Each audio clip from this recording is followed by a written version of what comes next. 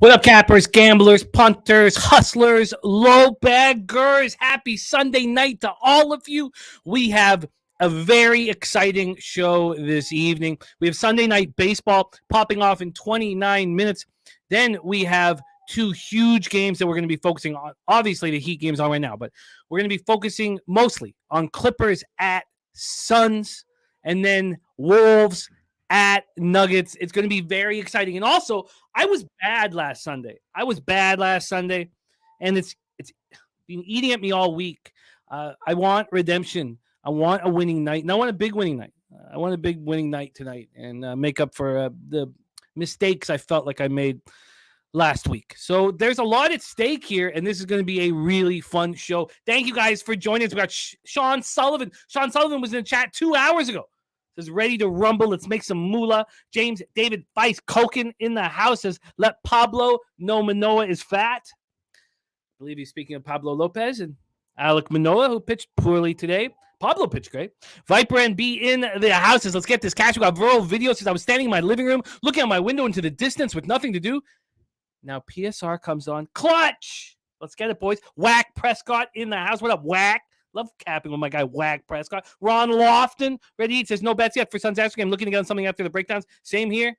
I want obviously. I wanted to take the Astros first 5 team total over, and I wanted to take the Astros, first 5 and full game. The market just didn't correlate in a way where I could do that. But we'll be watching very closely, and I'm very interested, very very interested in Andrew Heaney. So. He looked awful in his first start. He looked much better in the second start, but the second start came against the Royals. We'll break all that down here together. And Ron Lofton, I led you poorly last Sunday, and I really, really just ate at me all week. So I was so excited about getting an opportunity to be sitting back in the seat on Sunday night with the Kraken out, ready to redeem myself. We got JW says, Cappers, let's have a night. I love it, JW. Had a rough day in MLB, JW, but we're going to get back for you, baby. We're going to get back for you. Rick J, Gagnon, JoJo Rich, Real Deal Prime, Gonzo, Joe Ortner, Jay Smooth, Nathan Flores, Boxwell says Valdez over 6.5 strikeouts. We'll talk about that. IC says, I'm looking for a prop in the Suns game. Anyone got one they like? We're going to talk about all that. God, I love this already. Already, just hearing what you guys are talking about, I'm very, very, very excited. First thing I'd like to do is get a little bit of Kraken in me. And shout out to you guys for supporting our Sunday Night Live right here. It means so much to me. And we got so many great cappers on tonight's show. Just to give you just a hint of what we got coming. Pistol Pete Lochak, the Big Ragu, Connor Mack, Billy Brisbane, LJ from H-Town, Mike M, picks from Dave, and the Pub Sports Radio debut of Troy Torrance. Also, Sharpies bets. So it's a great group here. It is a great group. So thank you guys for your support and being here. That means a ton. Viper MB, Stimmy OG, IC, Rem Most. Let's get to work. Let's get that papier. And this is to you. Thank you for supporting us here at Pub. Oh, yeah. Gasolina. Win or lose, I'm taking 9.5 with Coach Spo. I like that, Sky Dragon. Sky Dragon, I like pretty much everything you do, capping-wise. All right.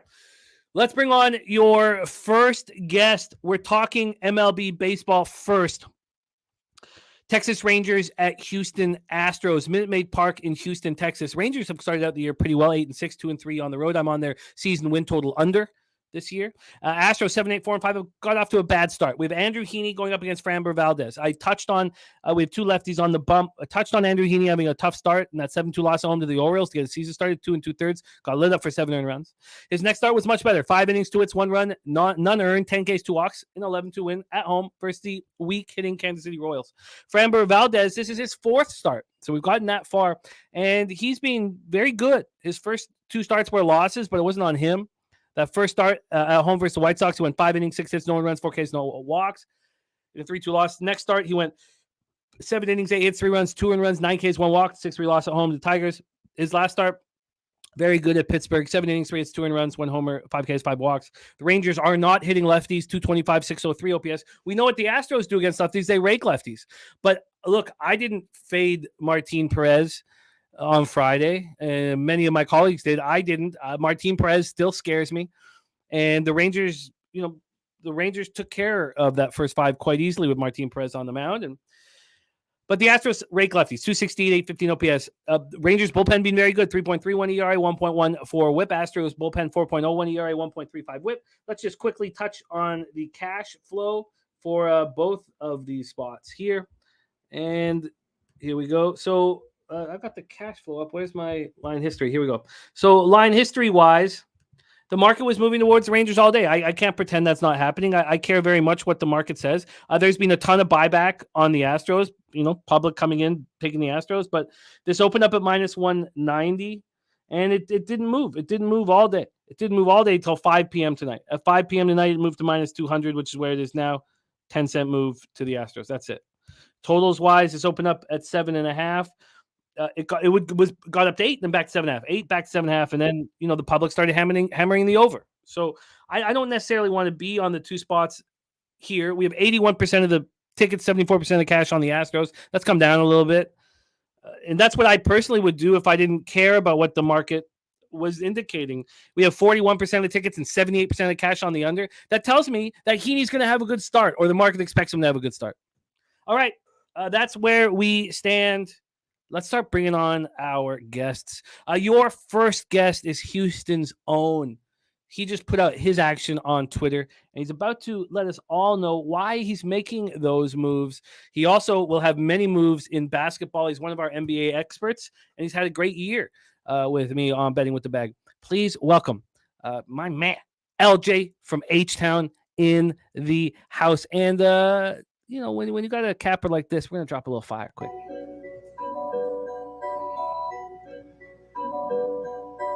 Pub Sports Radio's the crew, that's a fact. We all about bread, making bank accounts fat. Who the hell is that? LJ from the H, I stack green like Boston. Shout out to Nasty Nate from down south, where we ride on slab. 420 highway smoking with that boy Dabby Cab. Swing by Dallas with them Cowboy fans so we can smoke out J Money, cause you know that's our mans. Us against the bookies, put money in our pockets. Fly out to Vegas, meet up with Ski Profit. Hit the sports books, we got money to stack. Can't forget them college picks with that boy Connor Mack.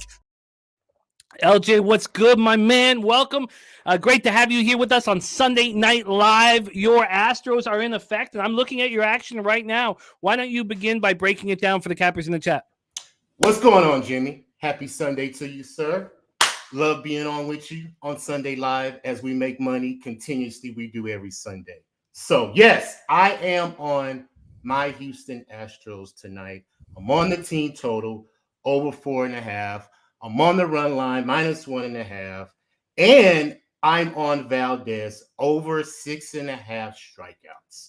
Now, the reason why I'm taking these plays is because the Astros, this is a trend that goes back to last season, right after the All-Star break, Jimmy. 12-2 in the third game of a home series, dating back to last year, as I mentioned. Now, the Astros versus a left-hand pitcher is averaging 4.5 runs in the last 5 games in those starts. And, of course, I'm going to take the man, Alvarez, 2+ bases, because he's leading the major leagues with 20 RBIs, with 4 home runs. And not to mention, I'm going to take the over 8, Jimmy, because the Astros are 7-2 to the over as a home favorite, 10-2 to the over with no rest. I believe we come out, make a statement. We cashed on them last night live because John Gray had went out. He got hurt, so they brought a lefty in. And I tweeted out, and I texted a lot of my friends and told them, jump on the Astros now. They're bringing in a lefty. They're smashed. So once again, they got a lefty tonight. We're going to smash again. Astros all day, Jimmy.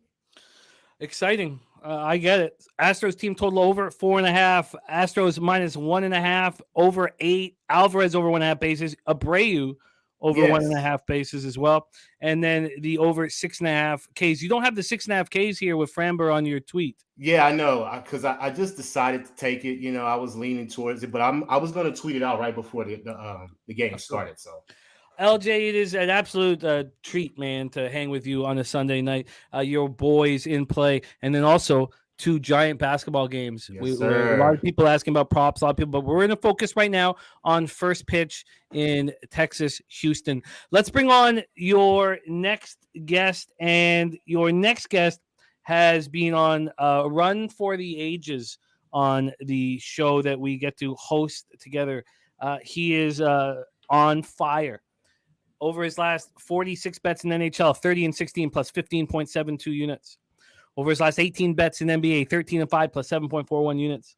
Over his last 15 in NCAA basketball, although the season's over, 13 and 2 plus 10.70 units. And he started out the baseball season 10 and 4 plus 7.89 units. We're also all cut from his cloth. And here he is right now, rolling with you from Brooklyn. We got Brooklyn in the house. Please welcome Pistol Pete Loshak. Pete, how are you, my friend? I'm doing all right. Yeah, all those records, it just started in March. And I think I just got happy because of Palooza 2 and just everything kind of fell into place. You know what I'm saying, Jim? You don't think it coincided with us being back together? Yeah. Wait, but no, but in February, we were together, and I had a shitty record in February, I think, right? Yeah. No? Right. I don't remember when it all started. Yeah, it was things got very good in terms of fun and camaraderie in March, and yeah, I've had 6 straight shows that have been great. So hopefully we can continue. We'll see. I believe in you, Pete, and it is just a treat to see you here on a Sunday night with that giant stash of yours. Shout out to all the cappers joining us. We got Nasty Nate in the house, Gagnon, which is winning French. What we're going to do here tonight. Big Show picks in the house, rolling with us. Ty Clinton, Jacqueline, thank you for joining us. Phila, oh my God, Phila in the house. Sixers looking good early. The fix is in. Got on Milwaukee minus 2.5. We're going to talk about a whole bunch of things here. A whole bunch of things as we get rolling. But it's great to see all of you. Let's bring on your next guest. Last week, he had the finest performance that any capper has had on the Sunday Night Live show, and we're a fledgling show. We've only been rolling for I think about 2 months, but clearly the finest performance we've ever had. His home run props on Sunday Night Baseball last week. He hit with Kim at 9-1 on a home run prop. He hit with Grisham 8.5-1 on a home run prop, and those were his only 2 home run props. Like, it's not like he was hammering the board here. He gave us 2, and they both cashed. He also had the Padres plus 105 money line that cashed, amongst other things. This man was cashing, and he's here to rock with you guys right now. Please welcome from the Dirty Chester, star of the Pimp Slap play today, Mike M. in the house. Mike, how are you? What's going on, guys? Hope all doing well here on a Sunday night live stream. I'm excited to be here and join you guys again. I'm sharing the screen with some legends and some guys that I look up to here. Pistol Pete Loshak. I've seen March and April. Holy shit, man. Let's go. Yeah, not bad. I'm fine. I think this is the first time I've done a video with you. Pimp Slap Play of the Day, Mike M. Some pretty mysteriously awesome shit you do there, month in and month out on Twitter, Mike M. Really, really impressive stuff there, Mike M. I pretty much steal everything I catch. I know that Pete will really appreciate how you cap with your trends and figuring out which trends that you really believe in and breaking down all the different trends that are available and which ones you're focusing on. I know that Pete will be one to appreciate that. It is a pleasure to see you two on the screen together. All right, we are 16 minutes away from our first pitch. Oh, yeah, sorry. Thanks for Buffalo Sabres a few days ago, Pimp Slap Play of the Day. We appreciate that. Yeah. Tailed it. Just thank you personally. We want to hear from Pistol Pete Loshak. We also want to hear from Mike M as to how you guys are betting this spot. But before we do, we have a debut that's happening here right now on Pub Sports Radio. And it means a lot to Pete and I to have the cappers in our chat have a voice. And some of them have skyrocketed in this industry way past Pete and I. And we love that. We love that. And I'm very excited about your next guest. He was an All-American wide receiver at St. Francis in Pennsylvania. He was a professional Madden player. He tried his hand as a professional poker player. He was one of the stars, or pretty much the star. I've gone back and watched it, of the 2015 season of Undrafted. He got signed by the Bears in that season. If you watched it, it's okay to give a spoiler alert 8 years later. He is making his debut here, and I think we're going to get a lot of him here rolling with us. So please welcome his Pop Sports Radio debut, coming to us from Chi-Town. Please welcome Troy Torrance to the show. Troy, what up, my man? Give me the bag, man. Thank you for having me on. Hey, I appreciate the intro as well. Oh man, it is. It's our pleasure. I'm gonna give you some. I'm gonna give you the solo layout, so we'll get a little idea of you, Troy. We have a. We're built. There's the audience is coming in to start our 6:30 show here. Why don't I did give you an intro, but why don't you tell the chat just just a little bit of backstory of how you got into to gambling? I know we got to be tight because we need to talk action here. But why don't you? I'm gonna give you full screen action so we can get an eye on you, my man. Troy, take it away and welcome, my friend. Know that welcome. We're really excited to have you here and excited to watch you rock. And you've been in the chat for a long time and you've been very skilled in the chat. And so let me just tell you straight off, I really believe in you. But why don't you tell the chat a little bit about your steez, man? Give you some solo layout in the motherfucker. Troy Torrance making his Pub Sports Radio debut right here. So, Jimmy, you kind of hit it on the head. From Chicago. My athletic background was football, basketball, baseball, mostly football, right? I played collegiate football. As Jimmy said, I was an All-American. Had a chance to play at the next level. Grateful. That's all great. My gambling background goes back to the Madden days, back when I was a high school young kid, honestly, gambling for more money than I could even imagine. Was able to win 3 Madden challenges. I don't want to steal the show or anything too long, but just from a gambling aspect, back to Madden, back when I was a young kid, started playing poker pretty seriously at the 2-5 level. And then, like I was telling Jimmy when we talked a couple of days ago, there comes a point in the poker world where the grind is just too much. Spending 8 hours a day at the casino, grinding 2-5, grinding out some big blinds. It just becomes too much. And when I was settling down with my wife, it just became too much. I just had to step away, and that's what got me into sports betting. After I was done with football, I got cut by the Bears. It was kind of hard for me to watch football, watch any sports, really. To be around the game was just hard. Because when you put your all into something, it just kind of eats at you, When, I'm looking at these guys, I think I could be playing with them. There's just a lot behind it, right? So then I started getting into sports betting. And kind of it's like the triple threat of my athletic background, my gambling background, and my analytic background, right? Kind of met at the head, and here I am. Been having some success so far. Glad to be here. Glad to be a part of the community, and nobody does it better than Pub Sports Radio. So happy to be here. Oh man, Pete, what do you think, man? Oh man, that was a fucking impressive resume right there, man. And always, you know what I mean? That's living life, experiencing the ups and downs of existence. Hell yeah, very impressive. A roller coaster of emotion. Yeah, That's man. I'm excited. I'm really excited to have you in the fold, Troy, making your debut here tonight. And this show is about making money. We've already heard LJ's thoughts on the game, which generally would have been mine as well had the market not indicated to me that, like on Friday, the market moved towards Kenga and the Mets enormously. And I was like, why am I not? Look, I'm going to come in late on this. And I came in late on the first 5 minus, half minus 130 was 12-1 after 5, because the market was indicating, no, this is a huge favorite that should be an even bigger favorite. I don't get that feeling here in this game. And I want to hear your thoughts. We're going to go around the horn. Then we're going to get into basketball, but we're 10 minutes till first pitch, probably about 15 minutes to first pitch here. And Pistol Pete Loshak will go with you. We've already heard from LJ. How are you getting paid, Pete, in Astros Rangers? Well, I don't know if I'm going to take it. I don't know about that Mets Oakland game. I had Oakland there, and the way the final score went, I'm not sure I was on the wrong side there. But this one, the Caprillion start on Friday. The Caprillion start on Friday? No, on Saturday. Okay, I'm talking about our Friday because we broke it down on Friday. It was from our show on Friday. Okay. It was 12-1 after 5 innings. The Caprillion start. Yeah. Oh, I was all over the Mets on that one. Huge. Yeah. That's what we're talking about. But keep rolling. Sure.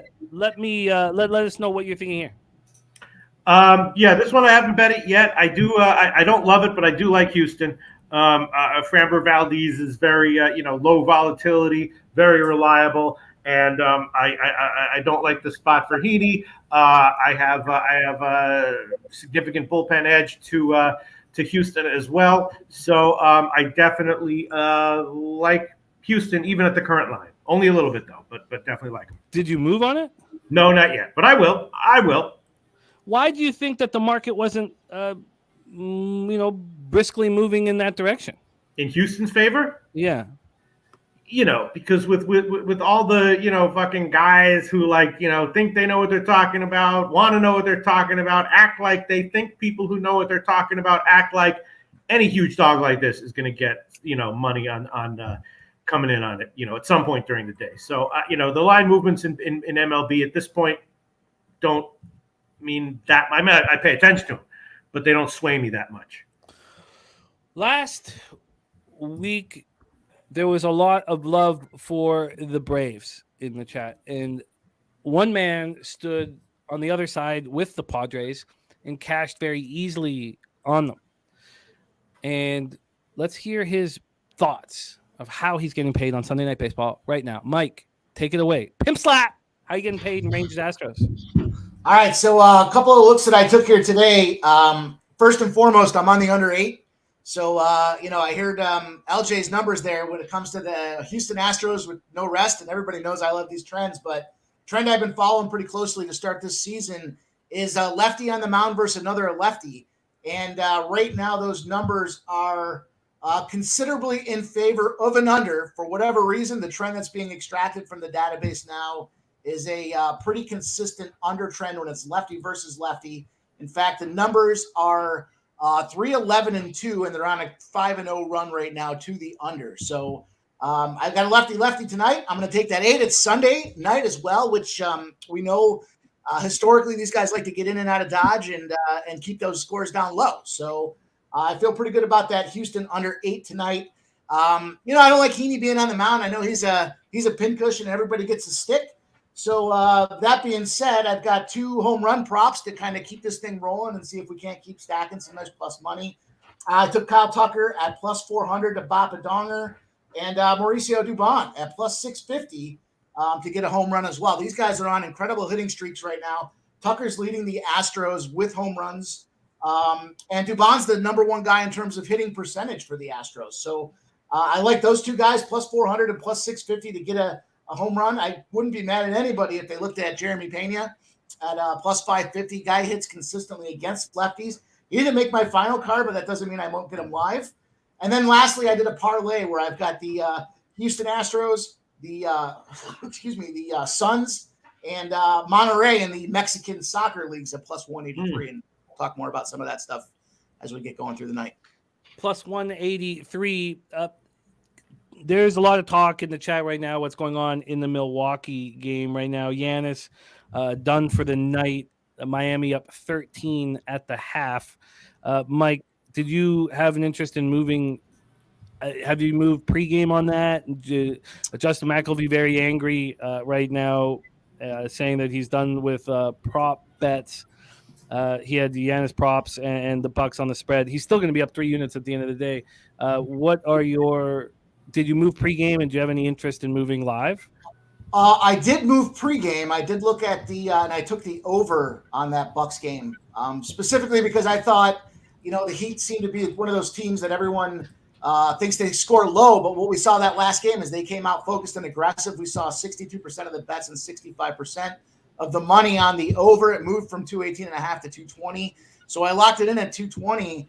And I haven't looked since we jumped on the show to see what the numbers look like right now. But Giannis in or out, I still wouldn't feel uncomfortable taking the Milwaukee Bucks plus 6.5. So it looks like it's slightly juiced to that number. I'm not going to touch the total now. It's 231.5 from the 220 I got pregame. So I feel really good about the number I locked in there. But I wouldn't be upset to look at the Bucks plus 6.5. And I also think at that point, I might take a look at that money line as well, but I've got to give it a couple of minutes to kind of percolate and see how it goes. I don't care if Giannis is in or out. Well, I tell you what, I feel like the market is telling us that Heaney's going to pitch okay here.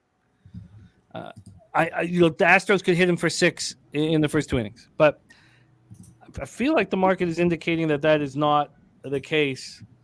And I'd like to hear what Troy has to say about this ball game, the baseball game. Also, Troy, you can touch on what's going on live in Bucks Heat afterwards, because I know that you focus on NBA and NFL as your main sports.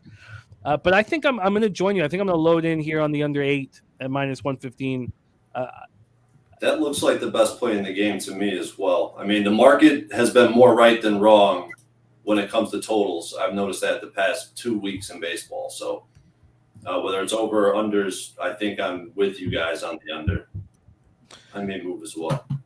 I'd like that. I think I'm going to move on it right now. Actually, I'll tell you guys as soon as I press the button and lock in here. But Troy, I know you're keeping a close eye on basketball. You won with the Lakers earlier today. What are your thoughts on Giannis being out and second half action? We are going to break down in full the Suns-Clippers game. We're not going to do that quite yet, but any interest in what have you seen thus far in the game that maybe piques your interest? I haven't watched much of this game so far. I misunderstood earlier. I know you're on the Eastern timeline, right? You gave me a 6:30 start, and I just dropped the ball. So I haven't been able to watch the game. No way. Was trying to catch up a little bit. So, but I had no action on this game anyway, and really not an interest in betting it. So, this would be a pass for me at this point. But I'm locked and loaded for the Clippers, though. I'm looking forward to break that down. We are still about 8 minutes from first pitch. Let's bring on our next guest. If you haven't had the pleasure of hanging out with him, I'm sure a lot of you have had the pleasure of watching him cap on screen. For my money, there's no finer capper in our group. Regardless of the sport, his consistency is on another level, and I get a little giddy sometimes when I get the cap with him. I get really giddy. So let's bring him on from Ocala, Florida. Please welcome the big Ragu in the house. Doc, how are you? What's happening, guys? welcome, Troy, Mikey, Petey, LJ, and of course my man Jimmy the Bag. What's happening, fellas? How are we doing this evening? We're doing great, man. I'm excited about Troy making his debut. Yeah, congratulations. We have Mike fresh off of dominating last Sunday, having the finest performance we've ever had on Sunday night baseball. We have Pistol Pete Loshak. He just put on the hat that you got him, the Rays hat that you got him. We have LJ from H-Town with his Astros in play. And we're about to talk NBA basketball. I can't imagine a finer group, including all the cappers we have in the chat right now. So I'm very thankful. Talk to us about Sunday great night company baseball. right now. Sunday night baseball. Jim. Yeah, he didn't give me this. This was misdelivered to a wrong address, and I opened it up, and I was like, all right, I'll just keep it. That's funny. It's also true. But just, I'm sure Big Ragu would give me a hat if you want. I told the guy, just drop it off at that guy's house. The other guy ain't going to miss it. Don't worry about it. He's hooked me up with a couple beauties as well. But Ragu, let's get to work here. Rangers, Astros, what's your plan? I was looking at the market. I know Pete's not big on the market moves, which I tend to agree. Oh no! I just at this moment in baseball, they don't sway me like they might in other sports. I'm sorry for yeah. On you that no, way. I keep an eye on it, but baseball's pretty weird right now, and I trust my edges right now for now. So yeah, well, all the look is Framber versus the Rangers. The history he has there. He's been averaging a ton of strikeouts as he's progressed in his career. Like the last 4 or 5 outings, he's got 8 Ks, 11 Ks. Go back a few games before that, 7 Ks. So I want to look at a strikeout prop for him. I'm trying to not ease into the prop markets as much, but when I get these high ace pitchers that are putting up stupid numbers, like today I had Alcantara. He had 5.5. I thought that was free money. You know what I mean? And I know he hasn't hit that number all season, but he smashed it today. So maybe this is a game for Amber where, because I was looking at his total, it's like sitting at 6.5. So I thought, that's not a high number, but it's not really low either. But maybe they get somewhere in between. I'm trying to read between the lines, and I look at the team totals, and we're looking at 4.5 and 3, and the total sitting at 8. So I kind of lean under here too, but I know that park likes to give up runs, and if Houston gets hot, they can cover that number themselves. But then again, you got to push back to where the Rangers is history with Framber, so they haven't been real successful. I think they're hitting like 200 lifetime against him. So We do have aberrations. It seem to happen more on primetime type instances. Where we're sitting here watching these things. So, their team total is sitting at 3. So I think as unsuccessful as the Rangers have been against Framber, I kind of like the Rangers here a little bit. Maybe just to kind of not even a score, but just to kind of one up them every now and then. It's not going to be all downhill for this team. They're still a solid ball club, and I think Haney's a lot better than he's pitched. The last one out too. So I think he comes back to the middle here. Yeah, I know they hit lefties. Texas is a very capable ball club, but Framber's a special individual. So I just think tonight Texas might get a little wood on the bat, wood on the ball here. So I'm going to take the team total over 3. I'm going to stay away from the under, even though the unders. The totals are sitting a little bit higher than what the team totals are. So I'm going to be on the Rangers over 3, and I'm going to take under 6.5 on the K prop. Under on Heaney or Framber? No, on Framber. I'm going to go against Framber here in this spot here a little bit. Under 6.5 Ks and the Rangers team total over 3. That's 115 is the plus 115 on the 6.5 Ks. Oh, got plus. Oh, I like it. Okay. Plus 115 on the under 6.5 Ks, team total over 3. Okay, I just moved on the under 8 minus 115 for 150, which is my unit size in baseball until I get hot. Even then, it only goes up $50 to 200. So I'm in on that. So we're locked and loaded, and we have both our bet online. I both bet online, bet 365 loaded here. So. Let's make some money now. If I also do this stupid, but if I do make $100 bet on Bet Online, it means more because it's American compared to the Canadian on Bet 365. Okay, so we are a few minutes away. We don't have a stream tonight. Jose's got his family in town, so it's everybody, every man for themselves, stream wise here. So that's one thing. It makes my computer move faster. Remo says, "Does Pete have a play on the total?" No, I mean, if we were doing the entire card, I would not have had a play on this game. No opinion. I guess lean under, but that's a very small lean. No, sorry, can't give an opinion. Can't force a strong opinion where I don't have one really. Look at those two legends, Bochy and Baker. Woo! Look at those two legends, man. Okay, all right. The Big Show says, "Abreu loving following your Don." So let's move on. Kirk Gray in the house with Houston team total over 4.5 and Clippers +8 and Denver -7.5. Thank you, Kirk. Can I hear from everybody in the chat? I have not been copying and pasting appropriately here. I was kind of caught up in some other stuff. I won the hockey pool this year, and I won last year's playoff pool. And so the playoff pool is tonight at 11 p.m. Eastern because they're Vancouver Comics, and I probably should do it. So it'll be I had to deal with some shit there, but I'd like to copy and paste everybody's action.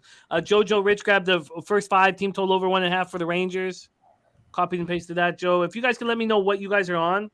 And then I think now with the game just about to get to first pitch is a perfect time for, I'm going to copy and paste everybody's action, but it's a perfect time for us to discuss the big game out west, round 1. Game 1, LA Clippers, 44-38, 21-20 at Phoenix Suns, 45-37, 28-13.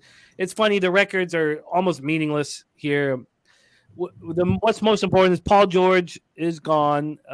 He's expected to be out for the entire series. There were some people thought maybe he'd come back mid-series.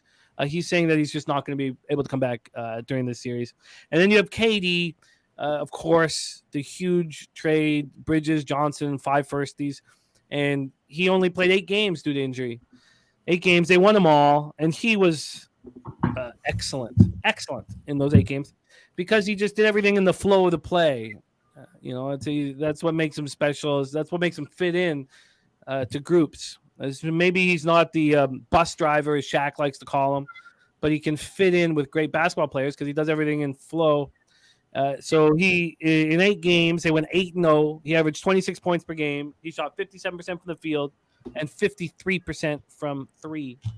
Let's take a look at the line history, and then let's go around the horn on our expectations and our action. I'll be writing it all down. for Clippers Phoenix. I've not moved on this. Those of you who follow me on Twitter know I only made 2 future bets in the playoffs, and only 1 series bet. I'm on the Knicks to win the series plus 170. I'm on the Knicks to win the East at 33-1. I did put 50. I didn't make it an official pick, but I did put $50 on Knicks to win the chip at 100-1. But I'm not gonna. I don't need to tweet a $50 bet. That'll be private and for us. And then with the Warriors, Dan Kelly, the great Dan Kelly, thinks it's a horrifically bad bet, and I respect Dan very much.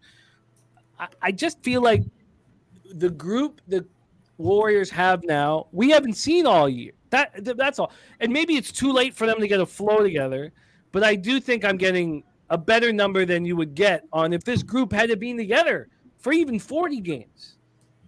And, with Wiggins and Peyton healthy and all that, and Kuminga coming off the bench.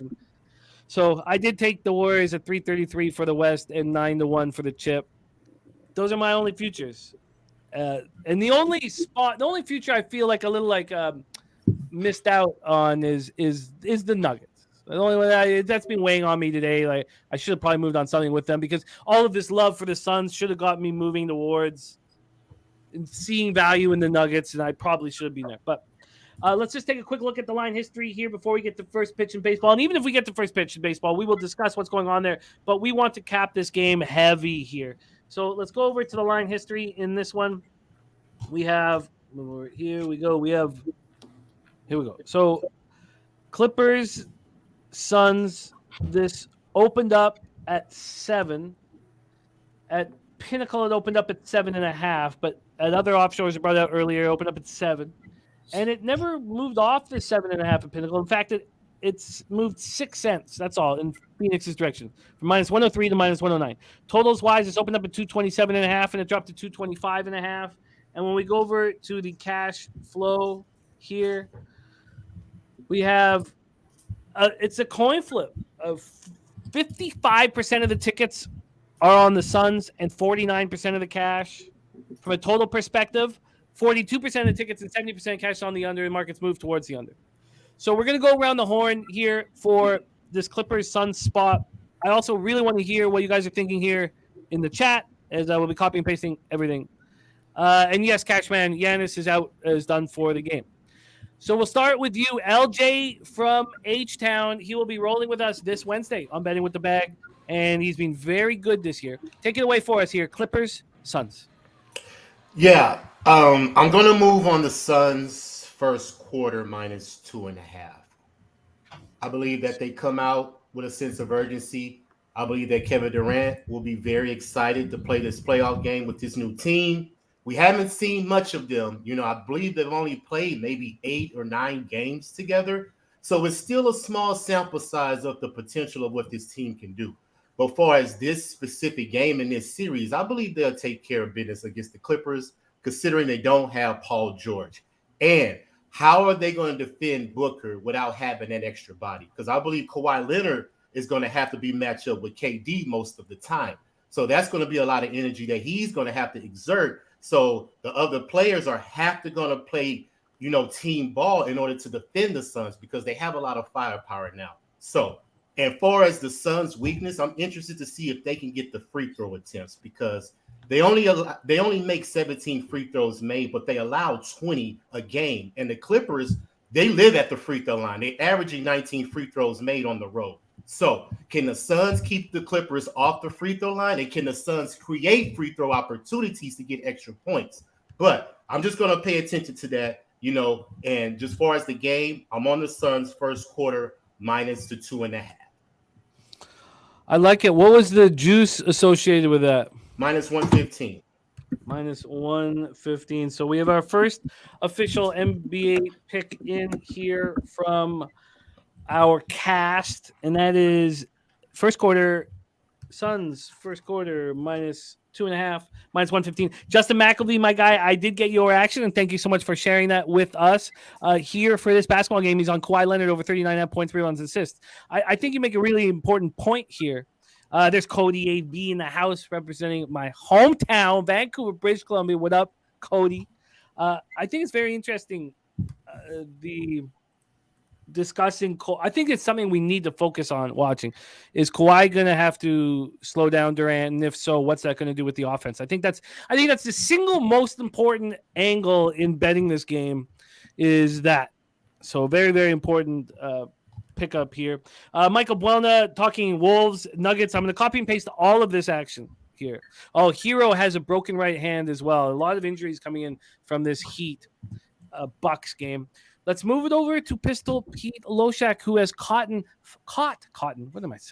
fire in NBA here. Pete, I know that the playoffs at this point you kind of slow down with your betting action, but you're getting full solo layout anyways. Yeah, I do what I do.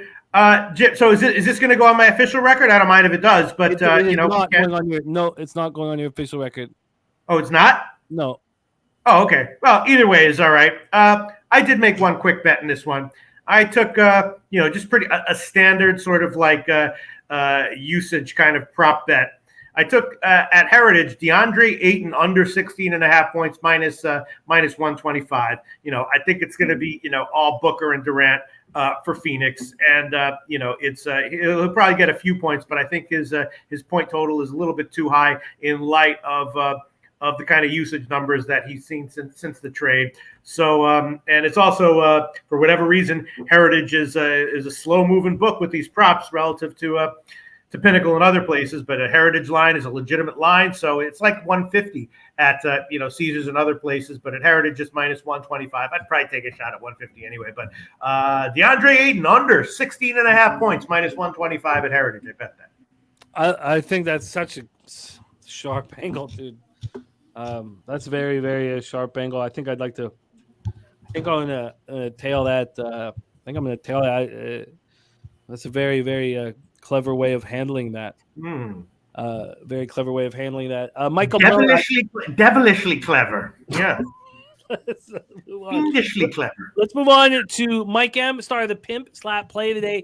We've been given the Suns first quarter minus 2.5, and Loshak's given us Ayton under 16.5 points. Mike M, this is our, obviously we're always going to do Sunday night baseball here every Sunday night. So we'll always start at 6:30 now, always. But my goodness, this is our focus to me. I'm really, really excited about this basketball game. Clippers, Suns, star of the Pimp Slap Play of the Day. Take it away, Mike. All righty. So a couple of spots that I have tonight. I love that Ayton look for Pistol Pete there. I know he's only gone over that number twice since the KD era, and they were against tanking teams. So I think that's a great look, and I'll probably tail that as well. But I'm getting started. I'm on the Suns minus 7.5. A little bit larger number than I would like to take in a game where we've got kind of that first go round of the playoffs, but I've got the Suns in the 16-3 spot in the playoffs. As long as it's before round 3 with the line parameters the way they are, and it's a 7-0 trend in game 1. So I took the Suns minus 7.5.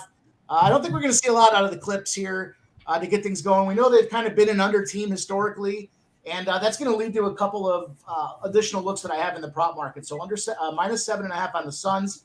I've got Kawhi Leonard under 28.5 points for a total on the game. I went with two other looks here from a prop market perspective. Norman Powell over 17.5 points. That guy has been single-handedly mopping up since Paul George came out of the game. He's been averaging 20 points a game in the absence of George. And we've got a 17.5 point prop spot. So 17.5 at minus 110. But I'm going to ladder it as well. I'm going to take 20 plus, 20 points or more at plus 155. And I haven't gotten there just yet, but we'll check back in shortly because, 25 plus is plus 550 on DraftKings. So you're going to take a shot and go for a bomb. I couldn't be mad at that either. But I'm Norman Powell over 17.5 points. I'm at the 20 plus at plus 155. And then the last spot I took was Booker over 5.5 assists. Here's another spot where we've got player personnel changes. KD comes in to the roster, and he's been getting a pretty solid boost when it comes to being a playmaker. He must love being out there dishing the ball off to a guy that he has some confidence in that can put the ball in the hoop because his assist prop, he's been averaging over his last 8 games just a touch under 7. I think it's 6.9 assists per game over 7. And the prop is over 5.5 assists at plus 115. So I thought there was definitely some good margin inside of there, some good opportunity built in. We just need him to get to 6. He's been averaging almost 7. He could even go higher, but it's a plus 115 spot. So I've got Kawhi Leonard under 28.5 points at minus 120 was that number. If I had said that. Norman Powell over 17.5 points at minus 110. Norman Powell 20 or more points at plus 155. And Booker over 5.5 assists at plus 115. Wow, I loved that breakdown. Just for my own record keeping, Booker under 5.5 assists was what? Over 5.5 assists is plus 115. Over 5.5 assists at plus 115. Kawhi Leonard was under 20.5. 28.5 points at minus 120. Of course, 28.5 minus 120. Okay, I've got that locked down. Okay, so you guys know that I don't bet player props. Stop betting player props, but what I'm going to do, I think the spots that I really want to point at, and let me just ask you quickly here, and I know we got baseball starting right now, but did the idea of Kawhi defending KD play a part in your under points for Kawhi? Yeah, I mean, I think there was a couple of thoughts that I was looking at there. I don't think in terms of the matchup that we're going to see a high-scoring game to begin with. And I do think that, Kawhi's going to take it a little personal that he's going to have to go out there and shut down KD because I do expect KD to be rolling out there with those big balls on the table. So I think for Kawhi perspective, his game plan is going to change to being more head on a swivel, kind of taking a look at what KD's doing before he goes after it. And 28.5 to me just felt like, what's he going to get 30 points out there? And he's going to play a stellar defensive game to shut down KD on a line that's at 7.5 and kind of indicates the Suns are going to come out there and clean up house. So that was exactly kind of the spot that I had is how I was looking at it, was saying his game plan's not go out there and ball out tonight. We may see that change if he gets out there and balls out or something happens to KD, but I definitely think that under 28.5 was indicative of having to play man up against KD. I love it. I absolutely love it. Okay, I'm going to I couldn't press the button on $75. It's just not enough for me. So I'll make those $100 bets for me. 8 and under 16.5 minus 120. Powell over 17.5 and minus 110. I'm getting minus 120 by the way, Pete. Wow, but these fucking books. Supposedly in 2023, everyone knows everything. I don't know. Feels like 20 years ago where books were like 20 cents behind Pinnacle. Wondering what the hell's going on. It's sent in. Also, the Norman Powell prop is juiced to the under. Wow. This is what number did you get on the Norman Powell prop? 17.5, but it's minus 120 to the under and minus 110 to the over. Yeah. All right, let's go. All right, let's fucking go. All right, I'm excited to see this. Troy Torrance, your first NBA picks here on Pub Sports Radio on camera. Take it away, my friend. The floor is yours. Clippers, Suns. Unfortunately, my Pub Sports Radio debut has to be a Clippers game, which has probably been, in all transparency, my least profitable team in the NBA. But we know the Suns have been playing well. They're 8-0 straight up, 6-2 ATS with KD in the lineup. Clippers are only 5-3 straight up since Paul George went down in late March, and they haven't looked all that impressive. But one recurring theme that we've seen in these playoffs and some parallels that you could draw from the games that already happened to today's game is that the deeper team or the team who gets production off the bench is covering spreads, and they're being successful. The Kings, Malik Monk, Trey Lyles, the Knicks with Josh Hart quickly and Toppin, and the Lakers with Rui Hachimura. Ultimately, I think looking at the Clippers bench and the depth of the Clippers, they have a plethora of guys who have performed in big moments before. Norman Powell, Terrence Mann, Eric Gordon, all those guys have had 30-point performances in the playoffs. The Suns, they got Torrey Craig, T.J. Warren, Cam Payne, solid players, but guys that you can't trust to get you a bucket late in the stretch, right? So I'm not saying that the Clippers are going to win this series, but I think they keep it closer than people think. For that reason, I'm on the Clippers plus 7.5, which I think is a really sharp line, by the way. I think it's going to cluster, pretty much every time around that 7.5. I think it's going to be really close on the spread. But I also love that prop that we're talking about with Norman Powell.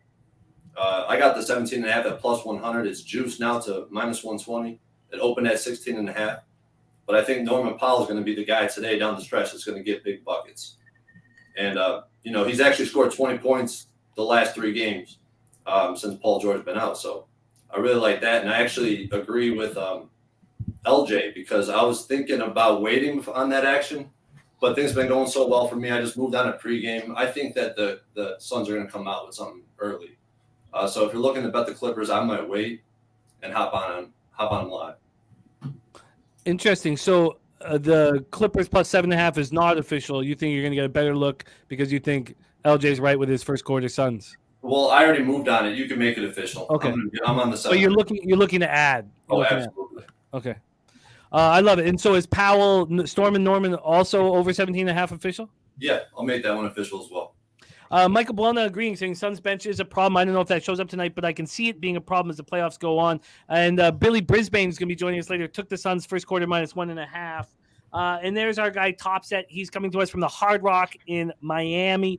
The casino there playing is super stacked in poker tournaments. I love it. Top Set.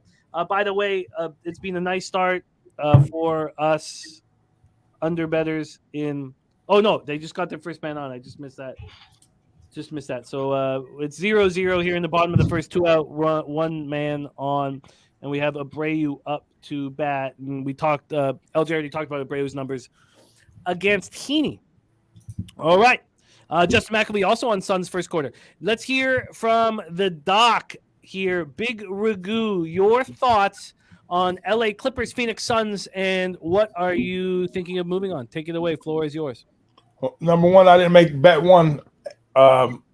Most NBA games this year, you know, I'm mostly MLB horse football guy. But you know, when we got together in San Antonio, I get down in action. So now I got to dust the books off a little bit because I'm on screen with you guys. So I'm going to give you something. I'm not going to leave you guys hanging. But going back and look at this, you know, with the George injury and you know, looking at numbers on the total side and what these teams have done.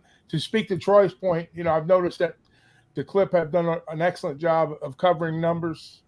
And looking at the market, you know, on this game, I think the number is sharp, but I don't think it's as sharp for the favorites. I think it leans more towards a dog with the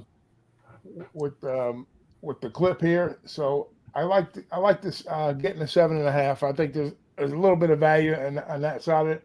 And surprisingly enough, I know they've pulled back on the point side. So it's going to be a lot on Kawhi's back, you know, to run it all through him, obviously. So, you know, they could focus on him, and everybody thinks it's going to be a shutdown. But I think the depth of the bench is very important here. So I'm going to be I'm leaning. I haven't made a bet. I probably won't.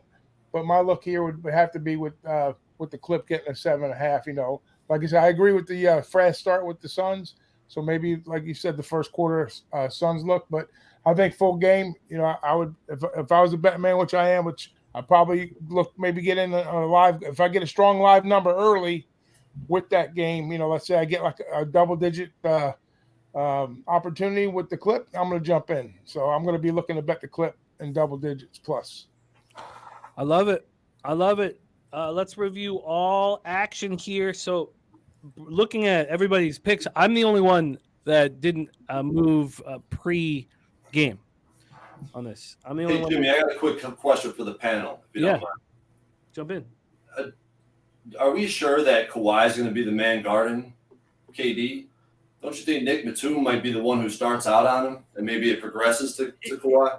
It's suicide to have Kawhi guard him the whole game. So, but Batum's more than capable. You can't have Kawhi guarding KD all game. It's just, you can't do it. If you do, the Suns will recognize that and will give the ball to KD all game. Mm-hmm. So I'm with you, Troy. I did just got out of the inning. All right, Nerfy cashed. Yes, LJ gave out Suns first quarter. Nerfy cashed, so we're through 1 with no score in Houston. So let's review all action here in this one. But did you want to add to that, Troy, if you think that Kawhi won't be the only one guarding him? I think we're going to see a heavy dose of Batum on him for most of the game. I tend to see Batum guarding players of, you know, KD's caliber. I mean, size and caliber, really. Yeah, well, yeah, Batum certainly has more length. I get it. And that would help Kawhi offensively. Let's break down everybody's action here. So LJ gave us the Suns first quarter -2.5, -115. Peter Loshak gave us 8 and under 60.5 points at -125. I tailed that. Mike gave us the Suns -7.5, Kawhi Leonard under 28.5, and Powell over 17.5 points. I tailed Powell. He also took Powell over 20 plus points at +155, and Booker over 5.5 assists at +115. Troy gave us Clippers +7.5, and Powell over 17.5 points, and Ragu gave us Clippers +7.5. Although he's not bet that, he's looking to get a double-digit number here. Lucas Ryan, great to see you. Sean Sullivan, Harold Williams just live moved on the Heat. Here, second half of -108. I have both of these up. Sorry, I'm gonna move this. No Giannis, no problem. That Milwaukee Bucks are now -115 live money line.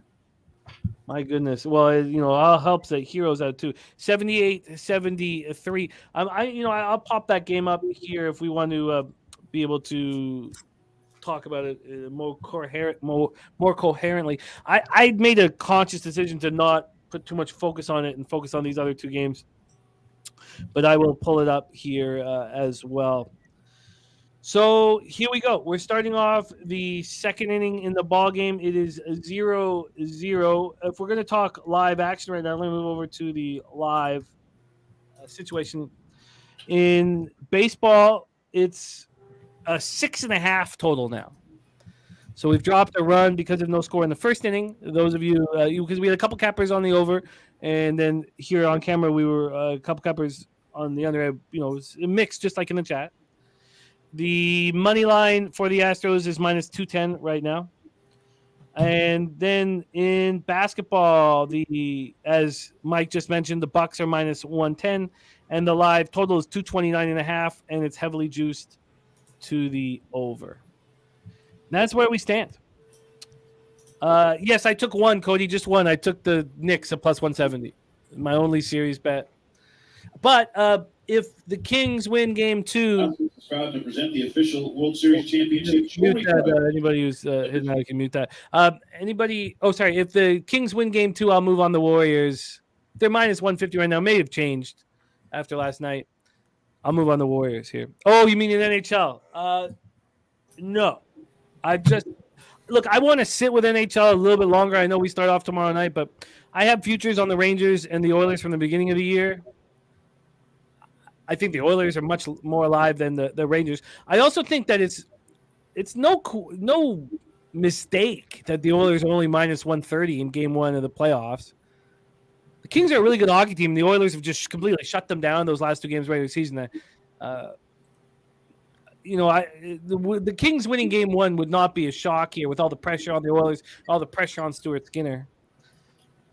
So, Lucas says, any thoughts? Stars to win round 1. I think the Stars are an extremely dangerous hockey team, and with knowing that the Avalanche aren't getting Gabe back, it's you'd have. I think it would be fair if somebody said the most dangerous team in the Central Division is the Dallas Stars. I think that would be a fair comment. When I look at the series prices here quickly right now, we can touch on them quickly, but the Stars being -145 against the Wild without Eriksson. The thing, I think you were right. I think that's probably a bet that I should think on a little more and maybe bet. Losing Eriksson is a huge loss for the Wild.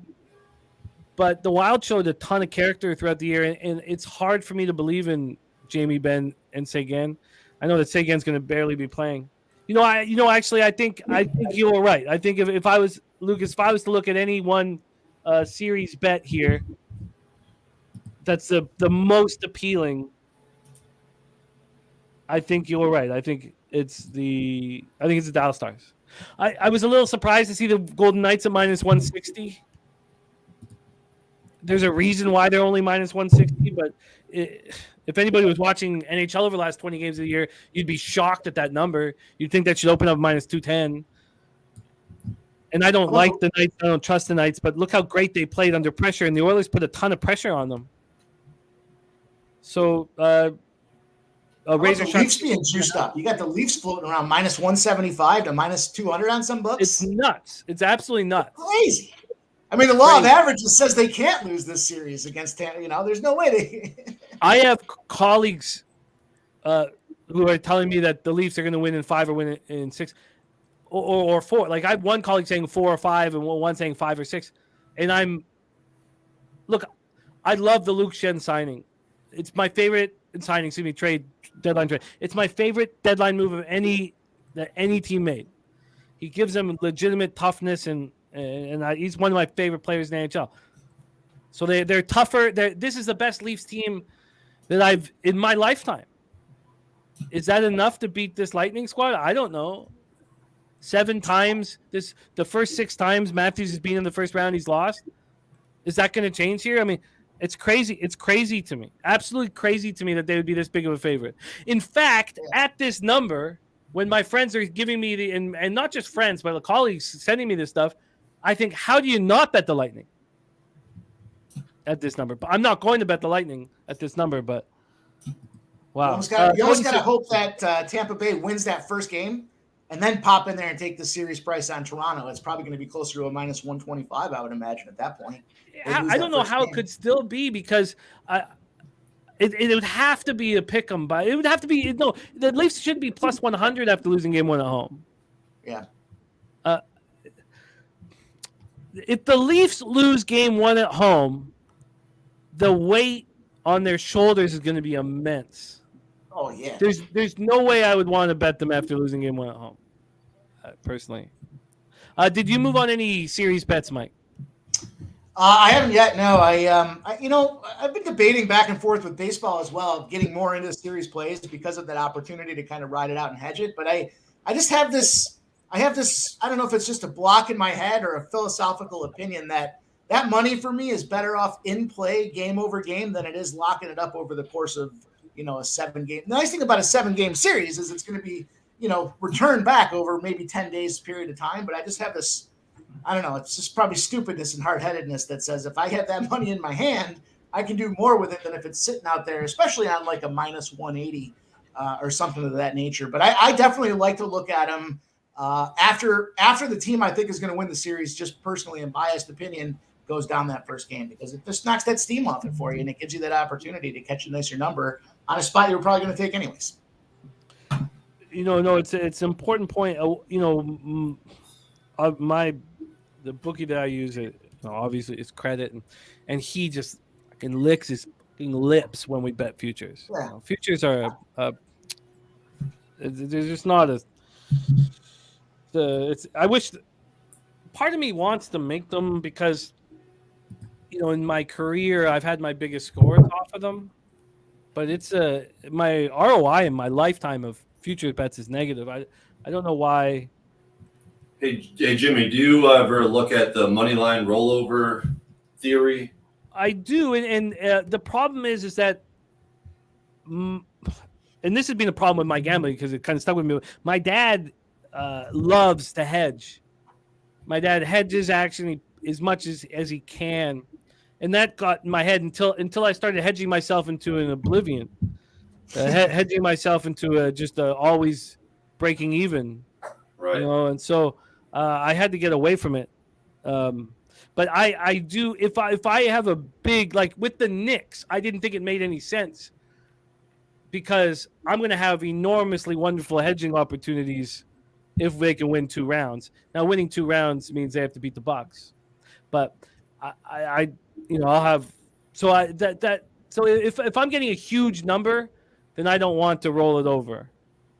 But if I'm not getting a huge number, if I'm getting like between 5 and 15 to 1, I will roll it over. Yeah, I put a bigger bet than usual on the Lakers to win the series, and I chose to do that because I thought there's just a lot of volatility. With how fast they play and just how bad a team could look. I just figured both teams play so fast. There just could have been a lot of opportunities to, I don't know. I just feel like.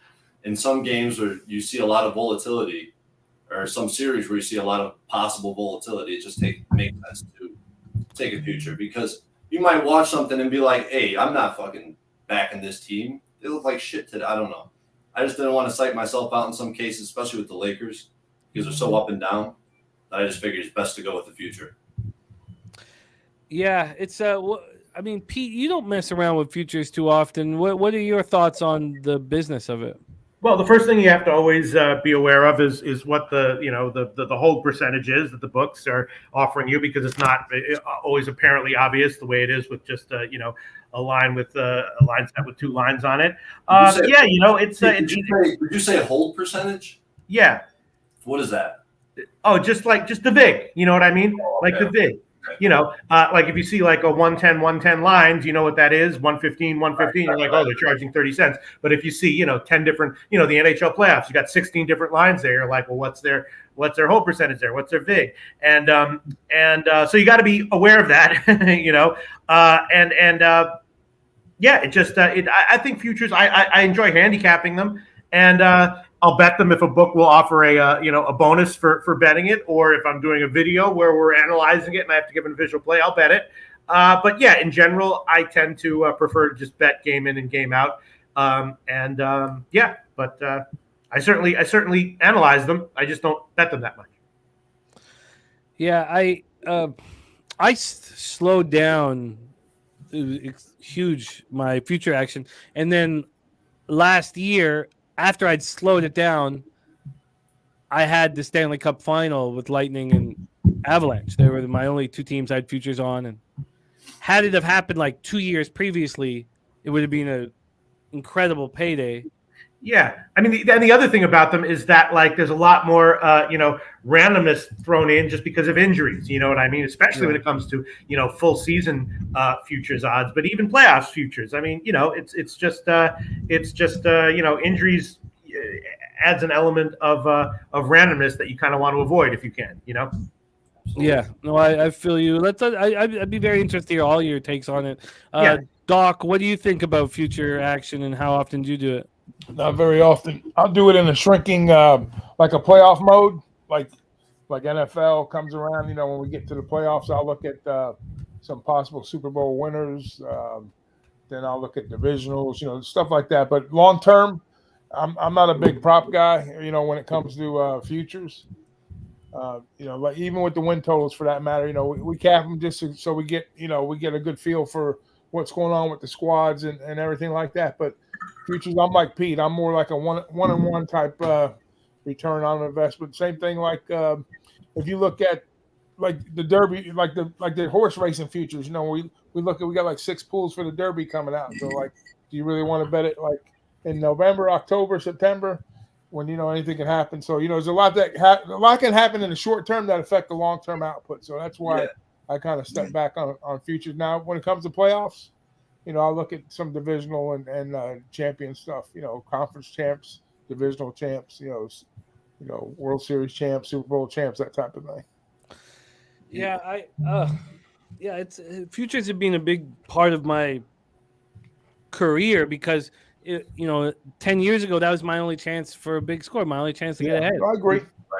So it was a big part of my life. If you wholeheartedly believe in something really strong, then if you're able to dissect and get the info that kind of backs your theories, then I'm not saying big bets. If you want to take like a half unit bet, quarter unit bet, something like that, and stack it up, and you're going to commit a unit or two to doing that, then that's fine too. I'm not against it. It's just something I don't do. It was fun last year to hear your rookie of the year prop there with that Raptors, dude. That was fun to kind of track and see how it progressed through the course of the season and how exciting it got towards the end. And that was a huge return, right? I mean, it was a big score when that thing came through for you. It was huge. Yeah, it was huge. I remember driving. Hearing it on the radio, even though we kind of expected. But the only reason why I got it was because of an injury 73 games into the year to Mobley. Right. That's the only reason why I got it. Mobley didn't finish the last 8 or 9 games of the season. But but I also had the big score on Jokic when he won his first. Not nearly as big as Scotty Barnes, but I got Jokic it. I didn't bet enough on it. Like wasn't that confident or whatever, but I got him at plus 650 or 675 when it looked like it was for sure going to be Embiid and then Embiid stopped. I don't like the awards market. I've never had success in the award. That's the Scotty Barnes Rookie of the Year was the first time I've ever really had success. That was the funny thing was that after 5, I thought I'd lost my future action for 5 years, and then last year I was just right. But at that point, if that had happened a couple years earlier, it would have been like, 15 to 20K. But I'd cut my action down, so it was still wonderful, but it wasn't nearly as big. And when it comes to these series too, like in the NBA, you got a 7-game series. The psychology is a trip in sports betting and any type of gambling you're going to do. And when you see a team or your team that you have high beliefs in, you capped as the winner of the NBA Finals, and you see them lose in their game 1, the psychology is a trip, right? So it's hard to buy back on that team after you see a loss, or if you didn't buy them at all. I don't know. The psychology, there's something behind that, getting ahead of that part of it. Yeah, when I think of I cashed with the Raptors when they won the NBA championship only because of an injury. That's why in my head I'm like, who could possibly bet a Suns future? Because KD could that twig could snap, and it's such a. The only way you bet a future is if you're getting. What's the minimum plus number? Because I had the Bruins. Well, after 50 games, and we're like, God, the Bruins are so good. The Bet365 was giving us a boost. So you could get, instead of it was like a plus 300 or whatever, and they'd give you a plus 375 or plus 400, maybe after 55 games. And I was like, look, yes, they're the most they're probably going to win the cup. But I can't bet it at that number. Not enough. It's not enough. Yeah, I mean. Yeah, it's I'll be right back, you guys. Okay, my man. A lot of my friends know. Loopy, thank you. Yeah, nice to have. The sun's gone. It's going to snow here shortly in Toronto. But when I think of futures, and a lot of people close to me know this, if Chris Kunitz hadn't scored that goal in double overtime in the 2016 playoffs against the Senators, Eastern Conference Final, I wouldn't be here. I legitimately would not be doing this show. I wouldn't have gone down to Costa Rica. All this stuff would not happen. That's how. And I hate saying that out loud. I hate knowing that. That I hate and I knew it in my stomach. I couldn't eat for a few days. I hate when your whole life is. And I haven't fallen into that since. That's the worst. That's the worst it's ever been for me. Hey, we all make decisions that we wouldn't have been here either. So join the club. Yeah. Hey, Ramon Scott. If I was getting married, I'd still be playing 2-5 no limit at the Amen, brother. Ramon Scott in the house. I love Cabin with Ramon. He says to figure out hold percentage in futures pool, convert each set of the odds to probabilities, percentage to win, add up the probabilities, subtract step 2 by 1, and then divide step 3 by step 2. Yeah, I mean, just we all know what the whole percentage for a standard 110 is, but I don't know what were you talking about? NHL futures odds right now? Or just in general. I mean, NHL, yeah. Do you want me to calculate what Pinnacle's hold percentage right now? Pinnacle probably has a very competitive. Yeah, I would bet Pinnacle would have the best. Right, but some of these other books like friggin' Caesars or whatever, or even Bet365 can't, or even I mean, I don't know. I guess Bet365. I bet you has over 10% hold percentage, whereas 100. Bet Online, I don't know. They probably get super shamed if they had something horrible. But you can just get. You got to be careful. You got to be careful. The first year that I did the football show with Bebenek, and Bet365, all their player props were minus 120 each way. I mean, that's just robbery. Well, yeah. They only did that for a year, but minus 120 each way. I mean, they're just. I told them, I was like, you can't make a single bet. You got to open up a different book. You can no longer make one bet on that. So yeah, the juice will kill you. Oh yeah, man. Yeah, man. Hey, this under is looking real good at this point. Oh, sorry, say that again. The under in the Astros Rangers. Yeah, things can change He's in a not hurry. doing bad. Things can change in a hurry. Oh, I You know. know, I trust both these bullpens, so that's why I took full game and didn't double up. But If you look at all the games on the slate, I mean, the total market in the MLB has been so incredibly efficient. Where the line moves is where your money should be pretty much every time in the MLB. Today, all but one game. The market moved. If you followed, you cashed except for one time. And it's like, 8 games it's already been through so far? so I'd like to touch because it's going to get pretty serious here when the Clips game pops off. But Pete, you were talking about the changes that have gone, and I know this brings up probably a bigger story, and I want you to be comfortable with what you're talking about. But I see the fear in your eyes when you talk about the changes that you see happening in baseball, Cappy. And Nah, it's just the world as we know is about to end, but just keep that in mind. And the concern on your edges.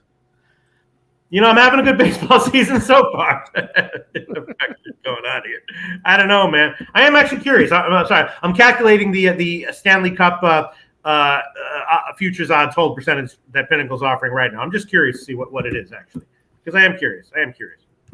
Sorry. Go ahead, Jim. I'm listening. Well, the supercomputers are slowly going to take over the world. Mm-hmm.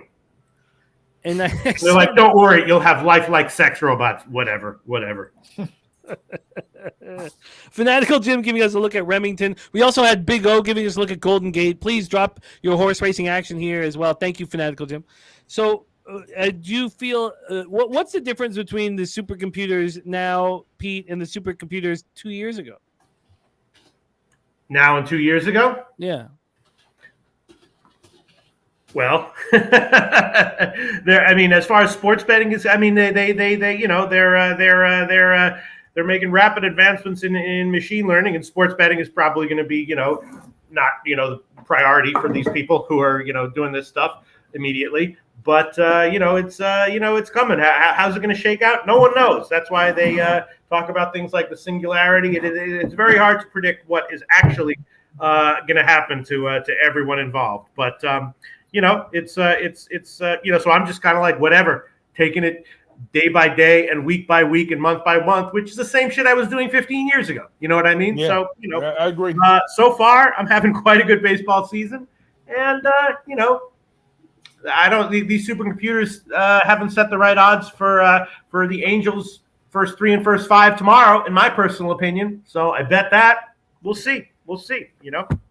You still got to break the games down, no matter how they put the odds towards it, right? So then, you just make your adjustments accordingly. Not it's that easy, but I'm just saying, you just got to find your little comfort area and just hammer away at it. We'll see. I have no idea. I just know you're having a good season, like you said. So, yeah, kudos on that.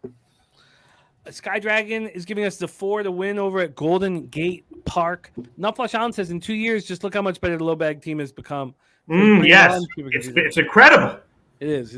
It's amazing. I kind of wish I could spend like a day just with Nutflesh Allen just to pick his brain on poker. I would just love it because I'm interested in poker now just recreationally, just because I think it's interesting. We're going to do our next poker tournament here now that we're getting into the slower months. So we're going to get our next Bet Online poker tournament. But there's a thing about Mike and the experienced poker players that you see is, and we had as a lot of you know that we've had a filmmaker, traveling around North America, going to the homes of the low baggers, and one of the things about Mike is just his confidence. Yeah, he just and you can if people said at table, what are you, a rookie to Mike? And he'd be like, yeah, I'm a rookie. I'm anything you want me to be, but he just knows that he has a skill set that whatever situation he's in, he's been in it before, and he's gonna succeed within it. And that's one of the things about me has always been my lack of confidence. Although recently I'm getting a little bit more confident, and look what's happened. Look at the results, Jim. But yeah, shout out to Mike Nutflesh Allen, who just does. I wouldn't call it lack of confidence. I'd say more cautiousness. Yes. Yeah. But caution can also overly cautious is something you want to avoid. And Mike Nutflesh Allen fires away with those fucking not for the faint of heart team totals in NHL. Hell yeah. Very, very, very impressive. Love to see it go. What are you clapping? Right.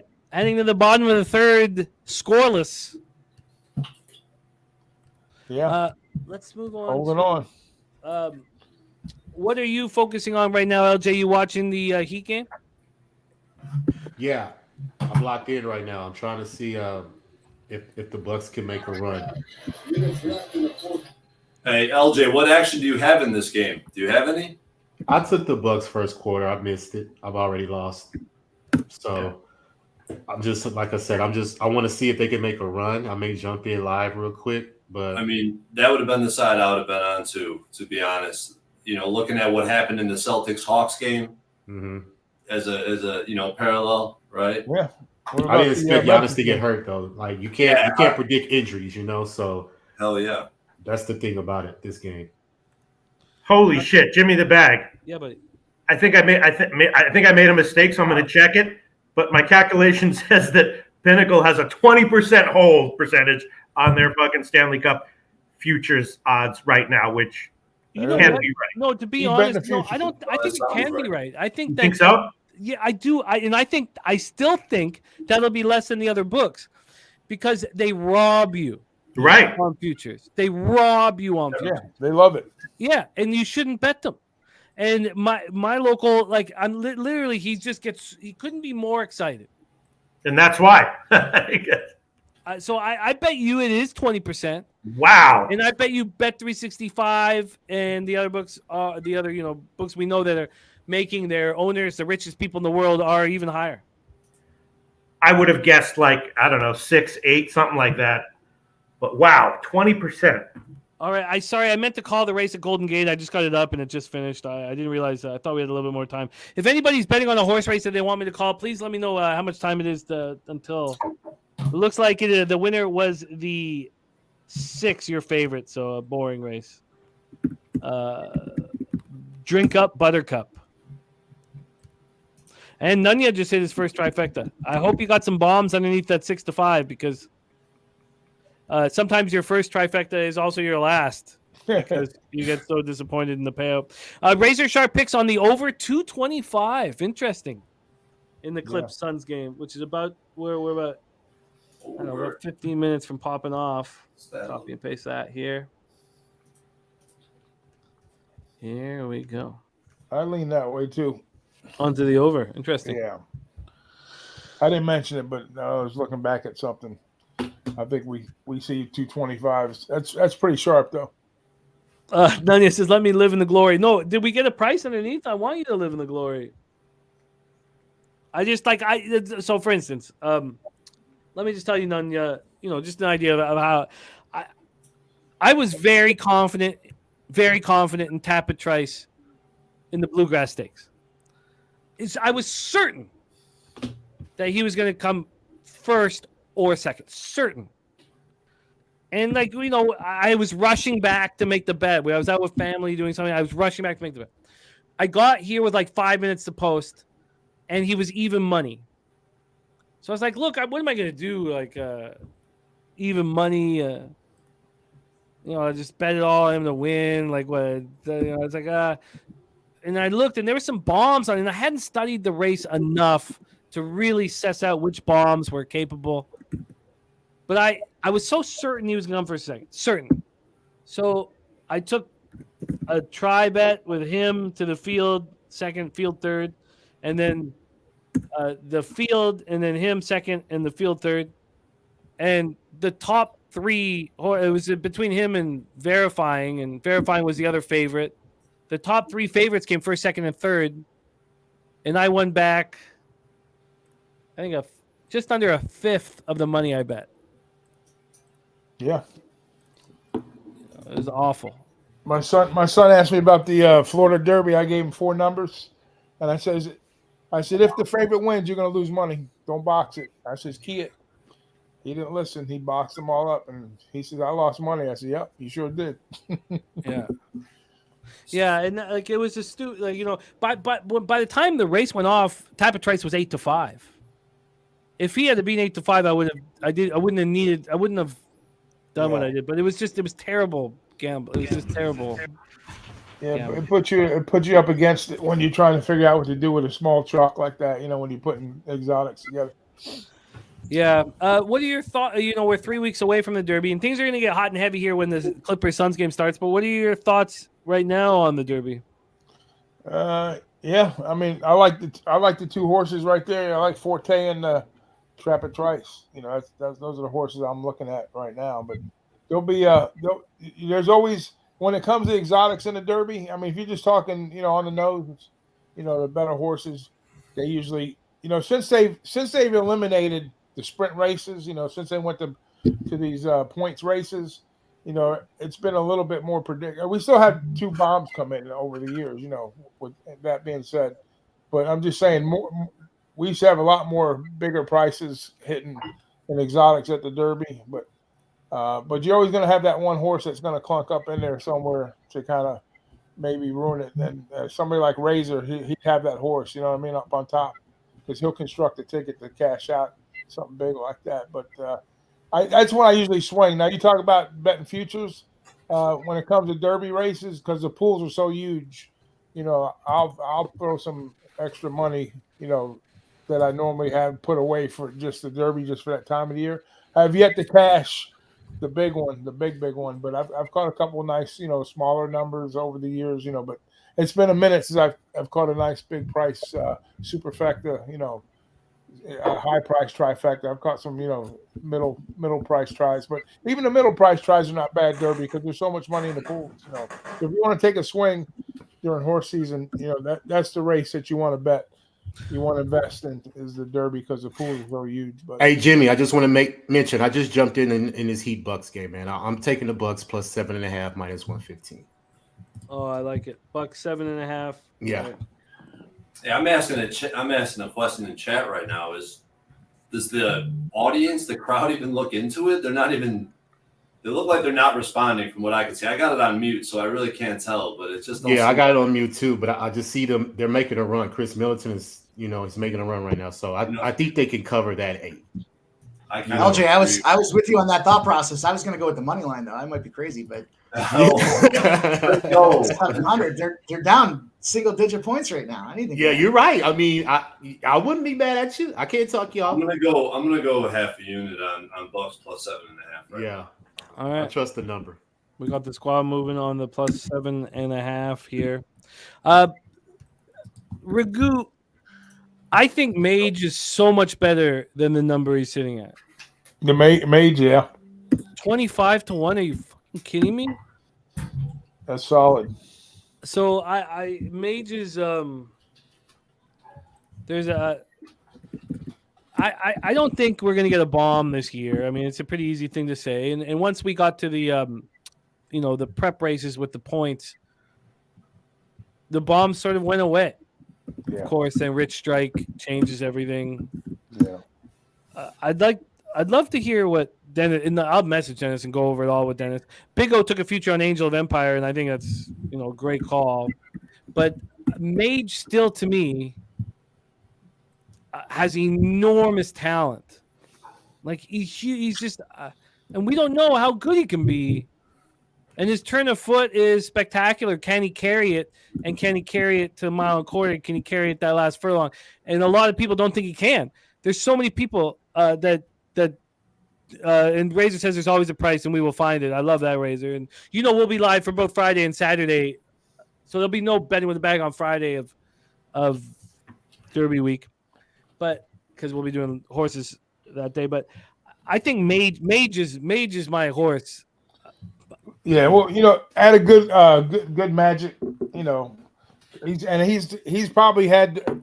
I think he's had some of his first foal. He's had some really good horses this year, and kind of like when Constitution was running hot. Remember when Constitution had his foals going, but it's the same thing here. You got Big Brown and you got Curlin on the so you got two Derby horses right there. Curlin didn't win a Derby, but he's a top notch horse. He get distance all day long. Both of those horses underneath, So Dennis needed Mage for a big score that day, and I remember that day. And I remember, but Mage had a really tough race, very difficult run. Now, so did Forte. Forte did not have everything go his way, and Forte, came flying. So maybe Mage is incapable of catching that last furlong. But DG, don't you think that talent-wise, that's just a ridiculous number for Mage? I mean, I don't know. I at least thank God we had 3 weeks to figure it all out.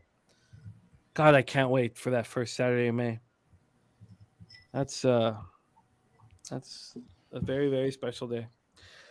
They're all about 20%, Jimmy, the bag, unless I'm doing my math wrong, which I don't think I am. No, I believe it. Pinnacle actually bet online about 20%. Caesars also is not worse, 20%. Oh, Pinnacle wow. has a teeny bit better. I'm seeing Pinnacle's like 20%, bet online's 20.5%, and Caesars is like 20.7%. But they're all around that.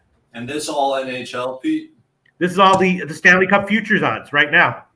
Now, a standard 110 line set has about 4.75% hold percentage to show you how horrible that is. DG says Mage flattened going 9. You really think he wants to go 10? No, I'm not sure he wants to go 10, but I do think that was a very difficult race where he got stopped right off the hot. He got pushed back twice. I've watched that race 20 times. Maybe I'm trying too hard. But he flattened out, yes. But how many races has he run in his life? Hey, Jim, I like that he's got Saez up on him. Yeah, I do too. Say what? Jim, you want me to blow your mind? Yes, I do. In order to have a 20% hold percentage on just a standard spread bet with two sides, you'd have to have each side be minus 150. That's how bad the lines are that you're betting into. Oh my good God! If you have both lines at minus 150, then you have a 20% hold percentage. We should never make a future bet again. I'm just saying. I'm just giving you the facts as I'm calculating them. And I could be wrong, but I don't think I am. Now that's a future bet to win outright. That's to win the Stanley Cup. Yeah. Because it's obviously very different with the season win totals. We should never make another future bet. This is very important. This is an important part of the show. This is important. Yeah, that's why when you make a future bet with your local, he's like, that's what I'd be like if I was a fucking bookie. Oh, he loves it. He opens up his arms. Yeah. And you get one big score every 5 years. Big O, I got Angel of Empire at 14-1. That's beautiful. Angel of Empire is extremely talented. I don't know how did. Oh yeah, say what, Mike? I was gonna say Framber Valdez is dealing right now. He's got 6 Ks, top of the 4th one out. I hate when they talk to the manager while the fucking game's going on. That pisses me off. Shows you how little they're actually doing out there. Get time for a quick interview. Nunya, nice. On a minus $78. Yeah, I saw you got this 5-1 or so in second. Nice job. We also have Big O live here to the cash out his pick 3, and he's got some prices. If the 1 or the 5 doesn't win, then he can get some cash. Yeah, DG. So let me ask you this, DG, and we can move on. Fanatical is 8-1 on Forte. DG, his 4th lifetime start. We all saw him flatten out and then for long. It was in a race where he got kind of blocked a couple times, stopped, and also, I mean, you have to say, was the jockey right when he flipped the switch? Because I thought it was way too early. Is it possible that he can make 10, or do you think that that flattening out was just how far he can run and that he'll be a miler? If you can answer that, then we can stop talking about it, and that'll help me with my preparation. I'm very, very excited. Ramon Scott and Pistol Pete Loshak dropping beautiful, beautiful dimes here. Mark Tequila agreeing, saying, couldn't agree more, Ragu, but even worse is when Trey Turner's being asked what his favorite cheesesteak is while trying to field a ground ball. I understand it's entertainment, but hey, like I forgot what game I was watching, and I could see the coach, the manager in the dugout, something happened on the field. He must have missed a signal to the batter or something, and he got pissed.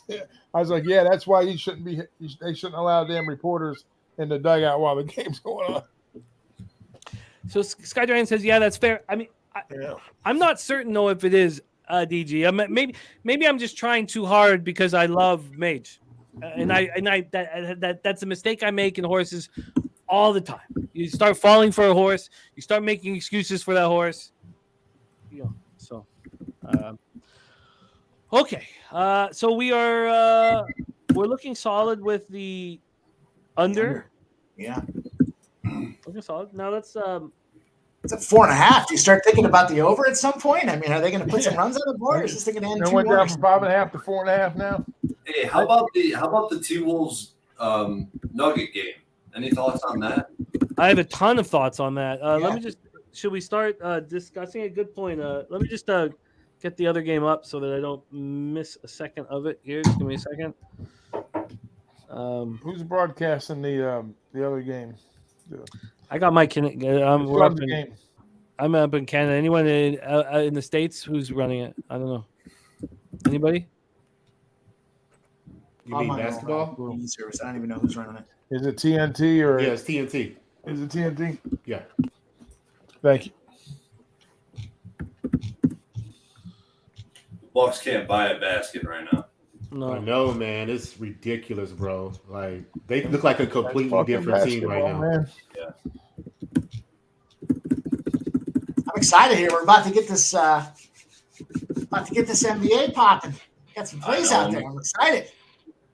I can't believe I bet a Clippers game again. It's just there's just so many variables with them, man. Who's in the lineup? Who's out? What's going on? It's just a nightmare.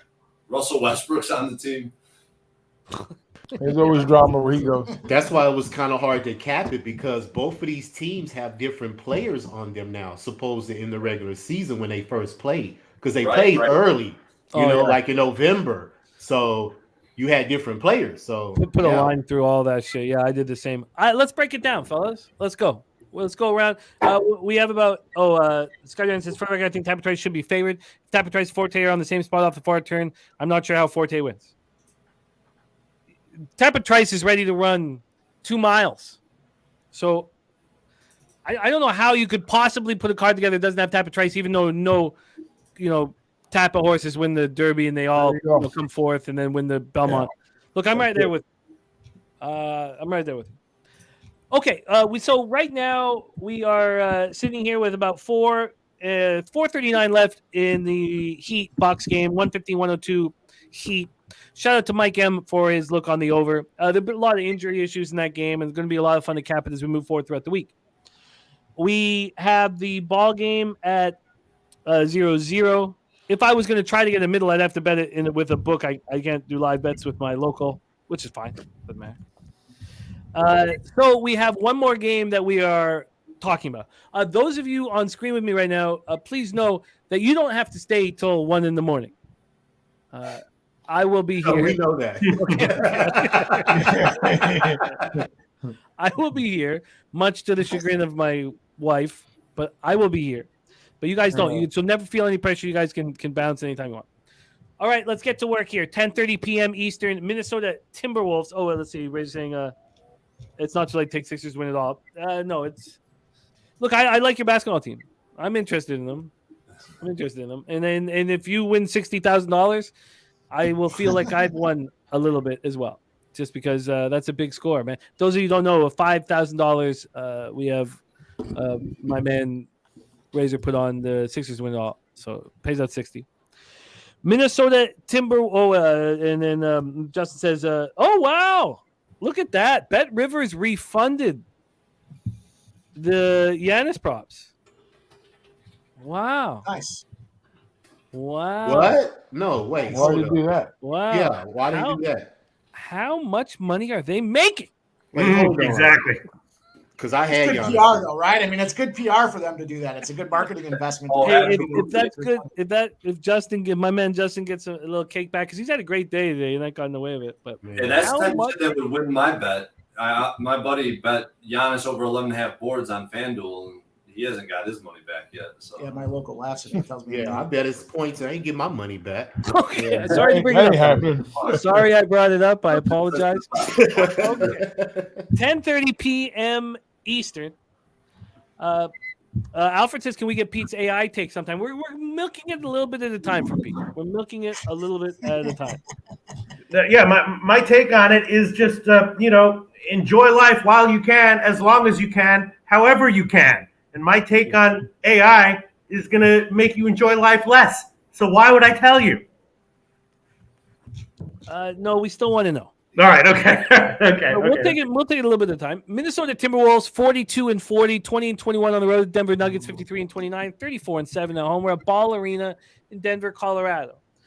Over the past 10 games, not including the playing games, which are important, but similar numbers. Minnesota was 7-3 in the last 10 regular season games, and then, of course, 1-1 in the playing games. Playing at around 101 possessions a game. Denver, it doesn't matter what Denver was doing the last 10 games because they were resting players, and giving you their pace of play. I don't think it's helpful, so I'm not going to bother with it.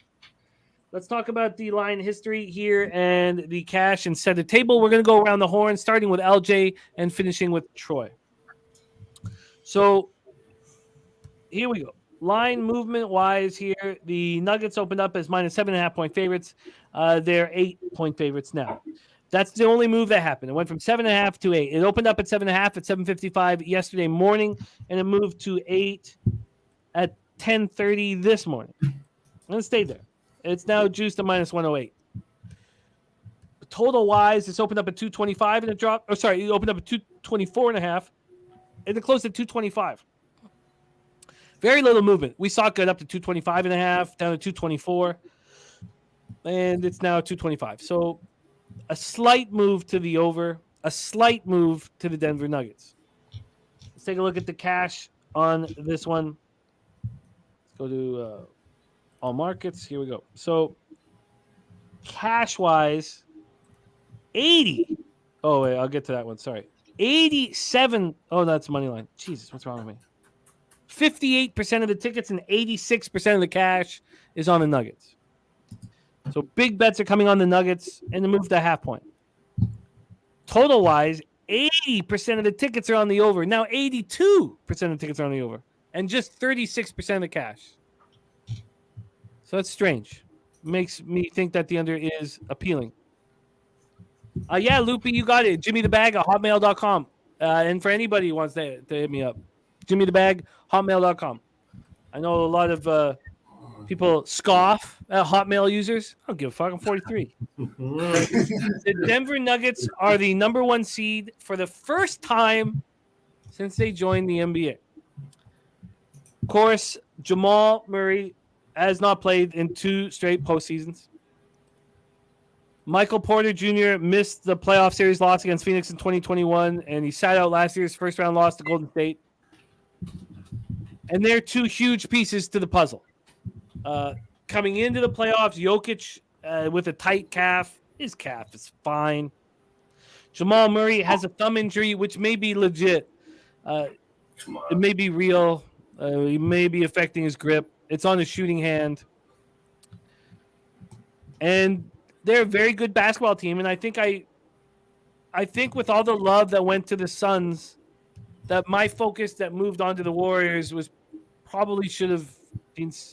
I feel like I kind of missed out. I think the fact that they played so bad down the stretch probably plays into getting a better number on them. Of course, we watched Minnesota play very good against a Lakers squad that is tough. Then they destroyed Oklahoma City. We know that the public was all over the Dogs at 5.5 and the Bulls and the Thunder, and the public got their asses kicked as usual.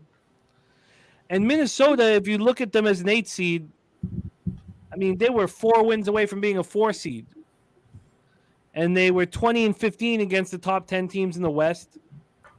And Mike Conley is a fucking baller.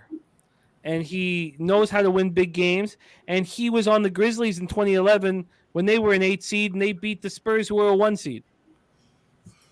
Towns missed 52 games with a calf strain.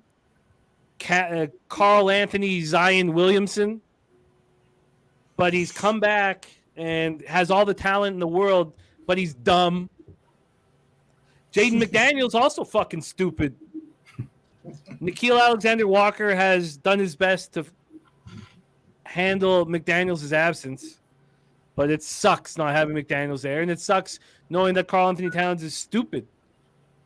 But he's extremely talented, and the Wolves are very dangerous. I've not moved on this one. Let's go around the horn here. We'll start with LJ. LJ, take it away. Timberwolves, Nuggets. Yeah, this is a division game, and I like having these type of games. Both these teams know each other for the most part. Denver hasn't been playing well, in the last couple of weeks. They lost to the Rockets, man, and that shows a lot, and that makes a statement that you lose to the worst team in the NBA. And Jokic and the starters were playing in that game, so it just tells a lot for me of how they've been playing of late. But far specifically of this game, I'm going to continue to ride the horse that I've been riding with the past couple of weeks. Minnesota plus the 4 first half. They're 9-1 in their last 10 against the spread in the first half on the road versus the West. They're 14-4 against the spread in the first half, last 18 games overall. And like I mentioned, Denver 3-11 against the spread in the first half in their last 14 games. Now, for us to decide for a game, I can't make a tab on it because I want to see how these teams feel each other out. I want to watch game one, and then I can make a decision on who I feel will have the upper hand in the series. Now, if I had made a bet right now, I think Minnesota has a chance to win this series. Now, they're going to have to play well, and they are hindering far as the bodies because Jaden Daniels was very important. They're going to miss him. He was averaging 17 points versus Denver on the season. And they had to play 2 play-in games to get to this point. Denver's been resting. But we see Miami has made a strong statement today, and they had to play 2 play-in games to get to the Bucks today. So it probably really doesn't matter. Minnesota has been playing well defensively. I like how they're locked in now with Karl Anthony Towns. Anthony Edwards has been playing well. Now, Denver is 13-6-1 against the spread with the rest advantage, which is number 1 in the NBA. But Minnesota, 11-5-0 against the spread with the rest disadvantage, which is second in the NBA. So either team could win this game, but let's just trust what's been working for me the past couple of weeks going to a month. Wolves, first half, plus the 4. I love it. And we've seen you. We watched you cash in the Lakers game with ease. Yeah. By the way, we just got a big score for Big O, cashing his pick 3. Sorry, I didn't call it again. I'm so focused in on our action here, but that was a perfect scenario for our guy Big O. We had these 2 big favorites in the 1 and the 5. He had the 6 also dress rehearsal for 60 cents. I know a bit more. This is Canadian, but 60 cents pays $166. Great job, Big O. And keep dropping it. Keep dropping your horse action here. And I apologize I wasn't calling that race for you. I was a little caught up in these huge games. But please keep dropping your horse action here. And that was great. LJ on the Wolves, first half plus 4.5. Look, if it ain't broke, Hey. And also, I like your comparison to what the Heat have done today. So, also, LJ, you can get a 4.5 out here now. Really? I thought you got a 4.5, didn't he? No, I had a 4. You got 4, okay. Yeah. Well, you might want to maybe a double down spot here. Viper says the total's gone under in 11 of Denver's last 13 games. Rick J cashing on the Heat says the total's gone under in 5 of Minnesota's last 6 games. Let's go to the Goose here. Pistol Pete Loshak, Timberwolves, Nuggets. Your thoughts? Yeah, I don't know. I mean, I would agree with LJ about Minnesota. I wasn't thinking first half. I was just thinking whatever. First quarter, first half, full game. Also feels like Jokic is going to have a huge game, though, right? He always does well against Gobert. And isn't Gobert, a little banged up? Is he 100%? Back spasms, yeah, dealing with back. Not that I don't know, but it just feels like Jokic is going to have a huge game. But then at the same time, feels like 8 is too many points. The numbers I ran would like Minnesota a bit. Probably first half and full game. And probably first half is probably better. I might tail that, actually. Makes sense to me. I was leaning Minnesota for sure. Also leaning full game. But also leaning for Jokic to have a big game. So I don't really like betting a game where I have numbers that are indicating two different things in opposite directions, Oh, I feel you. Or though maybe they hedge each other out. Maybe I don't know, Jokic over points, but also Minnesota first half plus 4.5, something like that. Yeah, I get the angle that you guys are on right now, and shout out to Harold Williams, caught the Heat live, cashed that. Butler under a half threes of -130, cash that. Cash Lakers money line over 220. Says perfect day so far. And Burn One got the Heat. Nasty Nate says Celtics gonna whoop all these fools if the Bucks go down. Well, you know who plays in the next round if Giannis doesn't come back and the Heat win is Knicks Heat. What are you telling me? All of a sudden, my next action is live? Okay, let's not get excited. All right, Gagnon says is Gobert gonna fuck somebody up tonight? No, man. Gobert. You see his punch, his gut punch. It's like my dad's punch. I've watched my dad fight 3 times. He always opens with his left. And I'm like, what are you doing? You're right-handed. These guys panic, man. They're not used to fighting. They panic and make terrible decisions. Yes, Wuhan Gobert. Wolves first half for LJ. Pete, let us know if you do pull the trigger on it. Yeah, I'm shopping around here. I'll probably pull the trigger on something. I'll let you know. All right, let's lock that in. Okay, Mike M. Mike M, you cashed your over in the Heat game by what, 20 plus points? 23? Smooth sailing, boys. That's how I like to get those things. A little sweat-free action when you're looking at it in the first half. But we're on to the next one, right? So I did take the Timberwolves. I got 8.5 is the number there. Let me give you solo layout. Take it away. Hey, what's up, boys? So I'm going Timberwolves. I'm taking the full game. I do like LJ's look on the first half, and I might grab that tail. I don't know if I'm going to make it official or not, but it might just be a little personal number for me. Think about the Nuggets here, and this is where I love that Heat comparison because of that traditional rest versus rust situation here. And on top of that, the Nuggets, who are starting to get everybody back and healthy, have had this situation where the underdog is covered 8 times in a row against their opponents, right? So the Nuggets are not coming out there as a strong favorite and covering and carrying the number. And I do think that 8.5 is too big. I also rolled over to the prop market, and I've got 3 spots that I looked at here on the prop market. I've got Joker. I've got him with over 46.5 points, rebounds, and assists. And it's a little juicier than I like, but I've got over 46.5 points, rebounds, and assists at -125. Here's the thing about Gobert and who's going to be sizing up against him. First of all, personal opinion with regards to Gobert, this guy here is the guy that single-handedly shut down sports because of his antics and his immaturity when it came to COVID. So that aside, I've got a personal bias against him. That being said, though, the last 3 years he's been playing against Joker, he's allowing a triple-double against the guy. He's got 20 – Joker's numbers over the last 3 years against Gobert, 28 points, 11 rebounds, and 10 assists, right? The triple-double number is a +160 right now. I mean, a triple-double +160 is stupid. That's worth it. But yeah. I'll take a jump at that 46.5 and say to myself, I think he can cover that number all day. I did take Torrance over 1.5 threes as well. He's been straight money for me right now, and he's a +122 number that I picked him up at. Prince over 1.5 3-pointers at +122. And I'm going to take a little sprinkle. We'll make it official. We'll call it part of the number. But just thinking of game flow and how we know Joker statistically has locked down Gobert, I think it's playoff time. This guy was the MVP. I think he's going to go out there and ball out.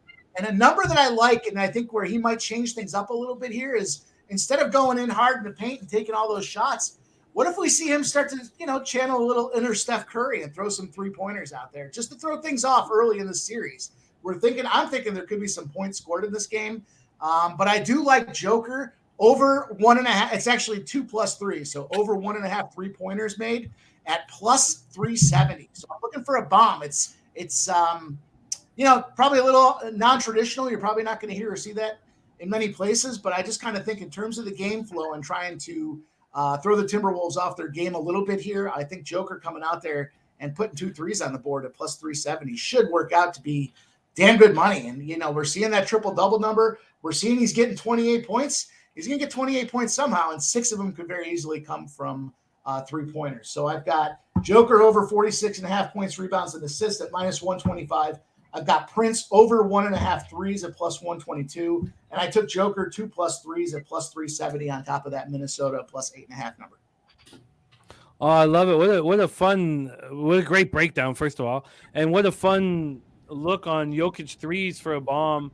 Jim, I just took Jokic over 24.5 points, minus 125. That's at Heritage right now. Probably should take some of the other stuff too, but I took 24.5 over points, minus 125. Minus 125. And did you move on the first half? Not yet, but I really want to. I like Minnesota. I think it's a little bit too many points here. Yeah. A very low-scoring start to our Suns Clips game. The live total down to 217.5, and the spread at 16.5. It is 7-5 right now for the Suns. We'll be keeping a very close eye on this, obviously. And then in the Astros Rangers game, my shit is frozen here, so that'll pop up here. I don't think it started yet. My score's showing 0-0 still. Okay, good. I've frozen there. Let's go over to Troy Torrance. So we have game 2 here on our NBA Sunday Night Live. These Sunday nights are going to be incredible over the next little while with NBA playoffs going on and the NHL playoffs. Troy, Timberwolves, Nuggets, take it away. Floor is yours. So I'm going to piggyback on a couple things that LJ and some of the other members on the panel called out. Minnesota first half has been a wagon. First of all, at this point for me, that's pretty much an auto bet. They're 8-2 ATS first half on the road, their last 10 on the road.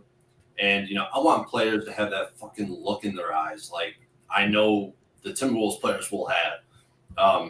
Rudy Gobert, Anthony Edwards, Karl Anthony Towns, they got that it factor. And I just don't think the Nuggets got that killer mentality.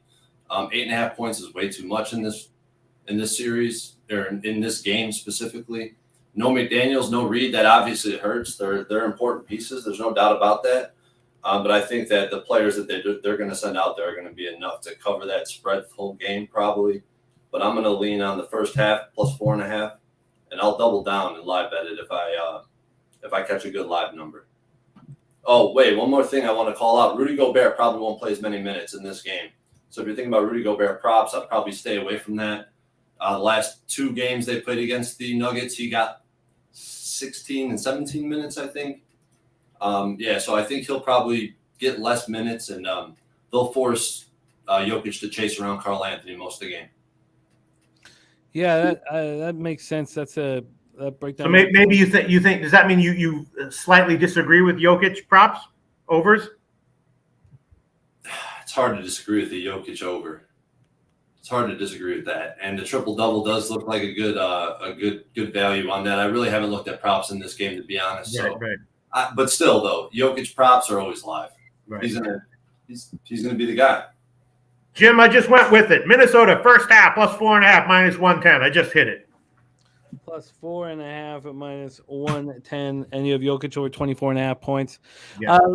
So right now it's 8-8 early. We have the live total up to 221.5. We just saw it at 217.5.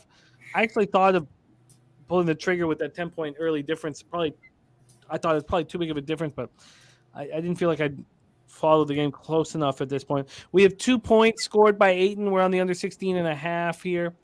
And Book just hit a jumper, Jay. So it's 10-8 Suns here with 6:55 left. That's where we stand. So we'll go over all of the action in that Minnesota game here shortly. But I think the focus needs to be put on the basketball game. Although the Astros have runners now on second and third. Oh, did he get? No, he's safe. So are they going to review that? So a lot of people have the Astros first 5 minus a half, and now you guys can cash that. Possibly.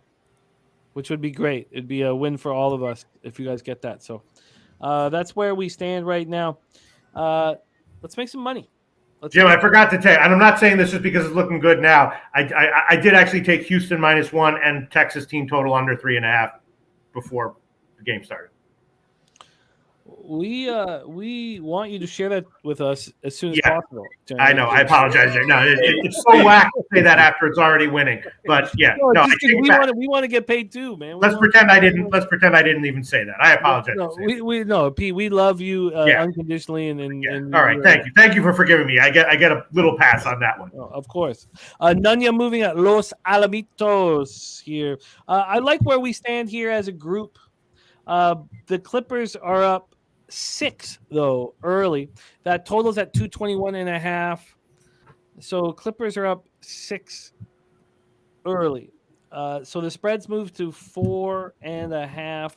The 8.5s are no longer available on the Timberwolves. They're now at 8. And this is an exciting night, man. This is an exciting night. Oh wow, he's out.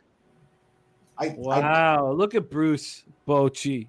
He almost Bruce Bochy alone made me second guess taking the Texas Rangers team total under. But I had to do it, Bruce. Don't believe in your I do still see an 8.5 at BetMGM. Oh, beautiful. That's a New York number though. I'm not sure if that's if everybody can get in on that or not, but it's still there. -115 though. So again, the total wise, we've seen this total drop 3.5 points. It's dropped. Remember, it opened at around 228. It closed around 225. So now we're seeing 221.5 juice to the over. I think it was a mistake there. Obviously, we're multitasking here, but when it got down to 217.5, to have that big of a drop 3 minutes in, I probably should have put something on the over there, but whatever. Well, LJ, what are your? Oh, say what, Mike? What are your thoughts on the total here? I kind of, I don't know. I guess it's still right there. You're right. That 217 was the number. I was thinking of that Nuggets game and thinking I kind of like that over, but we'll cover that one later. Well, we want to hear, and that is done. 5 innings done, 0-0. Lefty versus lefty, boys and girls. Keep an eye on that stat this year. It's popping off early and often, and it's been running this weekend hot like a pistol. So what's the number on it? What is it now? Live? No, the under the lefties. What is it, Mike? Oh, the hang on, let me pull it back up. The lefty number. Was it just the first half or the whole game? Just anytime lefties against lefties. Yeah. It's a full game. It's a full game stat, but obviously, if you want to isolate it to the first 5, you're more likely going to see a higher success rate, right? Because the lefties are more than likely going to stay in there for that situation. But it's 3-10-2 as of yesterday. So I didn't put yesterday's numbers in there. I'm not even sure how many of them popped off yesterday, but we have the tomorrow we've got a couple more looks as well. So. Tomorrow we'll see the Rockies Pirates. The Rockies game tomorrow, right? Yeah. Rockies game tomorrow got a lefty-lefty matchup, I believe.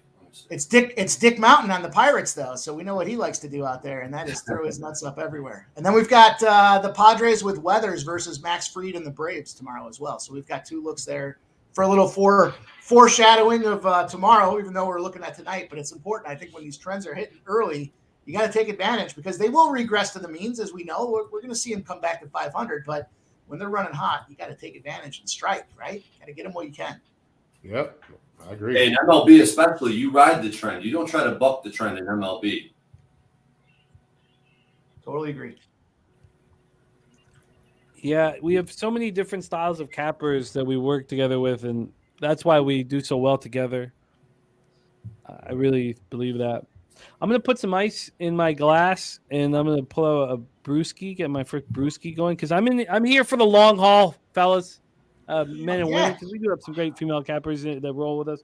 I'm here for the long haul. I'm here for the end of the Nuggets game. So nobody needs to worry about this. Here we go.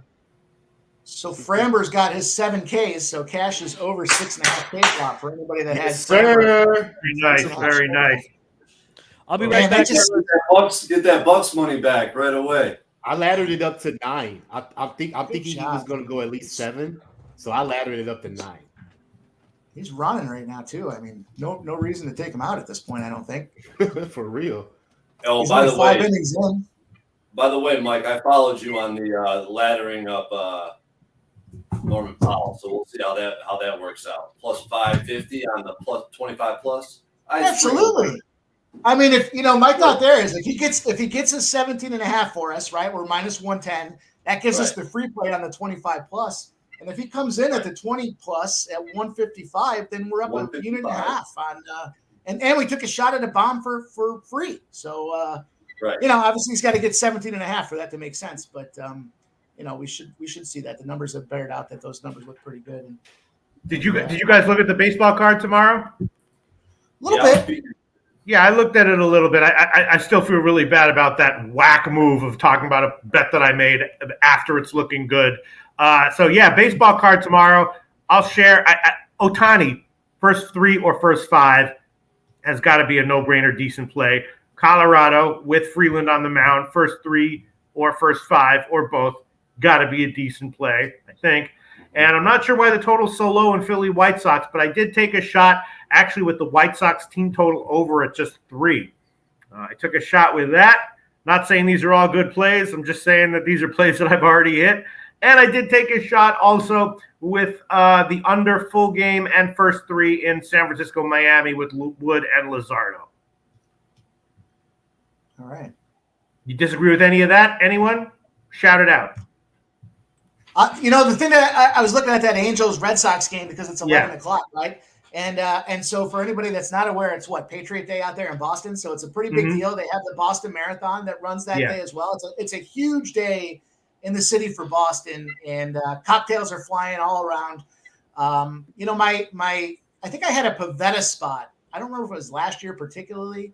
Man, he got lit up like a Christmas tree. And so seeing Ohtani come in there, it's an early start, but they're sitting out here on the East Coast, so it's not like there's a big body clock travel situation going that I can recollect. Yeah.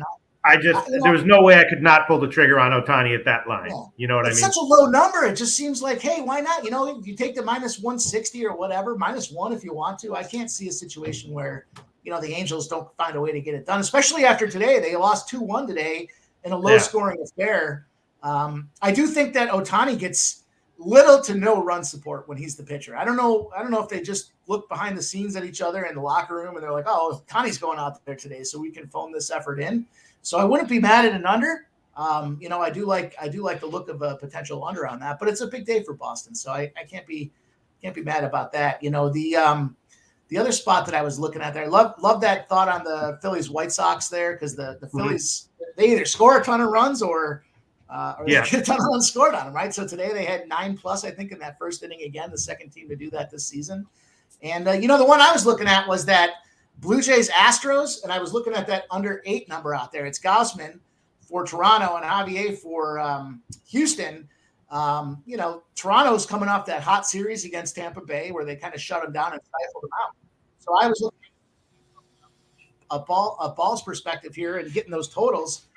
These teams are playing today. It's a travel day now for Toronto coming off that big Tampa series, and you got Houston staying at home again, trying to go out there and lock down. I think we see some cold bats again there. So I like that under in that Houston game tomorrow personally. Yeah, that's an interesting one. I didn't touch it. I did touch a little bit Arizona as a dog against St. Louis. Kind of see the pitchers as a wash and kind of see Arizona as maybe a team that is a little bit underrated right now offensively. So I don't mind taking them as a dog in spots like that. I took them first 3 and a little bit full game as well. Hey, Pete, I would have to agree with you on almost every spot. But, especially Rich Hill, right? Again, no brainer. It's like fading Pat Corbin. And yes, I did that today. And yes, I was like having a fucking heart attack when they were down 2-0. And then, of course, put up 3 in the top of the 3rd. No problem. Never in doubt. But look, these bets can lose. But yeah, absolutely. I like Freeland in general, especially at home. Like to fade Hill in most spots. Willing to do it. Did it again. And then also the Shohei Ohtani. I've been betting whenever he's on the mound. I'm 2 for 2 betting on the team total of the opposing team. Right. 0.5. Like plus 175. Yeah. Bovada's not offering it anymore. So I'm looking. I'm trying to shop around other books. They're not open right now, probably the alt lines. But that Shohei Ohtani, if you got it, I mean, look back to last year. I mean, 45% of his starts are he's holding the teams to 0 runs. Right. 175 is a hell of value. I agree with that. When Garrett Cole was at his peak, he was the same way. So yeah, absolutely. Yeah. We have Will Produce Boo in the house. Nice to have you. Says that Loshak could be his father. Says absolute legend. Thank you very much for the comment. I'm very tired, Jimmy DeVag. I'm very tired. But shout out to everyone. We're slogging through this. We're having a good time here. Good time is somewhat important. More important is making money. Here, the look that you gave us, Pete, that a lot of us tailed on the under on DeAndre Have No Heart Ayton. He's got 2 points in 10 minutes.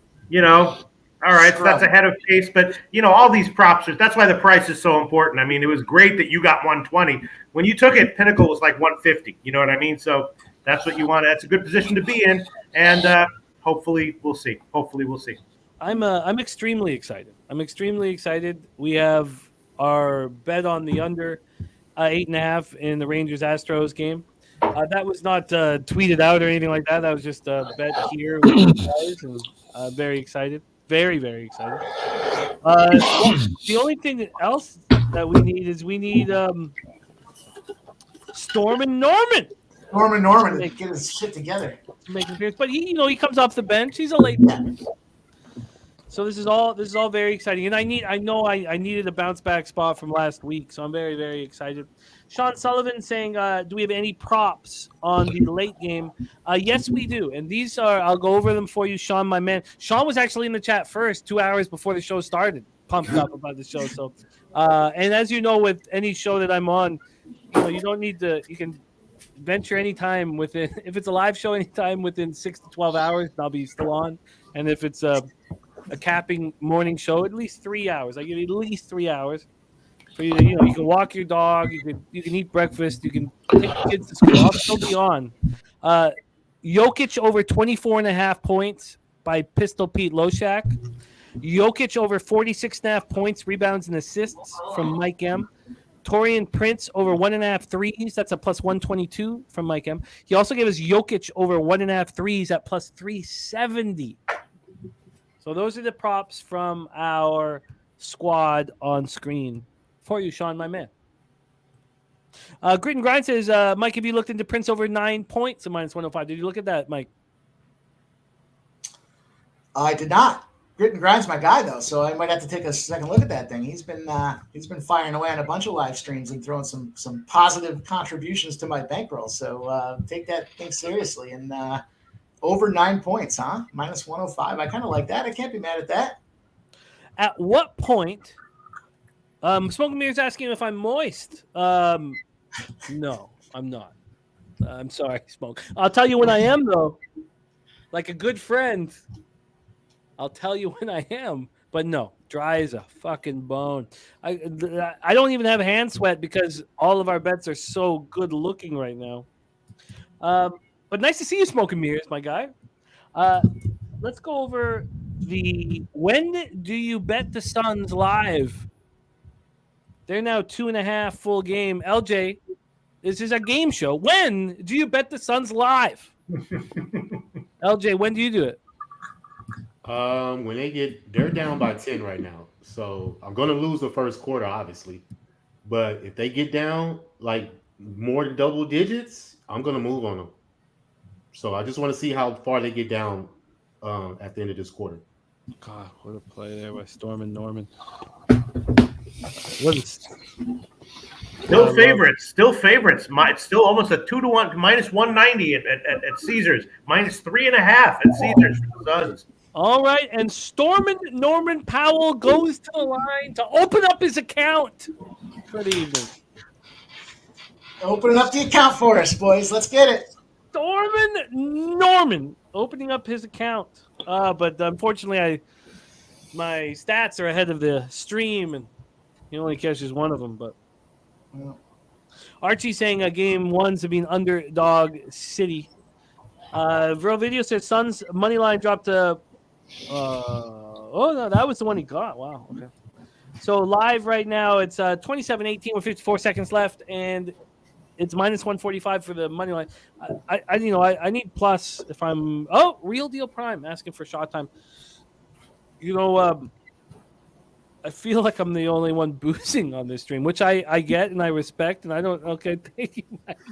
That's not true. I lost. Doc, are you on the sauce? You on the sauce? I lost. I went against Framber for the K prop, and he got 7 early on. So he bumped me out. We had some nice weather up here in Western New York this weekend, so I've been heavily medicated on the sauce all weekend. But I'll get in there and we'll finish off this bottle and see what else I got floating around. Sweet. Well, let's give this one out to Real Deal Prime. Think about the cappers that support our show day in, day out. He's one of the first ones that come to mind. And thank you, Real Deal Prime. You're a great friend and a great friend of the show as well. Thank you for your support. This one goes to our friend Real Deal Prime. But let's get this fucking money too. I was bad last week, and thank God Mike was so spectacular. But I want to be better, and I want to make money tonight. Let's get that cash. It was funny last week, those two props felt like they came back to back, didn't they? It felt like it was like the one and then the other. It was like I just got done celebrating the first one and the second one came in. So it was spectacular. The thing about last week is it was just that. So we got to do it again, right? Can't pay our bills off of that money last week. We got to get it this week here, boys. I think we got the right crew assembled here to find a way. Did Norm Powell miss a free throw? Yes, he did. Yeah, he did. And he just got blocked in the lane. I seen that. Look, give it to Storman. He's way ahead of you guys. No, he's not. Damn, why didn't he stay? Why didn't he cherry pick? All right, it's fine. Look at that. Smoke and mirrors. What a guy. Gifting 5 sports radio memberships. God, he's such a wonderful supporter. He would have been in San Antonio with us last year, or this past week, but he had some things going on. But Smoke and Mirrors promises us he's going to be partying with us at Pubapalooza 3. Smoke and Mirrors, thank you so much for your support, man. It's very, very cool. I think a lot of people understand. And Lucas Ryan gifting a sports radio membership. It's so cool, you guys. I think a lot of people see what we're doing here, and it's just, we're a small group of cappers. We're led by Jeff Slaughter. We're led by one man who owns a bar in San Antonio. That's it. We're just a small group of cappers that believe in each other and want to make money together, and they're not going to sell you anything. And it's resonating, and it means a ton. That you guys support us. The after Smoke and Mirrors gift, Smoke and Mirrors, my man Will. Smoke and Mirrors. Will produce Boo, Johnny K, Johnny Guns, and the Parlay Genie all got gifted it, and then DR99 got it gifted from Lucas Ryan. Respect. Thank you guys. Hell yeah. Hey, I have to say, Jimmy, to that point, man, about not selling the picks and not all that stuff, right? I mean, you changed the game for me. The way you cap the market. I mean, for real, it really changed, made me a successful capper. Watching Pub Sports Radio, when I first came to betting sports, I was immediately like just gravitated towards Pub Sports Radio because I seen the authenticity. So you guys do it big over here, man. You do it the right way. That's cool, man. That's cool. And Troy, we're all excited about, I told Jeff all about you, obviously, and he's very excited about you being involved with us. And we're a team, man. That's what we're about. And we're all cut from the cloth of this man right here. This man right here. Oh, Jesus Christ. You fucking scared the shit out of me. I was about to take a shot with you guys. I was thinking about get it in. All right, I don't even know what the fuck to take. I never hang out with anyone here, so I have all this booze. I never drink it. Okay, get something together. Get something. All right, let me get something together. I'll be right back. Big shout out to Archie20 who says, always appreciate the show, fellas, with a $10 dono. Thank you, Archie. And just thank you, man. It says, Will Produce Boo says, Pimp Slap's the most sober I've ever seen him. That's okay. That's okay. When I tell you it's been a rough weekend, I'm telling you it's been a rough weekend. I saw 4 a.m. 3 times in 2 days. Imagine that. Kevin Garrett's has been with us since day one. Oh my God, Kevin in the house. Pete's drinking now? Yeah, no, I've had beers with Pete. Come on, man. Of course. But Burn One says, damn, the hedge, my under 227. No, we'll discuss that. But before we do, another thank you to Archie20, to Lucas Ryan, and the Smoke and Mirrors. Thank you for supporting what we're doing here. And, the reason why the second Pubapalooza was so important is just so everybody knows that we'll be there at the end of March every year where we can hang out together. And we all won so much money together. LJ, what did you do on that Friday on our show? You went, 11-3? 11-3. Woo. 11-3. And Savage. but it was just there was our colleagues, all of us working together, were handing out winners and we were making that money, and it was Awesome. It was special. It really was. Yeah. It really was. I wish I could have been there, watching how special it was. Everybody cashing. I was right with you guys, obviously. But, seeing you guys out there, I wish I could have been there, man. Well, the most important thing I keep saying is just that we had to do year 2 just so everybody will know that's every year. So Right. if you got one trip a year, I mean, I think the MVP of the trip, LJ, you can, and Doc, both you guys can back this. I think the MVP of our trip was God, dude, was this man? Was this man right here? I think. Oh, Jesus Christ. God damn. I do look cool, though. I mean, I will say that. I'm like, stash at work. Hey, Jim, is Bullet Rye Frontier Whiskey good? Oh, it's very good. No shit, huh? It's how do you pronounce it? Bullet? I don't know what the fuck this is. Bullet. Call it Bullet. What this shit is? Bullet. There's an E in there, though. Yeah, Bullet. Bullet Rye. Yeah, all right. I'll take a shot with it. Out of Caesar's glass. We should get Caesar to sponsor us. Be like, no, we're not going to send you. Just kick us fucking $100 a month or something. Caesar's. I got freebies from them. I do like Caesar's. They run a fun operation there. No, that is a fantastic rye. That's what are they called? Where you burn the oak. It's what's that drink? But yeah, rye whiskey. Talk about the old fashioned. Old fashioned. Thank you. Yeah, I had one last that's night. beautiful. That's why I remember. Yeah, it's a beautiful rye. All right, Pete, can you start this toast for us? Oh yeah, I understand that for Jim, making money is a little bit more important than having a good time. Totally justifiable. Not that I don't care about making money, but for me, having a good time just a little bit more important than making money in these shows. But they're both very important, right? It's like having Pippen and Jordan or whatever. So here's to who's the guy who gave the free membership? Smoke and Mirrors give out 5. Yeah. Well, Smoke and Mirrors, this shot is for you. Let's try to get Caesars to sponsor us at some point. And yeah. Oh, shit. Sorry, I didn't mean to do that. Okay, there we go. Ragu, you drinking coffee over there, brother? Yeah, coffee with liqueur in it. Ooh. It's just a little Bacardi and Coke. Woo. Oh, boy. Oh, man. Delicious. And that was a beautiful toast, Pistol Pete Loshak. I'm really tired, which showed itself when I made that whack move by talking about a play that was looking good, 5 innings after it started. I just can't believe I did that. That's such a fucking amateur and whack move at the same time. But it's just because it's been a long fucking week. You know what I'm saying? I was hanging out with my 95-year-old aunt this weekend, hearing about our fucking family history from literally the 19th century. It's just been a long fucking week, Jimmy. She parties? She does. She's fucking got a good attitude. Yeah. You know what I mean? Yeah, she does. She doesn't really walk, but she parties. That's for sure. For sure. So hey, we got Storm and Norman up to 6 points now. Finally, Storman's on the board. Let's go, baby. Let's go. I'm getting Use some pretty shots. excited. Storm and Norman does his thing. Let's go. I'm getting pretty excited, That dude. easy. So we have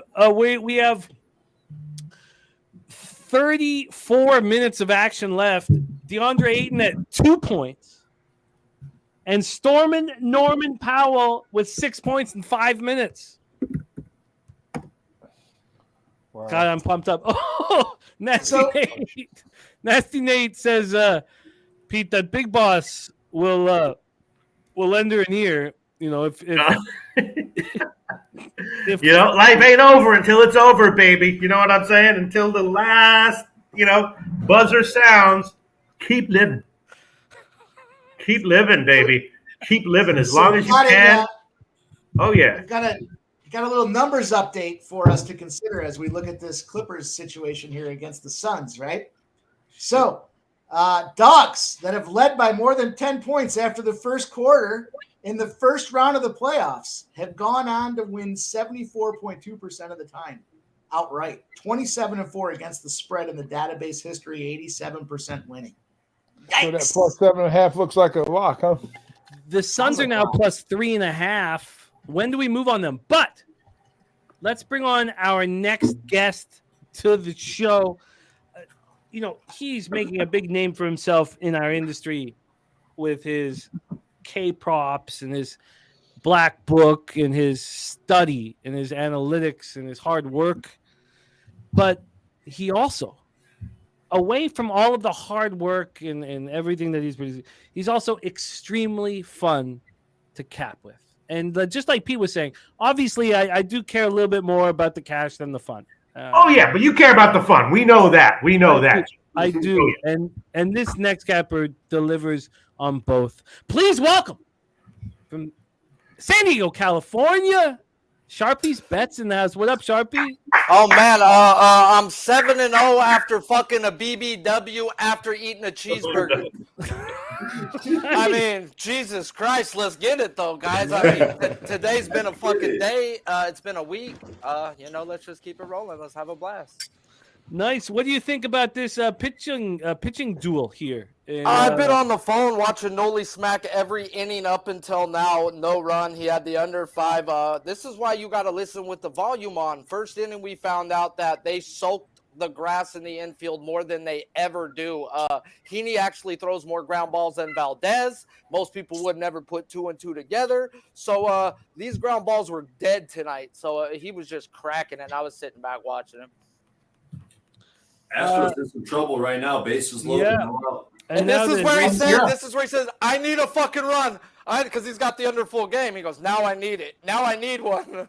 I'm like, so let it go. Don't bet it. And he goes, I won't. I never middled anything, too. I've only got the under 8 myself. I wonder, should I be concerned at some point? No. They just walked in a run. Yeah. I wouldn't be worried, bro. This game's been straight dead until now. The elite bullpen should come in. All right, so there you go. I'm glad I didn't say that play. I knew because I was like, I don't know. I just don't want to say it. You know what I mean?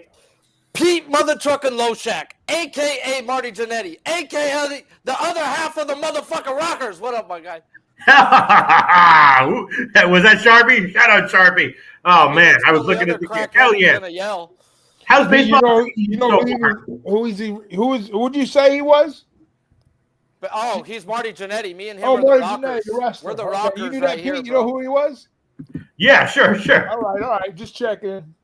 Yeah. We don't get put on screen often because the fireworks that will happen. But, it is what it is. Put 2 fun people on at the same time. Hey, mad respect to what Pete got going on. I've had a really good week, but I'm losing by the hook more often than not, though. But I've had 5 straight winning days. So, I mean, I lost 6 cents one day. I mean, I'll call that a fucking whatever. But it's just losing by the hook right now because they're not letting these guys go 100 pitches. So these 6.5, so I'm going to have to lay off a little bit. Sharpie, are you mostly props, would you say? No, I go into breaking it in props, and then if I can't find the prop like I did today, I took Yankees and Minnesota for 7 under 5.5 because I didn't want to jump on the K props. I thought either one could have carried it where one could have got popped, and I didn't know. Jumped on the under 7 in the Arizona-Miami game because I didn't want to ride props there. I just figured either one's going to go fucking 7+ today. I could have both going 7 in that game. So, I look for K props. I break down the lines for K props the night before. I wait all night till they put them out. If they don't match up what I want, then I'll go into it another way. If I can't find a way, I let it go. Yeah. What do you think about the Alcantara K prop today? I caught that one at a plus price. I just didn't run it because, dude, I just was on the under 7. I try not to double up in a game. Yeah. I mean, I did with McClanahan today. I had to take the Rays last night at a -115 to avoid the sweep with McClanahan on the mound. Like, that's fucking, like, money in the bank. I should have, like, tripled up on that realistically. Yeah. And then if they ever put his K prop at plus money at 5.5, just laugh and bet it. They put too much respect to that Toronto team. They can hit lefties, but good pitching beats good hitting every day of the fucking week. Yeah. Is that black book You're not starting to facing build up? McClanahan every day of the week on the left-handed side. either. 81 at the moment. 81. Taj Bradley, the newest one. I stood off of that game today. I didn't benefit. I'd like to introduce our next guest, but Sharpie, we've had our a debut here at Pub Sports Radio from Troy Torrance up there. Troy Torrance now moving with us, so making his debut today. Just gave you a shout out. I'd like to bring up our next guest though, South Jersey in the house.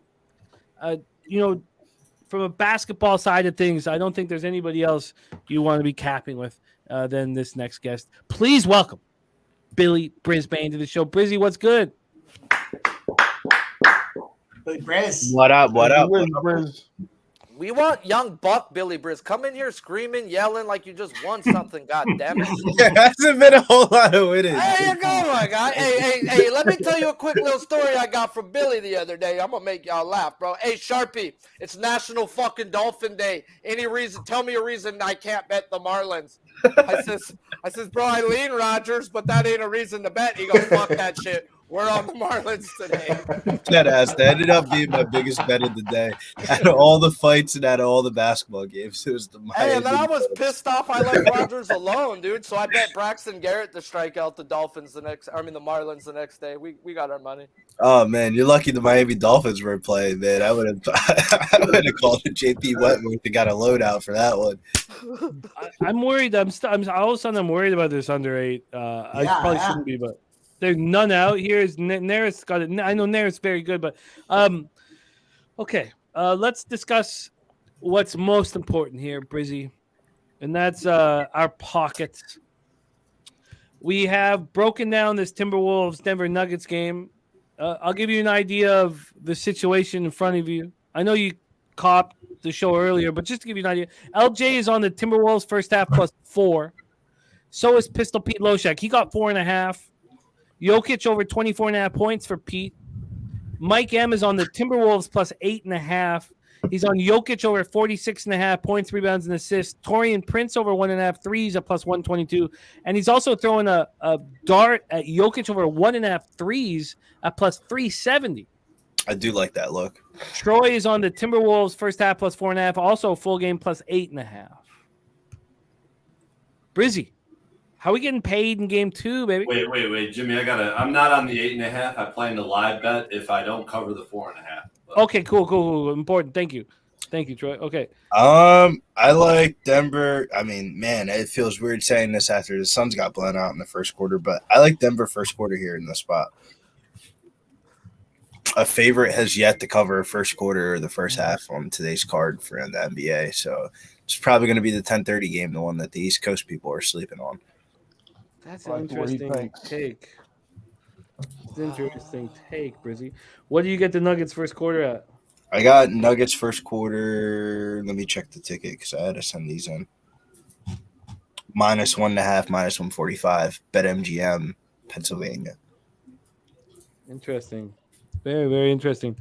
Also, Justin McElvey on the Nuggets first half. We don't have that given out. We've only had Wolves first half.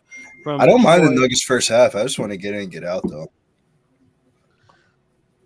Okay, so quickly here with this Clips Suns spot, 42-29. Suns are +3.5. This totals down to 214.5. We've been playing the game. When do you buy in on the Suns? And the answer has been never. Yeah. Not yet. Why, Brizzy? Why is the answer never or not now?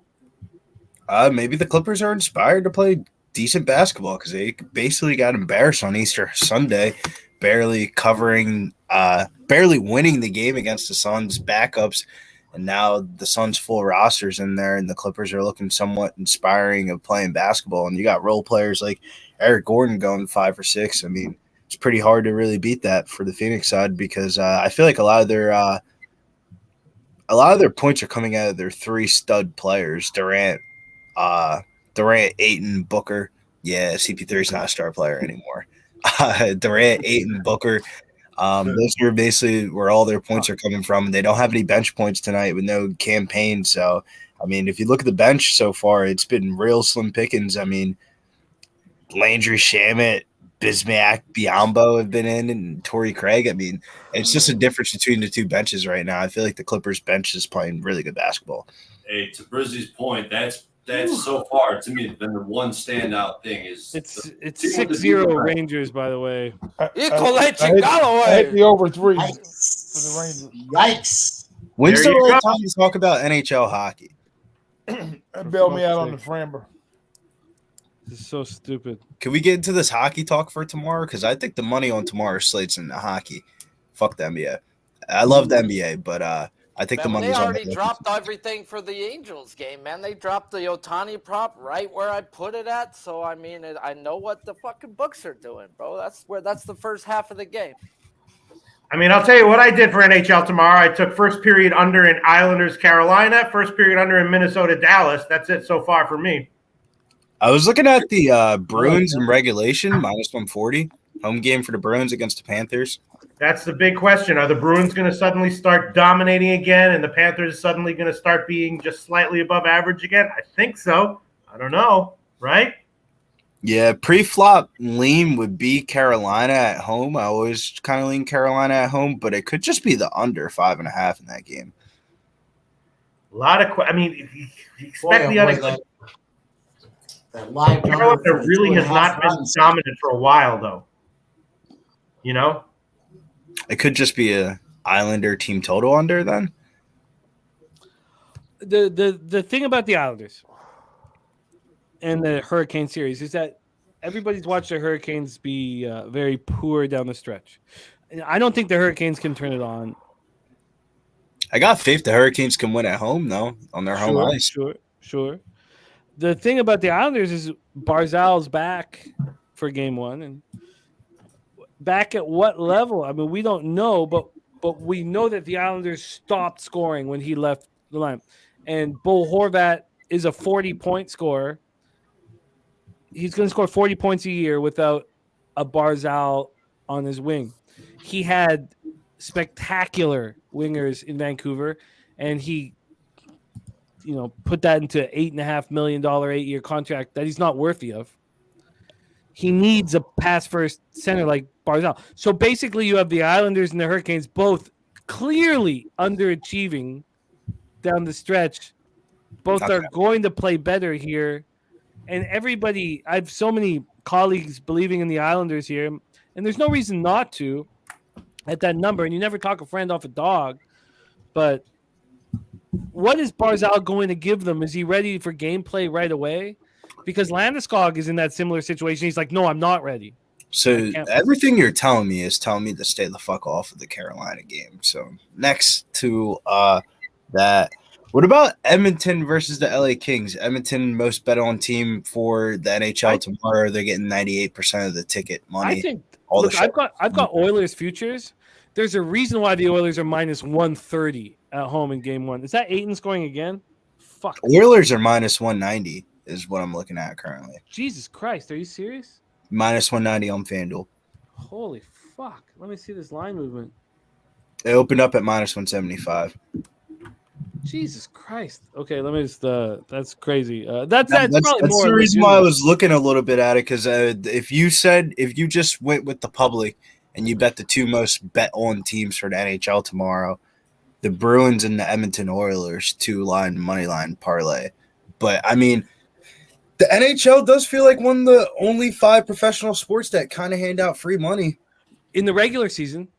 In the regular season, they kind of hand out free. I mean, they do. We talk about bet hockey in the last 2 to 3 days. I mean, I've been deep text Mike M and fucking hockey's saving my ass. We talk about it all the time. That this is the one sport where you're given gifts and you take them and cash them. It's the only sport that does it like that. But things change in the playoffs, and look, I've got Oilers futures, and I want nothing to do with them game 1. You got a rookie goaltender in Stuart Skinner. All the pressures on the Oilers. The Kings have Kings were poor down the stretch. I think the Oilers are in. I look. How square is square then? Because I mean, like, do I just bet Boston Bruins money line with the Sixers money line? And just call it a Monday. You know, the problem is that okay, so one of the things we talk about in the playoffs is that the teams with no pressure are the most dangerous. What two teams in the Eastern Conference have no pressure?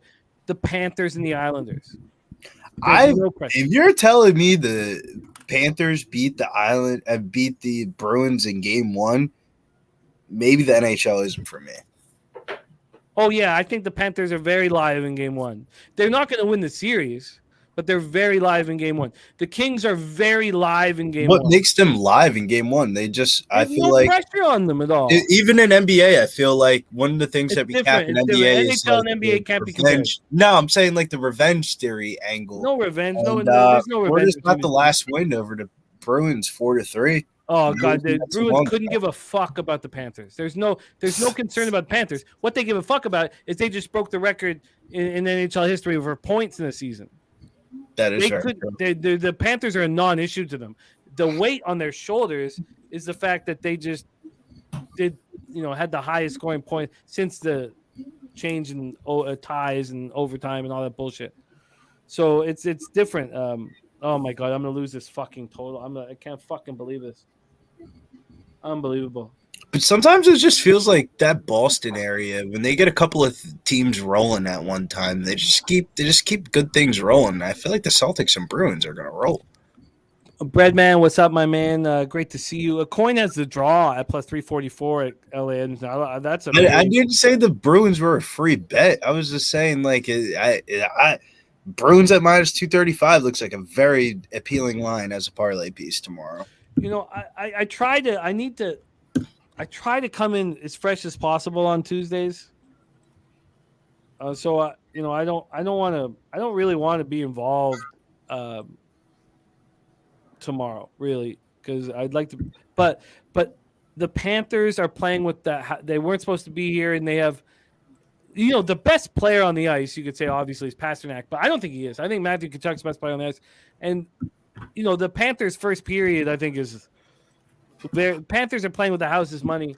The Bruins are the most likely team to win the Stanley Cup, but I think the Panthers are very dangerous in game 1, and I think the Kings are very dangerous in game 1. It's weird because it's like if I had to just pick two square teams to win tomorrow, the Boston Bruins and the Philadelphia 76ers at minus 143 is very appealing.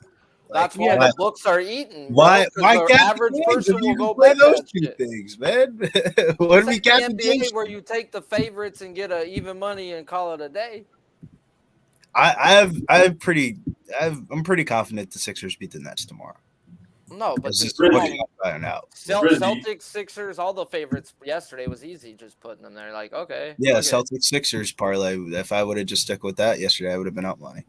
Hey, Briz, I know you're on the 2.5 series spread though for Philly. Yeah. Yes. Oh, Yes. It was a little bit juicy though. We always talk about the juice, and I take more juice than some being an MMA better. Can I stop everything right now very quickly? Are the Suns going to win this basketball game? Should we take them plus money to win the game? You can. I won't. All right, I won't. I mean, I think they win the game, but do I really want to put my money on the Phoenix Suns? Nah. I mean, realistically, though, have they lost the game with Durant in the lineup? They've lost with Durant. Nope. In the lineup. No, they have not. Durant is undefeated in the Suns lineup. There ain't no Durant. 8-0. 6-2 ATF. So plus money when the dude's fucking. I wouldn't hate it. Am But I it's gonna only bet plus it? 110. No, but It's I wouldn't plus hate 170. Oh, here it is. Plus monies. Here it goes. That 75% stat sticks in my head. Yeah, Say it again. right. After leading after one quarter by 10 plus. Is that what it is, Mike? Yeah. Look, it's plus 190 now. Where are you seeing that, Jimmy? Live at Bet365. Plus 190? You and everybody else that has a Sun ticket is probably live betting the Suns right now. I'll tell you what, I bet the second half is a good spot have for the Suns, Clippers. Gary. I think we might Like, about why the would middle. we bet the? What if you got the point plus? I ain't gonna lie. I ain't gonna lie to you, Doc. The Clippers minus 2.5 full game spread. Damn, they're on 13. Holy shit. I know. If I was All sitting on the right, plus 7.5 right now, I would brother. do shit. I'd just sit back and wait. Okay, I moved to plus 160. I just took it. I don't know, man. It's for $100. $100 plus 160 to win 260, whatever. I mean, they're gonna make a run sooner or later. I mean, it just looks like the Clippers are playing with some intensity, man. Yeah, because it's the first half. Right. I feel that. True. But when I see Kawhi Leonard, their star player, diving on the ground for a loose ball, I mean, it's just tough. I mean, I feel that though. I can get behind this. If they were giving us, I think where the books fucked up today was in that first game. It was like the perfect game for a live bettor. The Lakers go down at halftime. Everybody catches the Memphis first half tickets, and the books hang out a fucking Lakers plus 7.5 full game spread, and everybody slams the Lakers plus 7.5 to the point where it goes up to minus 150 before the game starts, and then they end up winning the game outright. As you can see in this game, the books must have got slammed on that first game because how are they up 13 and it's only plus 2.5? I know, it's crazy. I've been watching that the whole game. It hasn't changed. That makes no sense. It hasn't changed, right, Ragu? Good point, man. I low key want to bet the fucking Clippers money line. Like I think they're just gonna win this game outright. But it's no reason to gamble. No reason to gamble here. Yeah. What do you mean? You don't want to bet a minus 180? No, I got 2 player props going on in this game currently right now. I got Nicholas Batum over 1.5 threes minus 120. Kawhi Leonard over 38.5 points, rebounds, and assists minus 145. And then I have a same game parlay of the over 220.5. Kawhi 35 points, rebounds, and assists, and Batum 1 3-pointer. So I kind of want to see how all that stuff plays out before I start digging into more of that. What I do like about the Clippers waxing them right now is it gives our guy Storm and Norman an opportunity to get a little bit more court time. I think if they keep it up. 10 minutes. This is surprising me, Mike. He's only played 10 minutes. Yeah. Well, you know how it goes. Look at their breadth of participation across the board, though. I mean, everybody's chipping in for the Clippers. And blowouts in the NBA, especially the 6-man, is the one that usually loses the most amount of minutes. They're not in the starting lineup, and they don't want to put them in on the bench lineup, so they end up just sitting on the bench the entire time. Preston in the house says Chris Paul being abused on defense and is lost on offense. Dude, Chris Paul is bad on defense, man. He's broken. I watched a game a couple weeks ago, and granted, I don't take one single island game too much into effect, but Austin Reeves was straight frying CP3. He was putting him in a blender left and right, and maybe CP3, those father time catches up to everybody. Jesus, dude, fucking faces are loaded. Hey, how about Austin Reeves? Austin Reeves with the ball in his hand down the stretch today, Lakers Grizzlies. I mean, great, he was hot. great ball player. That man had the ball in his hands. That's crazy. I just answer a quick instead of writing it in the chat. Sorry, I'm going to tell Viper quickly here if you guys don't mind. He says Oilers and Bruins series win at minus 123. What do you think, Viper? I think that the Oilers have never proved anything to us, and I've got futures on them. No facts, though. They've never. So I'm gonna lose this. I'm gonna lose this total for sure. So if I was gonna tie something to the Bruins, I would probably tie the Stars. I think the Stars are gonna be the Minnesota Wild. I think Minnesota Wild is gonna give them a good fight. So I would take that. I would take. I would leave the Oilers Kings out of it. Even though I got to find a parlay piece for the Bruins tomorrow, man. The Bruins. There's not a lot of opportunities in life. I don't know why you want the Bruins in game one. There's not a lot of opportunities in life where you get game one games that are kind of like give-me's. Like the Sixers and Celtics yesterday, game ones were like basically give-me's. And if you try to get too cute with a third leg, it just got ugly. NHL is so different than NBA. You're telling me the Bruins aren't a give-me tomorrow? You're telling me if you bet the Panthers money line every game this series blindly, I think you still end up plus money by the time the series. No, but aren't you surprised how low the series is? Like, doesn't that tell you something? Like, what would look at the series in NBA futures? They're like, minus 1,200, minus 1,300. Look at the series with the highest point total in the history. 4-4 at home. How do you fade that? Look, but listen, the highest point total in the history of the league, and they're minus 360 in the first round. What were the Sixers? Minus what? 850. Hey, what about the Lightning them years where they were like looked unstoppable when they got fucking That taken bitch has out? closed every bit of minus 1,000. Let's be No, honest. you're right, Jim. But Doc's right. The 2018-2019 Lightning were at this point now like the third or fourth highest point total in the history of the sport. They got swept in the first round by the Columbus Blue Jackets. Swept. So the thing that gets me going a little bit here is that the books think this is going to go 5 or 6 games. It's plus 225 for 5 or 6 games. But sorry, say that again. Sorry. 5 or 6 games for the Boston-Florida What series. does that tell you? I mean, like Florida's playing with the house's money and they've got no pressure. Look at but DG's on minus 217 with Boston tomorrow. It is a suspicious line though. See, Mel's with me in the chat. He says, "Don't overthink it." Jimmy Billy's right. Just hammer the Bruins with another piece. She says, "Don't overthink it." It's great. We have female cappers. That, we want more female cappers. No, Mel. Look, I don't want the Bruins in Game 1. Mel, and you guys go take the Bruins in Game 1. Look, if DG, I never see DG laying that kind of number. He's laying it. Go do it. Boston score. I would bet Boston to score goal before I bet the fucking Bruins at any number like that. So you don't think the Bruins Sixers 2-leg parlay doesn't cash tomorrow? I mean, I like the Sixers. You know that, Billy. Nobody on the panel. I got the Sixers Lakers in the championship at plus 150 to 1. So I'm not scared about that Sixers spot. But I think the I can see the Bruins losing game 2 or 3 or some bullshit like that. But game 1, Boston. All right. Usually I want to talk hockey, but I don't care what you guys are saying. You got to be looking at the social media. How long ago did I bet the Suns at plus 160? Beautiful bet. Looking pretty. They're now minus 165, Brizzy. In what, 3 minutes? 5 minutes? Hey, why don't the spread move off 2.5 though? I'm rooting for you. Crazy, man. This is my favorite part. Absolutely insane. When Jimmy's takes those live bets and starts cashing, and then we get aggressive. I like it. Let's go, boys. What we got? I'm rooting for you. I got player props in this game. I need a close game.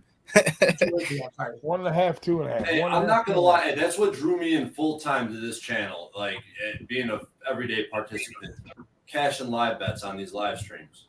It's real. Oh yeah. You got what? You got 8 dudes on the screen here talking about their views and their spots. I mean, how can you not find a winner in that, right? Come on. That's true.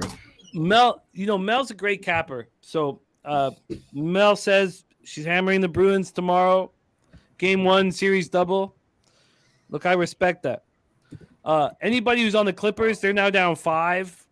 They're only up 5 after that first half. I mean, they're in big trouble. I should have bet more. I'm going to take the Suns right now. Clippers are cowards. The game's changing. I got the plus 7.5. I'm going to get them on the plus 1.5 with the Phoenix. Yeah, I'm riding it with you. I'm on it too. I think change of goals at the other end is going to make a difference for the Suns. I feel like we're late to the party now. Jimmy, I don't got the balls. I don't got the took all balls. that thunder from us. Hey, wait till you start hanging out with us. You'll be growing a pair. Trust me. My balls will grow in due time, Ragu. I know. I hear you, man. Trust me. I was the same way. I said, you guys are nuts. Betting both ways, catching. Hey, you know what? Then you figure out, how we all cap, and like Jimmy says, we feed off each other, and it opens our eyes to a lot of different opportunities. So, Razor, I don't know why the judge is calling you a home, but Razor just got a call from the judge. He wants a pick. It's like Razor. They're going off at Golden Gate in 10 minutes. What do you got? I do not think the judge should be calling you a home, man. I think something's fucked up. But I don't know how your justice system works, but that sounds creepy, man. But unless he's drinking Razor beer, was asking him about his frequency of going to Delaware Downs and stuff. He was into it. Razor got one-on-one time with the judge, giving him some looks. He's the I'm constable of the town. man. Minus 2.5, Suns, second half. Kev says Razor's the judge. I miss Kev Reed, man. I can't wait for Kentucky Oaks and Kentucky Derby. Kev Reed's special capper, great capper, and I can't wait to be back in business with you, Kev. It's the Montana Chicken Chaser, right? But what he does with the multi-race wagers is really special. And then those of you who run with us for a long time know he's able to pinpoint exactly who he wants to single, and that's so crucial. I don't think you should make a multi-race wager bet, really, if you can't single a horse. What do you think about this, Doc? Because if you can't single a horse, and Kev can single 2 in a 5-race sequence, and he always does. He always singles 2 in the 5-race sequence. If you can't single a horse, should you not bet pick 5? Yeah, no. You go broke bet pick 5 if you can't single a horse. Yeah. But at the same time, you single a horse and then get it down to a two-horse race and another race and then have at it.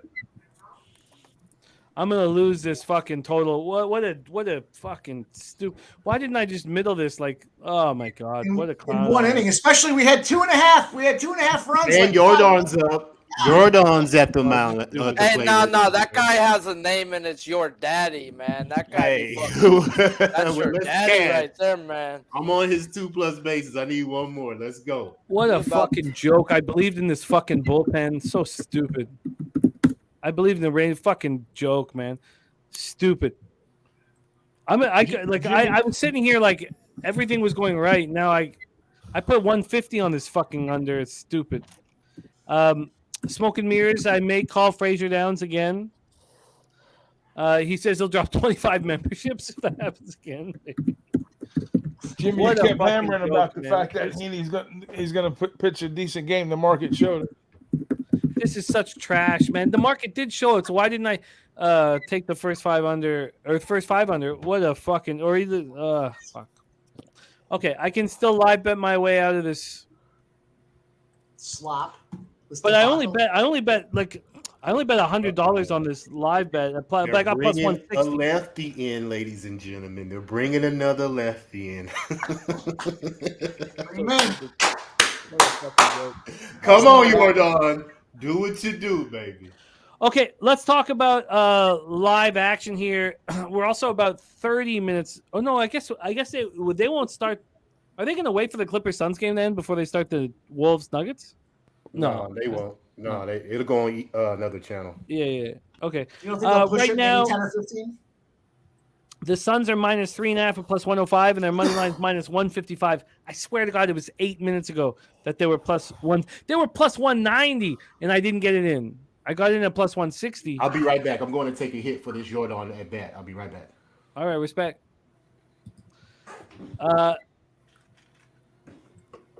Here we are at halftime of Clippers Suns. I think any Clippers better has got to be concerned. The Suns have played awful, and they're back. They're down 5 points. The Suns shot 45% from the Suns only shot 8 3-pointers in the first half. That's strange. Booker shot 1 3.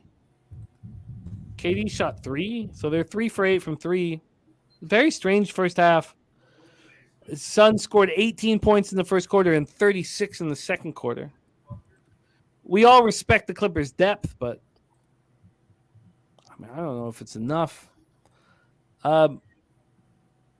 We also have the baseball game in full effect, and tomorrow's baseball in full effect. So we want to hear Sharpie's thoughts on live action here in Sunday Night Baseball. We're going to go around the horn here. So we'll go Mike, Doc, Pistol, Sharpie. Mike, what are your thoughts on second half action here in Clippers Suns? Yeah, I'm gonna jump on the Suns money line. I got minus 155 right now in this book here. Suns money line. I hate that I missed your 165 positive, but I'm still going to take a whack at it. I mean, I still have it in some parlays. I'm not going to lose faith. I mean, they're coming back. We got some player props out there that need to hit their spots too. So I'm going to take that Suns money line second half minus 155. All right. Second half money line minus 155. It's a full game bet, right? So full spot. Yeah. It's not just. Oh yeah, sorry, I didn't mean to say second half, but sorry, yeah. Full game minus 155. By the way, Big O moving on Denver minus 8. There's no worries, everyone. Don't fear your bankroll. Take the nugs. No worries, guys. It feels like he's massaging our back. What I'm saying is, relax, stay calm. The Nuggets are going to take care of business. Brizzy, I will say, yeah. Jimmy, I will say, Grit and Grind threw in there a third quarter play. This guy on live streams with his third and fourth quarter totals has been money in the bank, and he likes that third quarter over 57.5. So respect and give a look at that number too. He does have 6 question marks after it. Yeah, but I think it's more of saying, why wouldn't you take it, as opposed to, I think he's asking us to discuss it. Okay. Don't you? I mean, he's not like, if I say something and I put 6 question marks beside it, I'm not telling you to do it. All right, I did it. Grit and Grind, I did it. Let's go, brother. Okay, well, that's what you need to know. Grit and Grind was that Mike moved on it. So third quarter over 57.5. Brizzy, what do you think of the third quarter over? I don't mind it. I was looking at that one myself, and then I ended up getting into a pigeonhole of looking at team total overs. I think the team total over would be the way to go here in this spot.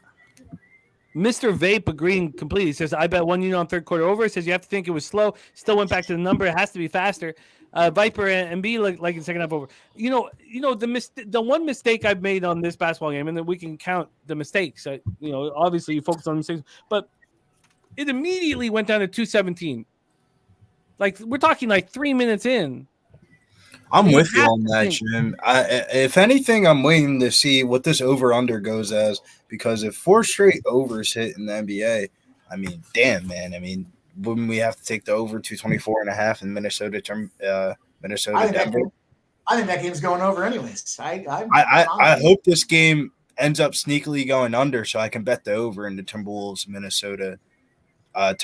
and Denver game. I think that goes over 224. That's a really low number for those two teams in pace of play. Mr. Vape also saying it went down to 212.5. I got to change this shit. Here. Background change. Boom. Fucking boom, man. Boom. Get that clip fucking show here. Forget this fucking. I did the under. Why didn't I take first 5 under? How did I fuck this up? When I look at the mistakes I've made so far in the baseball season, it's just. The 7th inning's over in this baseball game. I'm going to end up very, very healthy in the black. The mistakes I'm making aren't. Oh God.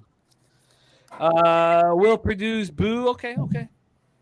I'll look. I'm gonna stay here in Toronto. Thank God I'm not in Parkdale anymore. But let's stay focused here. Okay. Next up, we're going around the horn here. LJ, second half thoughts. Suns clip show. Already moved on the Suns -2.5. I figure they're gonna come at adjustments in the second half. I think the other side of the goal, I don't think they like the bucket down there. So I'm looking at, the other side of the goal is where they're going to have success at. New rim, new rhythm coming out of halftime. I believe they will cover and win the game. So I'm on the Suns. So do I. I just don't think they're offering me already. Like I made this bet like with what, like a minute left in the quarter. They're offering me a 41.82 profit on the 100 bet. So God, I should have bet more. Why am I just? I should let go of these unit sizes, but I agree with you. I think they're ready to go. Yeah. Considering the Clippers are now plus money for the money line right now, that's saying a lot. The books are saying the Suns are going to make a push to win this game. But the Suns are -155 for me. So you don't have the Clippers money line plus money plus 135? Sorry, let me go back to it. Sorry, I got to look at I have Clippers. Yeah, Clippers plus 125. Yeah. So yeah, that's saying that I think the Clippers will lose. Pretty much. So yeah, let's trust it. I'm in. I'm doubling up. I already lost first quarter, so let's see if I can get some money back. Troy, what are you thinking here? Retrospectively, looking at it, I wish I got in the plus 160. I won't move on the Suns until I see plus money, but I will. When I see plus money, I'm probably going to hop on the Suns here. Do you fear that you will not see it? Yes, I do. Back to our prop look. Ayton with 8 points. So, Pete, we're still You know, Live we'll see. there. Could be worse. Oh, it's definitely worse with Norman Powell getting only 10 minutes of action, if that. 11 minutes of action. I think Norm will be on the floor. I don't think we need to worry about that. Will produce boost as Westbrook going to take over. Zubac going to do the dirty work and clean up. Gagnon says Suns bench has 2 points. We know the Suns bench is a problem. It will affect them when they play better teams. Pistol Pete Loshak, what are you thinking for second half moves? I'm not going to touch it. I mean, if you gave me a free play, sure, I'd throw it on Phoenix, whatever, -2.5, -3.5, whatever, but I'm definitely not going to bet it. I did make a little chart here for you, Jimmy the Bag. I put all the Stanley Cup odds for Pinnacle and their odds, and then the next column is the odds that you would get if Pinnacle offered -110 lines on the futures, just so you can look at it. Just interesting to think about. You know what I mean? What are you going to email it to me or DM me? Yeah, I'll email it to you. Okay. Thank you for doing that, and I think that was a very, very important discussion that we had on futures. Yeah. Just like for example, the Bruins Pinnacle's offering +304 to win the Stanley Cup. If Pinnacle was offering just the same vig as -110 lines, you'd be getting +363. So that's not the no vig line. That's the -110 vig line. Yeah. You know what I'm saying? Yeah, of course. Yeah. I really, really think this was an important discussion, and when people tell you not to bet parlays and not to bet futures, whatever. Look, is this a professional gambler who has a bankroll of $200K so they can bet $1,000 a bet talking to you, or is this like your friend that can bet $100 a day? Because if you can only bet $100 a day, who gives a fuck about what the professional is telling you? You're trying to get big scores. You're trying to have fun doing it, but it's important to know why parlays and futures are not helpful. That's all. To that point, Jimmy, can I add something there? Please do. With parlays, I love to take parlays when you could extrapolate it out over like a week or a couple days. Like when we had, I don't know, and when you have an NFL on Sunday, NBA during the week, and you can kind of add some plays that you really have high confidence in over the course of like a week or a couple days at least. Then you could kind of, create a successful parlay, or at least that's where I found my success. And a lot of people use the open parlays, and like I really I'll never sit here and hate on parlays, because there was a capper at SBR that hated on me for doing parlays, and I was like, look, I have $100 to bet a day, And then I said to him, I was like, are you a professional gambler or do you sell picks? And that shut him the fuck up. Let's keep going around the horn here. One person that we haven't talked to enough here, because we're also focusing on basketball, and I know it doesn't matter to him. He's just capping tomorrow's action. But Sharpie, we want to hear your voice. What are you looking at? What are you thinking about? Especially I'll with just give you a couple little worries about tomorrow's game. Let's go. Max Fried's coming back tomorrow. He didn't make a rehab start and threw off the fucking mound 6 days ago, so I wouldn't back that dude for the life of me. Javier's velo's been down, so there's no way I can back Javier right now. Every pitch is 1 to 2 miles per hour down from last year, so either which way, I'm gonna get on Gosman versus Javier. I don't know if I'm gonna fade Javier. Just give me some good Rich Hill news, baby. I don't bet those guys. I'm not one of those guys that don't bet every game or player. If you're not a guy that I break down, I got 81 pitchers, bro. That's it. That's all. And I stick to them. And then I'll buckle in and make 3 bets on the day. If I can't buckle in, then what the fuck am I doing? I'm a Rich Hill fan. Is there any Rich Hill love for tomorrow? Colorado's first game back at the crib. Can we stop? Can we stop for a quick second? The Javier velocity down. We know what Gaussman does on the road. Gaussman, what he did to Houston last year when they were hitting too, shut him down. What he does on the road. Also, Houston playing this late game. The Jays traveling. You have to think the sticks are going to be soft tomorrow for both squads. I like that under 8. I like both. I like the first half and the full game. I think that at this point, like right now, I haven't like fully capped the card, and I'm not going to. I need to stay fresh for the start of Tuesdays with low shag and bag and everything. But I want first 5 under and full game under.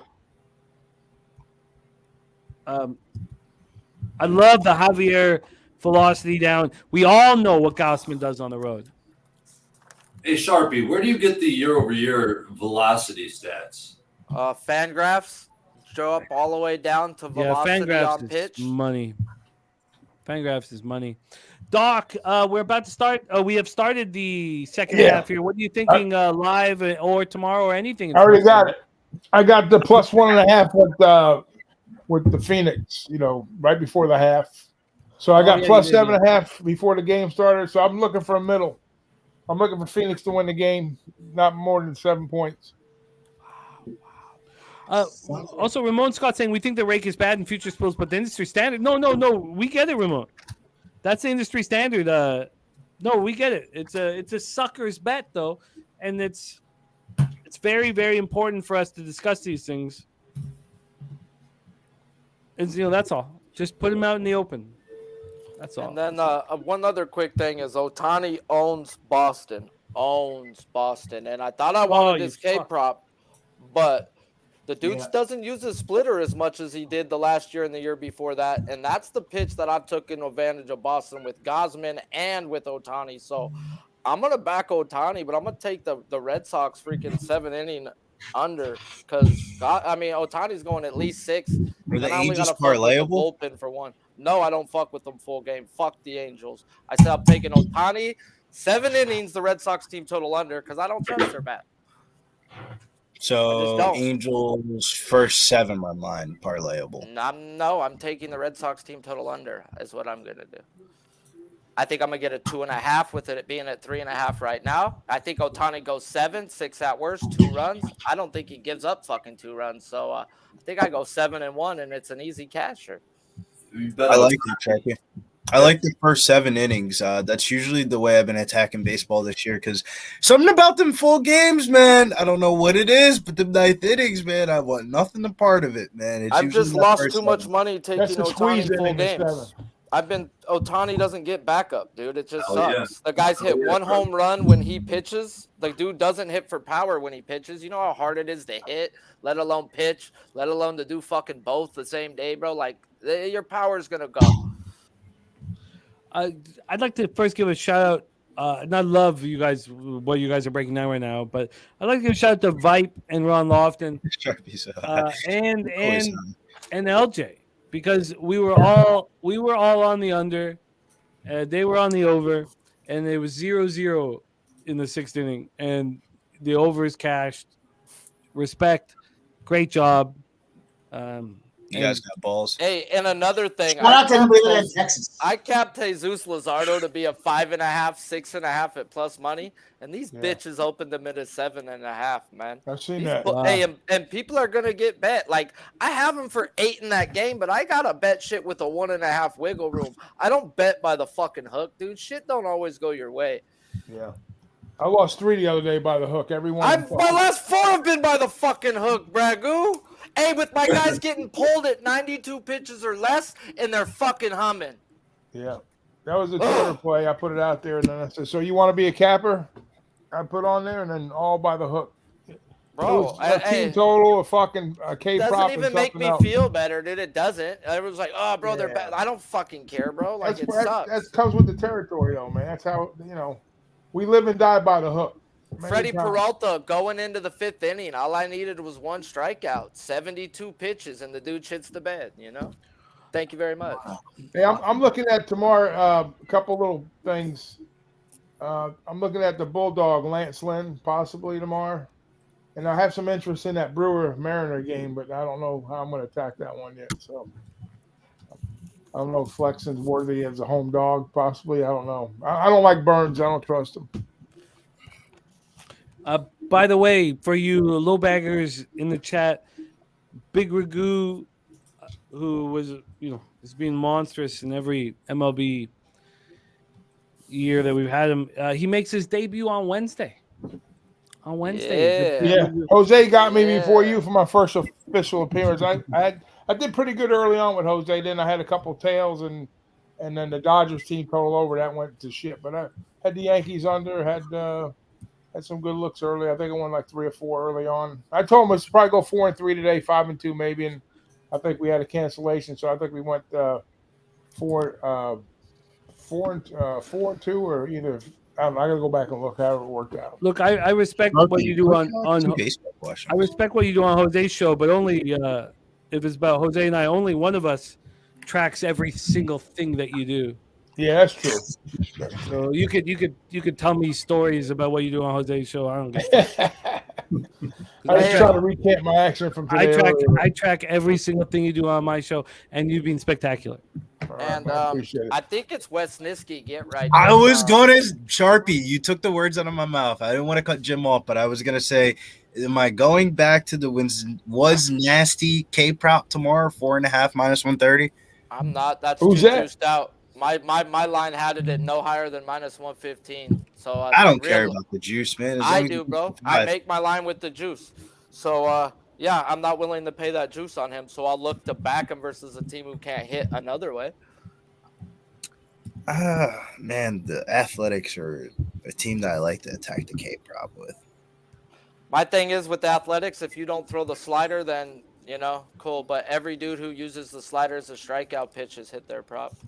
All right, so we got to look into what's nasty's pitches. But it's at minus 136 to me. No, I can't do it. But I mean, I'll look for another way to back it, or I'll wait for another book to open it up and give me the. I'm a little bit recency bias burnt on the Jeffrey Springs outs. I don't know how many more pitcher outs props I'm playing this year after that one.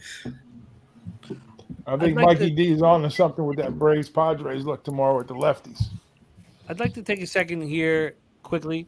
My man Viral Video, who's, I think Freed goes one time through the lineup.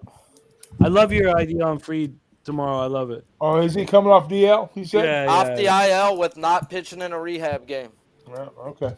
I'd like to talk about Viral Video for a minute here. The first thing that my man Viral says is those same people that say never play more than minus 120 in MLB, he says that's horrible advice. The most profitable positive EV moneyline teams are the ones consistently above minus 160 and end up the year plus 10 units.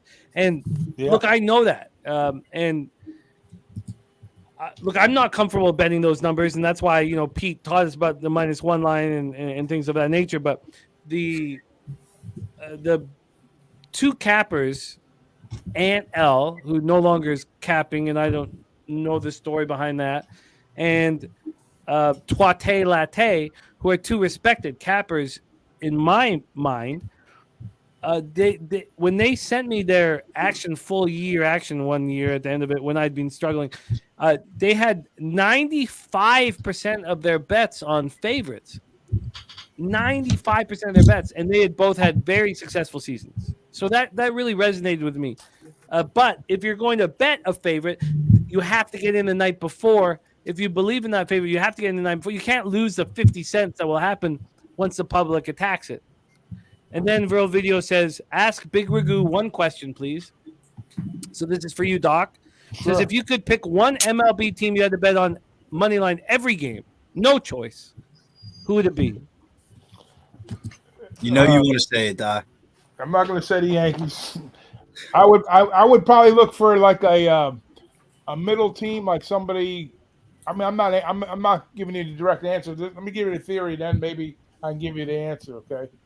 Because if you're going to hammer the Dodgers, the Yankees, the Astros, you're going to be laying fucking 2.5 to 1, 2 to 1, So, right, like I said it before, like the Dodgers won 106 games and you still lost money with them, let's say, right? So that's a no-win situation in my book. But you got to take those good teams and figure out a way to get the best value out of them. So that's what I do. Like I was telling Jose earlier, like when the Rays are at home, I usually take them like the first 5 minus a half run. And hopefully I get like if I get McClanahan, I might get like I think you're right on the middling teams, though. The middling teams. I think you're right, though, on the theory about the middling teams, though. like the Baltimore Orioles type Yeah, of teams. yeah. Like, if you would have backed the The Orioles, Orioles have been the best money. Now you got to think about a big price, right? So if you get the Orioles at plus 1.5 runs, and you got to lay like 185 with them.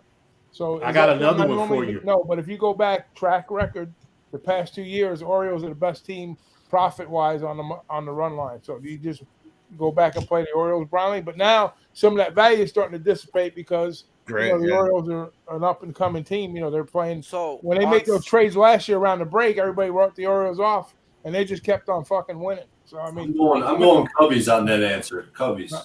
yeah. So I would look for a team in the middle somewhere. It's going to be like 20 games over 500, something like that, and then you probably get some good betting opportunities there. Would I bet them blindly every week or every day? No, I just pick my spots depending on pitching.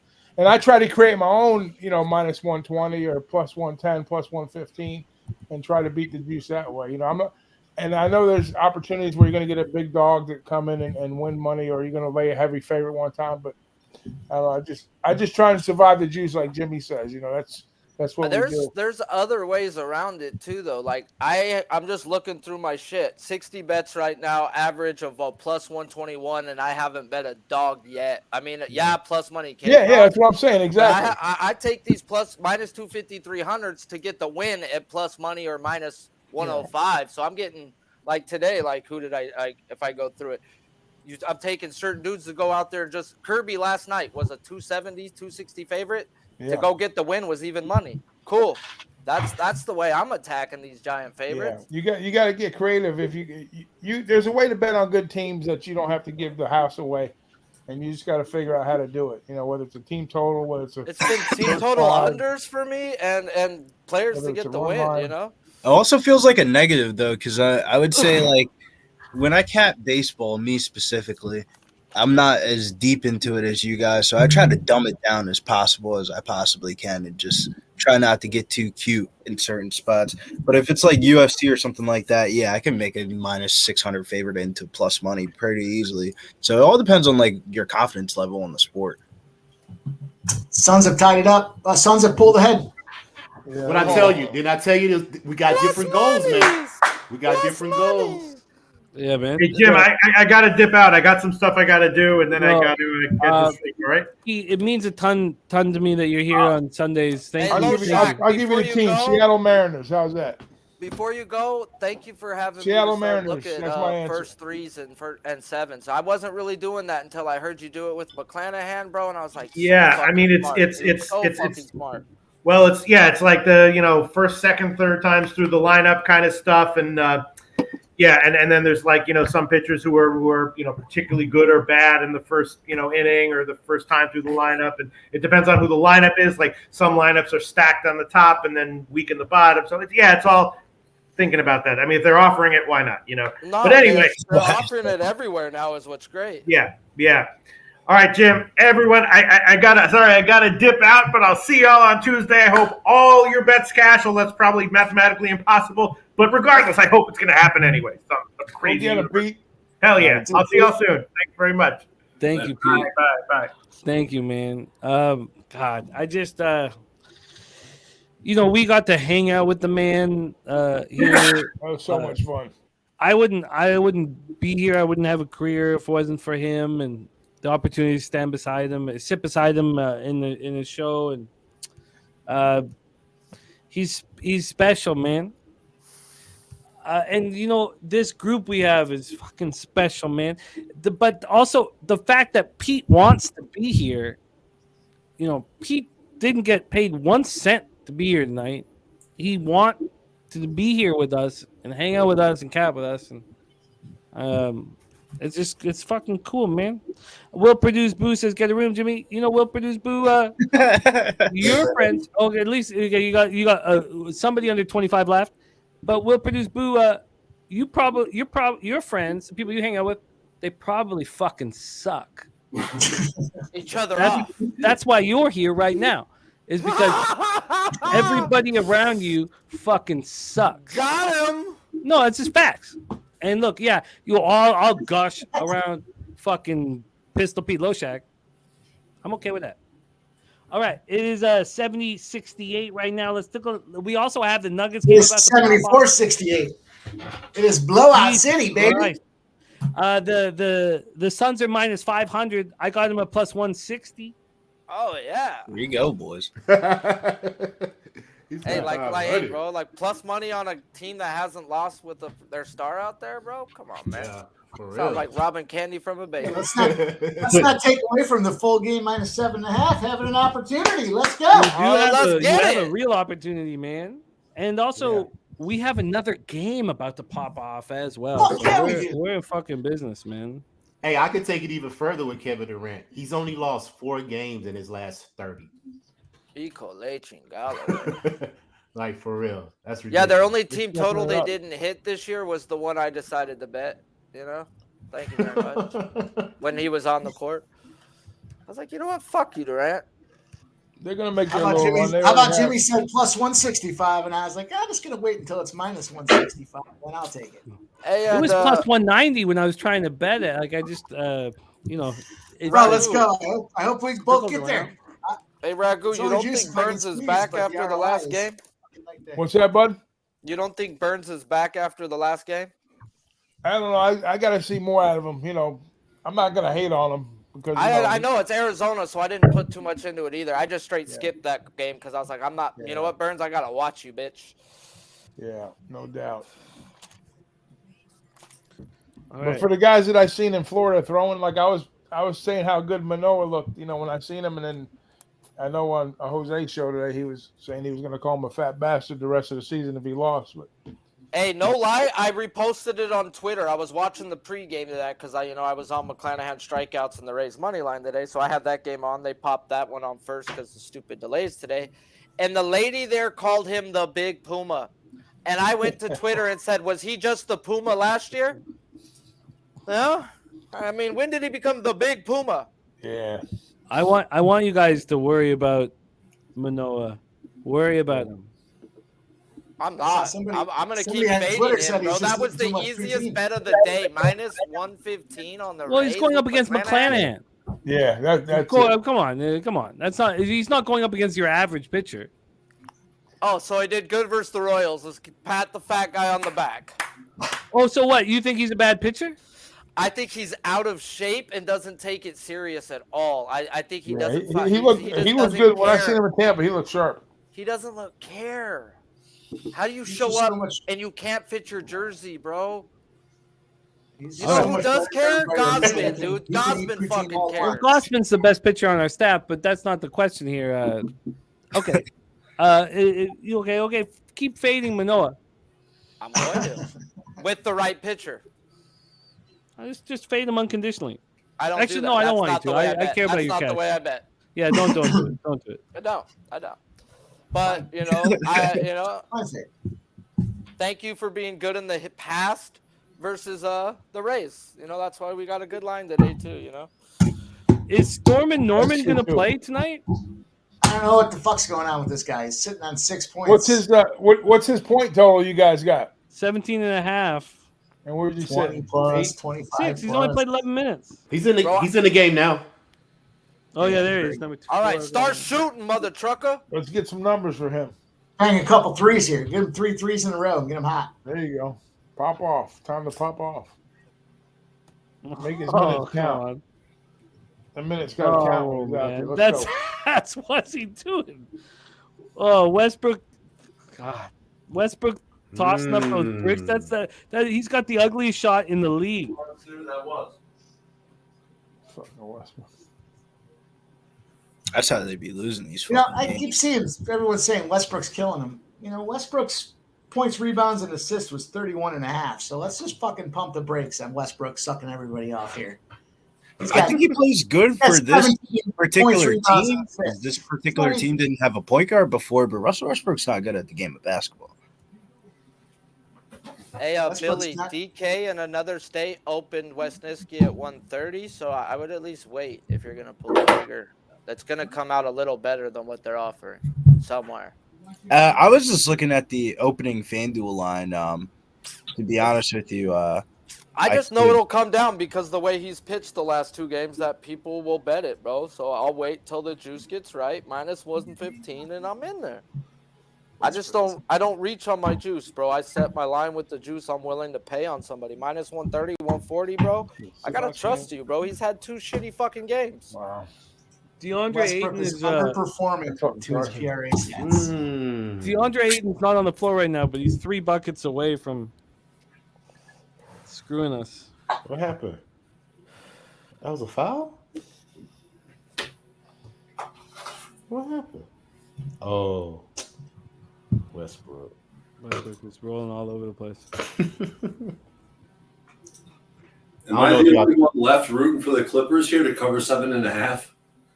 God damn it. Those Clippers. It's going to be a stretch. Oh, I can't wait for this Nuggets game, man. Can you believe it? We're just getting started tonight? That's the big one. That's the big one for me. Well, you're just getting started. I feel like I should have more props on this game, too. I only have after this game, I'm heavy on Minnesota. I have been all season. The amount of money they're offering me on this Suns bet keeps dropping. Oh, no, it's back again. But so they're only 100. I don't know why I only bet on it. It's stupid. That's my unit size, but I should have opened it up. They're offering me 216.67 right now. Wait, Jimmy, what's your unit size per sport? 200 in NHL and NFL, 150 in NBA, MLB, in college. Oh, you're 150 all of those? I want it to be more, but I've got to win more for that to be more. Like the one thing. Oh God, it's an ugly shot. The one thing I can. The only thing I can promise you. I can't promise you winning or anything like that. It's just accountability and honesty, and that's it. You'll know when I'm succeeding because my unit size will go up. I also have, a young family and shit, so it's a battle. But we all face the same battle, whether or not you have a young family or not. So we sure do. But you'll know. Everybody will know when my unit size hits $500. If my unit size is $500, then you'll know. You'll be like, oh shit, that bag is real deal. Right now at 200 and 150, I'm just an everyman. I'd like to be better than that though.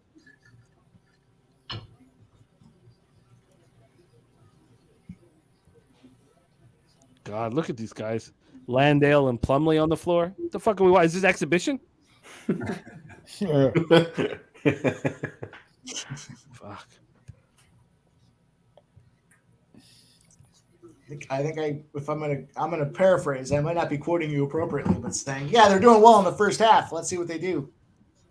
And that was specific to the Clippers. Losing that under 8 hurt, and the Rangers. Oh man, and it was fucking 2.5. I even said, "Oh, what do you think? 2.5? When do we start?" Yeah, crazy. Man. Figure to get to the bullpen, everything's good, right? And I think I honestly one thing to think talk about it. But we also talk about like having a local and having it on your like a live act. I think that if I didn't have a local and I had that bet on like Bet365 or Bet Online, that I would have middled it for sure. I think the fact that I had a local was the reason. The only, I think it hurts me in the long run. I really do. I think I think having a local will hurt you always. You can't. Some locals have live sites and some shut it down, but betting on credit and not being able to middle, not having it in front of you, I think it hurts you. I really do. I saw Millsy in the house. I saw the over 2.5 was like minus 150, and I looked at it and I thought about it and I was like, and then I think I even said, "Was this game going to be 2-1?" That should have been a $500 or $1,000 bet. 2.5 should have been a hammer spot. That's what me and Noli were talking about at the Rays afterwards. We were pissed off we didn't go extra on that game today. We missed a spot to just fucking put the mortgage down. And they kept Framber into the 7th inning. I mean, that's how. He only had 85 pitches, but that just seems to me the recipe. Early in the season, you leave that guy into the 7th inning. Someone's getting touched up. There's some. We get Big Sandy. Let him go. There's some comments that I really love, and this is one of them from my man Lucas. Here we go. He says, Jimmy, when I start watching my units for $10, help me get them to $100. $100 is Beautiful. that's a real unit, man. That's something to be proud of. $100 units. Boy, Luke. Yeah, and when you double it to 200, I don't think you need to double it though. I'd go to 150 first, but God, that's or you can even go to 125 first. That's totally legit. Fuck yeah, man. That's a huge. You just times your unit size by 10. That's fucking huge. Huge. Imagine being able to do that from 100 to 1,000. I mean, that's God, Lucas, you're on your way, baby. That's huge. Fucking huge. I love that shit. I love it. Burn One says that's why MLB's bullshit 0-0 in the 7th. It's not bullshit. No, it was just not being astute to what was happening in the situation. And also the first 5 was probably the look. If we believed in Heaney, then, but also the stats, the numbers I have that I was banging on the bullpens. I really trusted the bullpens. That was a mistake. You know what, though, Jimmy? You said it pregame. You said that the books indicated that they thought Heaney was going to have a good game today, and he did. Yeah. I mean, he had 0, right? He came out there and ran top, dude, and you called that perfect. It was. We should have. I mean, hindsight's 20/20. We should have isolated it to the first 5. Lefty. I think LJ was talking about that earlier with the lefty matchup. We should have isolated it to the first 5 at 4 or even 3.5. It wouldn't have mattered. Hindsight's 20/20, but that's what we do. We learn, right? We take some of these things to face, and we come back the next time, and we know. And also, when I look at my record thus far this year in MLB, which is negative, I see, look at that Angels game on Friday. I lost 3 units on that game. I was going to catch all 3 units if it wasn't for those errors in the bottom of the 4th inning. I know that this is going to work out. I'm not. You can tell when you track your record, what mistakes are you making or what's not going right. And,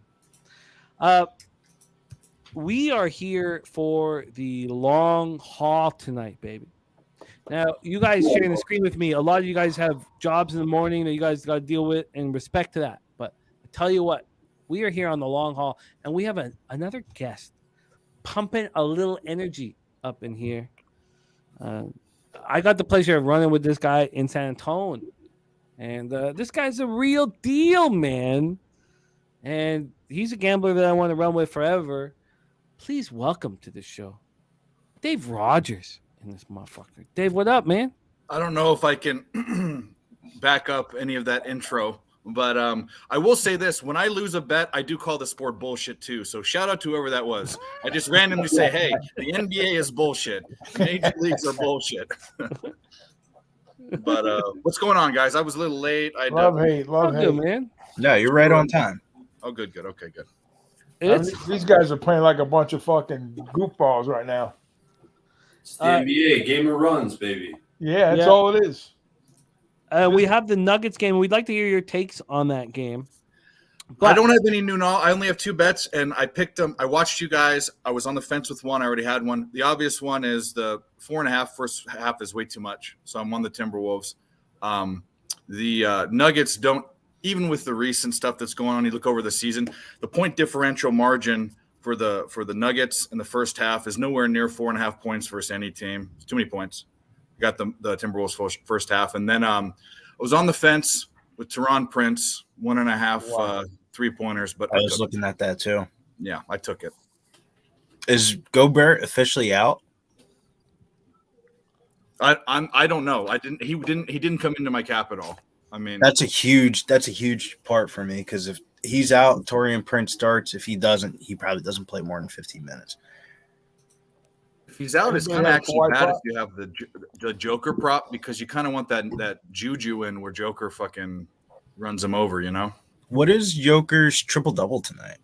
Plus 160. Yeah.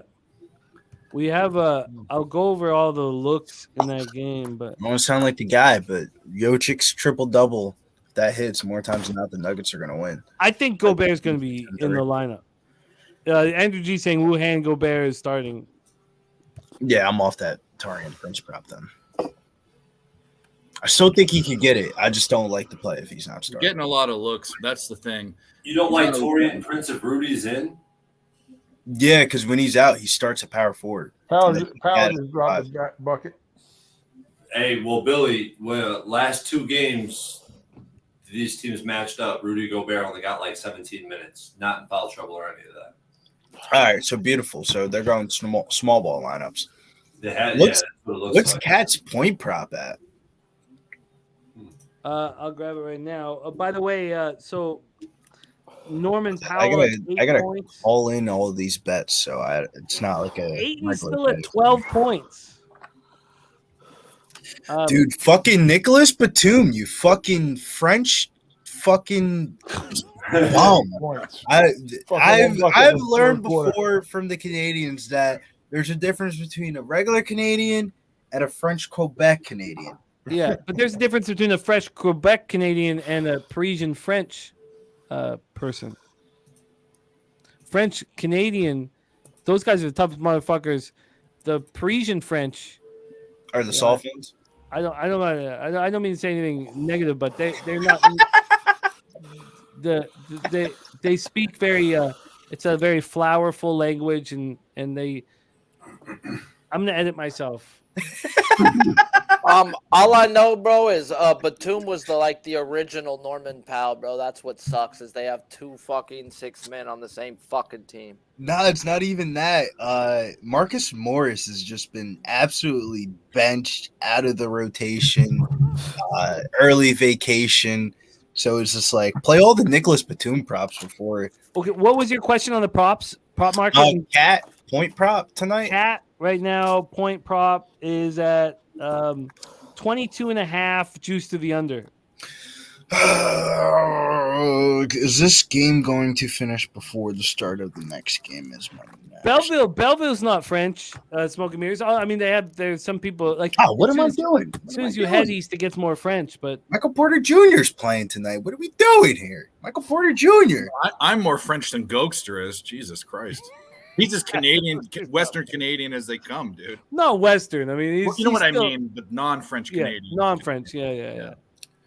By the way, I'm behind everyone. So cheers to the chat. Big Ragu, Sharpie, Troy. Nice to meet you, Billy, and Jimmy. Cheers. Yeah, I'm stuck in this Michael Porter Jr. prop because I'm trying to eye up. Man, Big Ragu got me over here fucking all over this Lynn right now. The more and more I dig into him, man, I'm like, oh, okay. Give me some Rich Hill news, Oh, man. yeah. Let me know I can back Daddy Rich Hill. Daddy Rich Hill at plus money against Colorado as Colorado comes to their first home game in like 8 games. Like, how is Rich Hill plus money?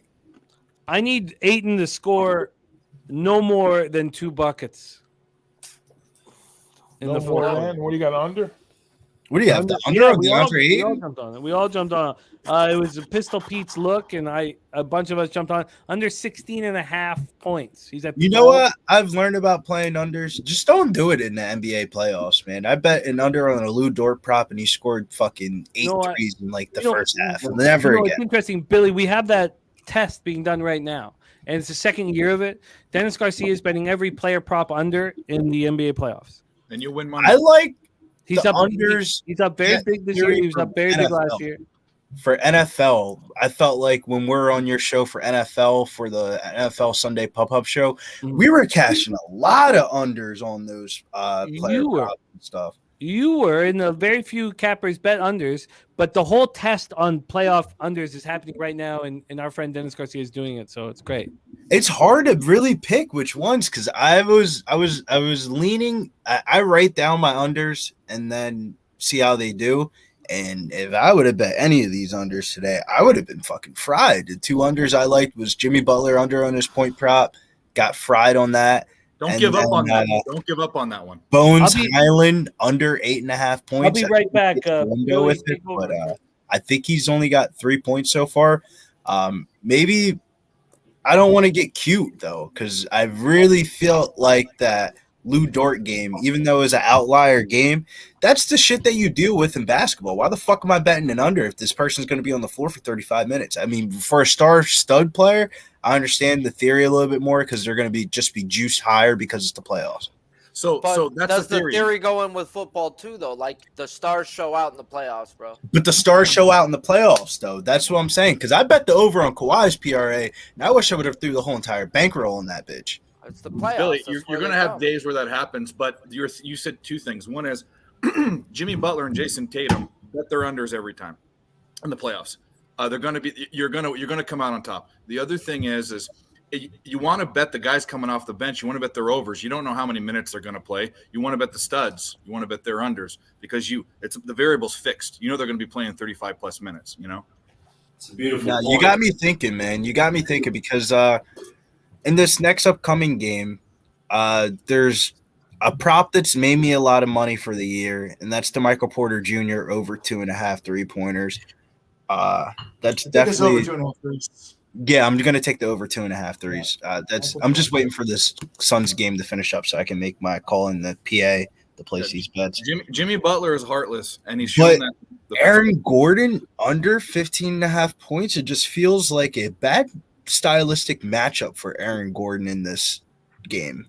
If Rudy Gobert and Cat are both going to be out there on the floor, I don't see where Aaron Gordon really fits in a small ball lineup or a big guy lineup. I think he might go under on this point prop today. And Nate, I know you've bet enough times to know that not every bet wins, my brother. So today I got a 5-team same game parlay for this Timberwolves game. I took the over 224.5. I got Porter Jr. 3+ threes, Jokic 2+ threes, Prince 2+ threes, and Joker over 23.5 points, plus 2,000. My next thing that I want to get into the theory of is the Nuggets record with Nikola Jokic getting a triple-double and them to win is like 25 and like 3 this year. Is it triple-double Jokic Nuggets money line plus whatever the odds are for that and just like run away with it instead of just betting the Nuggets minus 8.5? Because I actually think the Timberwolves could cover the plus 8.5, but the Nuggets are probably going to win this game. Yeah, I like that because he's averaging a triple-double versus the Wolves. So that's what I was thinking, LJ. Yeah, I would. I like that bet. I would do that because you can't trust they're going to cover that spread. LJ, how many of those Wolves games was Carl Anthony in for? Hey, I don't know. That is true. That's very good. Look. I just go on the stat. I don't dive. Yeah, you do got me thinking about that too because I'm thinking about the next bets as these. I think it's more about the matchup with Gobert, like Mike mentioned earlier. You know that when Jokic plays Gobert, he eats them every single time. Triple-double. So, it's got a triple-double. But the T-Wolves didn't play Gobert when they played him this year. Gobert played like less than 20 minutes in all game. Holy fuck! I'm looking at some of the reports from primary games on January 2nd. They played Kyle Anderson basically on Nikola Jokic the whole entire time, and Rudy Gobert was sticking Aaron Gordon. Aaron Gordon shot 4 for 15. Fine Storman. And Jokic absolutely smashed. So maybe that theory could be correct. Wuhan Gobert. No, bet the under on Aaron Gordon. Take the over on the triple-double. God, Russell Westbrook is so bad. But he's terrible. But we're getting close. We need 3 buckets from Storm and Norman. He's got the ball right now. Is this news? Is this news, guys? I'm good to go to OT and let's get some Norman points, baby. Let's go. Please don't go into overtime, man. I would like to actually watch my first quarter. That was a blocking foul. Holy fuck. That was a hard hit. Sorry. So Storman's going to the line right now. Oh. Get him up, baby. That was a hard hit, man. So Storman's going to the line, and also Ayton's not on the floor. Perfect. You're telling me there's a chance. Ayton's so soft to me. He slows the game up. Yeah. He slows it up. He's also 40. It's a fake. He's the oldest, 24-year-old I've ever seen in my life. He can't run the floor like those guys. Look at the lineup the Suns got right now. All those guys could run. You know, Aiden's he slows the game up, so I can see why he's on the bench right now. Yeah, I'm gonna have to call these bets in. Oh man, I want to make sure this. What's the final call, Billy? What's the final call? I'm thinking about this triple-double, man. I know. I'm thinking about it too. I just get concerned. I'm thinking Rudy might. It just don't overthink about it. Just hit the Porter Jr. threes and watch my money die or burn. I mean, 3-point props. At what point are we concerned that the Clippers could win this game? And should we just, look, Gerald Jones just took Clippers live money line. I don't blame him, man. I think the Clippers probably do pull out game one on some bullshit. 75% keeps playing in my head. Say what, Mike? 75%. That stat keeps playing in my head, right? That first quarter when the Dogs winning by 10 or more in the first quarter, they've won 75% outright. I hate it. I hate it because I took the Suns in the second half. But my question is this: how many of those teams had Russell Westbrook on their team?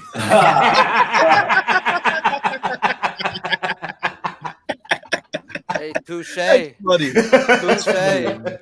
you can't help but laugh at that one. That was. I mean, it's true, though. It's true. 150 again. Does Westbrook get an assist for that? He just airballed. Did he get an assist for that?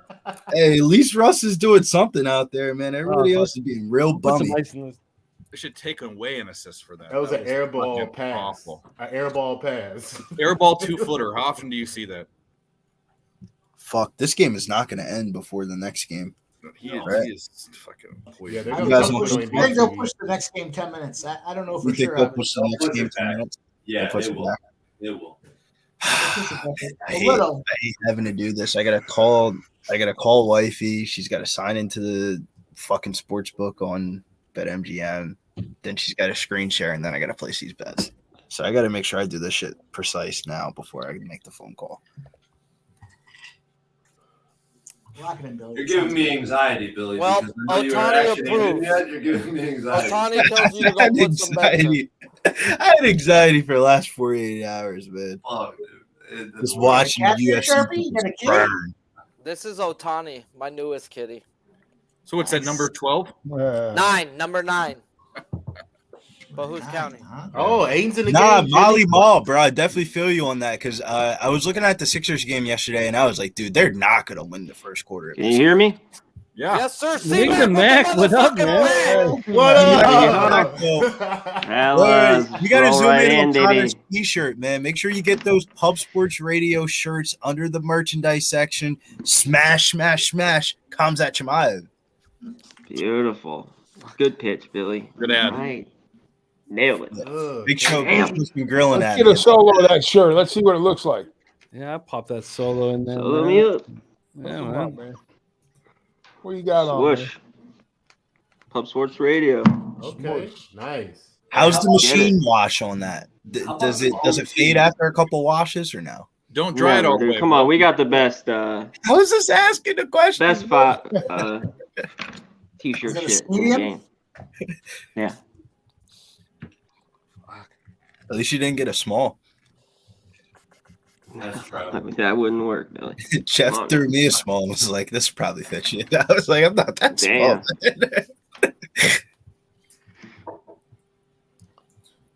God, let's have a Suns win but don't cover scenario here. That's what I'm talking about. Come on. Fuck, I don't know if they're gonna win. I kind of want to live bet this game. By man. one. Oh man, do I live bet this game or just chill the fuck out? I need Aiden to not score. Wait, don't, now you're giving me anxiety, bro. Yeah, just I've been had anxiety.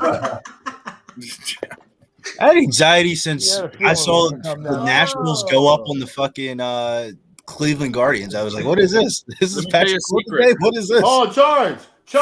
We'll tell you a secret, Billy. You want to celebrate Corbin Day? Stop taking the other team's run line. Just take the points, opposite team. The team total. I know, bro. You're that conversation was ringing in my ear as I was sweating out different tickets. Then you don't have to give a fuck what the other team does. What I mean, it boils it down to Corbin and the bats. That's it. Nothing else. Powell's 4 points away, and Aiden's 3 points away from ruining or under. Would you guys take under on this point prop? Who? Aiden, you took the under on his point prop or point on his down point prop. and Under 16 and a half. That's a good Well, you know he's not going to shoot a 3. What are you bombing these fucking threes? He's at 14. Yeah, no, we're good with the 3, but he's at 14. Also, C-Mac, this is probably the perfect time to hear your take on the Nuggets game. I'll give you a quick idea of the crew right now. I've done nothing pregame. I'm the only one of the crew. Me and Sharpie have not done anything pregame. LJ's on the Wolves first half +4. Loshak's on the Wolves first half +4.5, and Jokic over 24.5. Mike M is on the Wolves +8.5. Jokic over 46.5 points, rebounds, assists. Torian Prince over 1.5 threes at +122. Jokic over 1.5 threes at +370. Troy's on the Wolves first half +4.5. And then Brizzy is on the other side. He took the Nuggets first quarter -1.5. He paid the juice -145. That's our crew here. What is your plan for Minnesota, Denver? Here, shit, I should have looked this up. I have not made a bet. So going through the 3 games during the regular season, Nuggets blew them out. T-Wolves kind of blew them out, and then Nuggets beat them by 4. I'm not going to lay points, period. I get why you guys right now. I'm not laying points. I don't blame you. Come on now. After all these years, congrats. If they win by 10, I would tip my cap. I would be on the points here. And I actually think in all 3 of those games, the one was like, I got to look it up. It just got over this total. To me, when these 2 teams, it's, as much as I love an under in playoff basketball, I'd be on this over here. That's where I'd look. I love the fucking word C-Mac because goddamn, just doing the broad view cap of all the games today. It's just like if you blindly bet the over in NBA games today, you're up a lot of money. Speaking of which, Dave, I don't think we got did we get your full plan on, and I love what C-Mac said, and I've got it. Well, I didn't. Real quick, Jim. Yeah. So 112, 146, Nuggets huge. That middle game, Timberwolves 128-98. That would just get over here. And then 122, 118 Nuggets, that 4-point win. And I think Towns, I'm going to look right now, didn't play in any of those. He didn't. Yes, okay. So because he missed 52 games with he was out forever with the pretend calf injury. So at this point you're looking to get in live on the over? I would bet it pregame. I haven't done it. Okay. I just don't feel the need to push this. But that's where I'd look. I feel you. Dave, did we get your plan on mini Denver? I have Minnesota first half +4.5 -115. Okay, sorry a sec. Okay. And then I have Prince over 1.5 threes +116. Wow. I'm going to go place these bets. I'm taking Michael Porter Jr. over 2.5. And then obviously I'll look at the total. I'll look at the total live. Get it, Steven. Okay, so over 1.5 threes with T Prince. Yeah. So you and Mike on that one. And then what's Brizzy just about to bet? Michael Porter Jr. over 2.5 3-pointers. Yeah, I'm trying to get the juice on it right now. It looks like -130 on FanDuel. It's -150. And if I can get this Aaron Gordon prop, I'm gonna try to find a book that has 15.5. That's the first MPJ look we've had over 1.5. Billy has a new nickname, by the way. It's Fresh Squeezed, or not from concentrate, because he fucking loves juice, man. I'll tell you that. Hey, man, I'm an MMA better, man. When you bet MMA, you got to do what you do. I know. I track all the bets that everybody puts on my show, and Brizzy's plus money. Oh, no. Thank you. Brizzy, regardless of VIG, he's plus units, and that's all I care about. I'm with you. It works out then the year, man. All you need is those big player props, those anytime touchdown props. I love that we all have different styles. That's part of the fun, man. Yep. Oh God, you let him do you like that? God, every time it comes to the playoffs, Terrence Mann is a fucking beast. Every time, like the games are the most important, this guy is just balling out. He's just very good. He's tough, and his shoulders are big. And look at his shoulders compared to Chris Paul's shoulders. He's a good man. He's a man. Yeah. All right. When do we hedge this? Suns are back to plus 210. If any of you guys were jealous of my plus 160. Jesus Christ, they're at plus 210 now. Now I'm gonna hop on the Suns. Perfect. Oh my good God. All right, fellas, I gotta go take I care of was some waiting shit. for that. I was waiting for Sharp- You guys have a Sharpie. good night. What's up, dude? Man, They moved Sharpie, my man. They moved the T-Wolves Nuggets game back to 11 o'clock. Sharpie, thank you for taking the time to hang with us here, going over your numbers for tomorrow. The Walking Dead, 3:10 p.m. tomorrow and 3:10 p.m. at Monday to Friday. And, Sharpie, we just believe in you enormously. And we're excited to watch you roll this year. And the season has just begun. And big things ahead of you, my friend. Thank you for taking the time to roll with us, my friend. Yes, Can you tell us a little bit about the show this week? BBW Sundays brought to you by Bang, and we're talking energy drinks, so get your freaking mind out the gutter, you freaking dirty cucks. Walking Dead, guys, if you don't know, you should fucking know. Pitcher props, but it's not just that. I break down shit like no other, guys. So if you're not tuning in, you're probably losing some fucking money because I make my lines. I'll let you know when they're fucking the books are baiting you, when the books are not baiting you, and our job's to bet averages, bro. So let's just smash these fuckers while we can. And until next time, I'm Sharpie's Bets, and you can find me at your local fucking beach hunting whales. Get Hell that yeah. cash, Sharpie. We love you, man. There he is, Sharpie. Sharpie, before you leave, was it the Angels' first 5? No, I said I'm looking at taking the Red Sox team total first 7 under. Under. All right, there we go. My bad. I'm putting in this parlay, and I saw that you were leaving. All right, have a good day. We love you, man. Wait.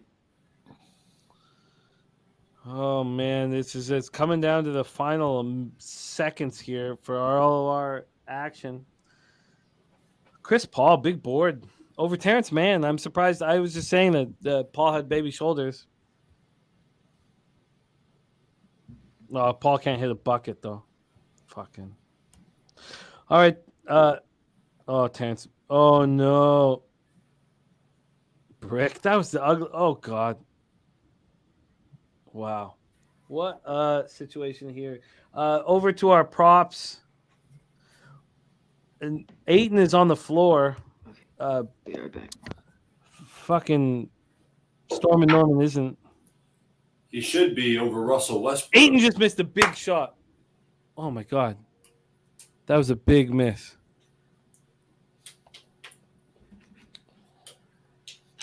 That was a big miss for Ayton. Oh man. So if he scores, you lose. He just needs 1 bucket. No. He's at 14 and we have the under 16 and a half. Oh, okay. So he needs. Oh yeah. But that was a big loss. Shout smoke and mirrors, man. God, so we're so lucky that we run with them. Very, very cool. Craig Wood, my man, Jeff Arp. Jeff Arp, big part of my gambling life here in Toronto. Big poker player out here in Toronto. Bumbleclot 24. Trowham was Captain. Remember Trowham? Ryan Miller. Hey, Trowham, get that cash any way possible. But Skydragon says, wait, are you guys staying through Denver, Minnesota? Dennis, when have you ever seen me leave early in my life? Dennis, this is, look, I have a young family, and this, I very much care about my family, and and when I'm not with my family, this is my fun. So you're damn right I'm here all game for the Nuggets, Wolves, and I'd like to make money with it. So let's fucking go. Now, those of you on screen with me, I think there's only 3 of us. 3 of you guys have real strong day jobs that you got to take care of. But Mike and Dave, they're going to be with me, man. Right? Fucking Well, I have right, a day brother. job, but I'm on the West Coast, so I can stay up however long you guys. It's not even 8 o'clock here, so Okay, that sounds good. I can work with that. All right, just And wait Mike, for triple OT, Mike. I got you too, right, Mikey? I got you too, right? I'm going nowhere, brother. Matter of fact, I'm laying in a couple more bets here, boys. I like it. You guys wanna write it down? But also, I do truly respect LJ and Doc and Troy, who got man jobs. We used to call it man job when I was like a 20-year-old comic, because if you had a man job, then you could probably pay for our dinner. But you got real jobs, no pressure. The fact that you guys have been running with us for the hours you have it means a ton. But yeah, we're here all night. Justin McElvey is going to be running all night with us too. Skydragon going to be running all night. Real Deal Prime says midnight here. Oh, because Real Deal Prime's on the Rock. I forgot about that. Real Deal Prime's on the furthest point in North America. Nova Scotia? No, I already Newfoundland. got my Mexican soccer Wow. place there. Okay, but let's focus on making money here. C-Mac will be back here in a minute. C-Mac in Vegas as well, so we're going to get, yeah, I would like to make money on this Denver Nugget Minnesota Timberwolves game. I have everybody's action. I've not bet pregame. But first and foremost, I lost $150 on the under 8 in the baseball game. And I blame the NBA for that one. The closeness of the schedule with the MLB and the NBA, we would have been all over that over when it got down to 2.5 or 3.5. It was stupid for me. I don't blame that. I blame the local. Because if I had it in front of me, I would have middled it. But I don't. I have to email in that shit. But whatever. A loss is a loss, and it's a fucking loss. But right now we have a chance to make some of it back. So we have $100 on the Suns at plus 160, and then we have $100 on both of the props, 8 and under 16.5, and Storm and Norman over 17.5. But Storm and Norman's not on the floor right now. Storm and Norman is a fucking loser. I can't understand it. He's right there on the fringe. It's almost like he knows he needs 17.5 points, and he's like, "Nah, coach, I'm good." They're not But if we go to overtime, we're back in play.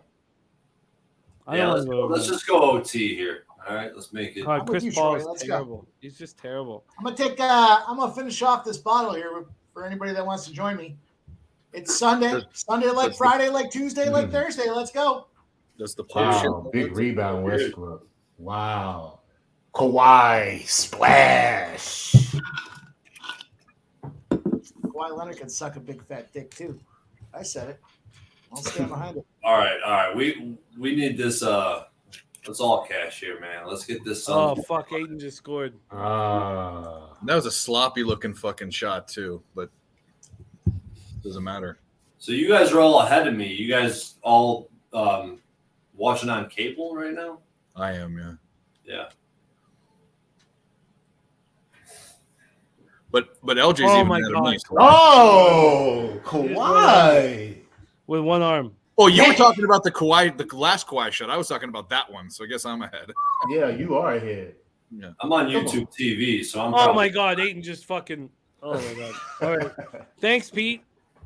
Low shout out to the fucking loser. The fucking loser right there, Pete. Thank you. I hope you're not calling me a loser after Norman Powell. Unders. Where's Billy V? We're betting these fucking unders. We're getting our hands handed to us here. What the fuck? Oh my good god. Oh, really? That's what we doing? Oh my what a joke. God. What? Okay, so what? The Clippers win this series and then they peter out like they always do? Fucking, that's useless. Clippers aren't going to win this series, though. Such a useless team. They bet not. Are the Suns deep? Oh, are the Suns deep enough? All fucking dogs today. I don't think they're deep enough. Fucking Clippers. I'm pissed. I'm giving back. They made their run and they came back the other way. Oh, let's go. Really run. They outplayed the first half. KD, of course, KD. Yes, of course. I didn't see anybody else with balls in the Suns team. I took KD's PRA. KD's rebound away from a triple double. Yeah. Really? Yeah. That's what. Oh my god. 27, 11, and 9 right now. Okay, we have a chance. I cannot believe these stupid. I don't even bet props, but they made it sound so appetizing. I know. I don't bet It's props so either. good. It sounded so good. How can they not hit? We're gonna need. Here I am with Norman Powell on the bench in the clutch time. I need one damn bucket. You know what though? Now that Aiton's gone over his number there, right? We're okay. We can go to overtime and we can hit our Powell spot. Yeah, I hope so. I hate giving back half of the profit on a player prop, but stupid. I don't even want to bet player props, but they made it sound so fucking appetizing. How could it lose? We're gonna have to make some money on this fucking Nuggets game, man. It's all right. Jokic gets 2 threes. Jokic gets 2 threes, and we're right back in the game, boys. Ideally, Chris Paul's close to a triple-double too. the first 2 got plays of 7, the game 11, will be and 2. Joker 3, Joker 3, and then I'm sitting back. Man, are they gonna? Is the Nuggets game gonna wait for us? It's going. I think they moved it to 11. Yeah, I wish that was the final score right there. We'll probably have like 10 minutes to break it down fully after this game. They moved it. Well, this book here says DraftKings says they moved it to 11. My local says Mike, 1,000% 11 o'clock. I mean, I'm not sure why we go 1,000%. I have 2 books that say 11 o'clock right now. Yeah, Billy. Daniel Sun says take the Nuggets, no way on the dogs winning cover. Bill Wennington in the chat. Finally, a good Canadian. Finally, a good one. It says, when will Trae Young just shave his head? Okay, I don't know. Sorry, I take that back. It takes fucking 3.5 hours to play a game that's 48 minutes. Johnny Ola was on the opposite. Storm and Norman under 17.5 points. Nice job, Johnny. Thanks, Look, Johnny. Just make sure you hit the like button for us, brother. You know, one of the things that Pete often said, like, especially when in our first year of Kaepernick, I had a very, very successful NHL season. I started in October with him, but then baseball came around, and I thought I was a good capper, but I was very ignorant, and I started losing badly. And then people were coming on the show just to fade me, and Pete kept talking about how that was very valuable. You know, it was very valuable, right? I mean, is that Pete's way of saying you were sucking at the time? No, I mean legitimately though. If you can find an angle because of somebody you're watching, then that can be very valuable. Like it was. No, I agree, Jimmy, because my friend gives me money to bet, and he's on a losing streak right now. So I told him, whatever you pick, I'm gonna go the opposite way, and it's been successful. So why stop? Yeah, no, for real. For real. We're gamblers, right? We'll gamble on anything. I agree, 100%. If there's an angle like Jimmy says, or look, Westbrook's getting every rebound. Oh my God, come on. He's That's dirty, the Suns' grimy. issue too, man. They can't rebound, bro. He can't shoot, but oh no, this is it, Terrence Mann. What? Westbrook gonna get that again? Westbrook is God damn it. Where is his stats at? Where is he at? Is he almost at? The fuck? I missed that shit. Oh, Aiden, you fucking idiot! Why did you put your hand out? You weren't trying to get the board when you just. Are you a French waiter? What the fuck are you doing? He has 10 rebounds. What was Aiden doing putting his hand out of bounds anyway, dumb fuck. Like if you're gonna try and get a rebound, then try and get the rebound. He still can't get the rebound. I think Aiden might. Oh my good God! And he had 17 points. Them boys are tired out there. Man, they can't get a rebound. He can't get it. Oh, it's off of the foot. Aiden is fucking terrible. Off the shit. Oh, what are you? No, when push comes to shove, he's terrible. Hey, what Wham call him? Finger roll Aiden. That's what he calls him. Finger roll Aiden. They got a fucking 1.5 possession down there. Man. 3 shot clock. There's a ton of time left, boys. Everybody. Oh yeah, Bill Wennington, you're good. I mean, I'm only down 4 units on the year, but yeah, man. Look, fade away. Look, you think that hurts my feelings? I could give a fuck. But I do care about what we're doing here, and very much so. But yeah, fade away, man. It should be a good, profitable long-term strategy. Fade away if you're gonna, No, it's all good, man. We all, last year, I was up 28 units over the year, and but I didn't get really rolling until second half of the year, and so, wherever you find value, if there's also, and I've told you guys this. When you have the conviction to fade a capper that either you can respect them or not respect them, but you have the conviction to fade what they're doing, you really believe in your angle, you're going to be positive ROI with that conviction. So yeah, no, I get it, Bill. Keep doing it, my man. And if it works, then I'm happy for you. Jimmy, I'm not sure to everybody. Hit the like button, Bill. Or you could just fade a recreational gambler that don't know the odds. Or you can learn how to handicap. I mean, yeah, that I mean, too. what the fuck? The fade this, Maybe fade throw a that. retweet in there Make too. your own bet. Right? That's a Retweet. good one, Dave. This way you All right, understand how come you're making the money, not why you're making. Yeah. I mean, I have a buddy that has a fade guy too. It's a big joke. He's just a big, a real mush. I mean, in everything. But if your strategy is to fade someone, I mean, wouldn't it be nicer if you understood what you were betting? You know, I mean, come on. Just saying, man. People don't give a shit. People don't give a shit nowadays, man. Yeah, well, It's just I agree with Mike said it. Hit the like button, put a comment down there, and do whatever the hell else you want to do. But this is like, I don't know if you guys remember, like some of you guys were here when I started.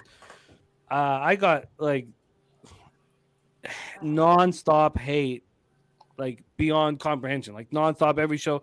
We had people, or one guy, he would buy dislike. So every show that Pete and I started, this is when I started, my very first start, we'd start the show, and there'd be 180 thumbs down before the show started. That's awesome. Yeah, that's good what for the the algorithm. That's good for the algorithm. I know it's good for algorithms and all that stuff, but I got nonstop hate, and it's just so like this stuff now, like I just. What a shame! I love those. I love those days, dude.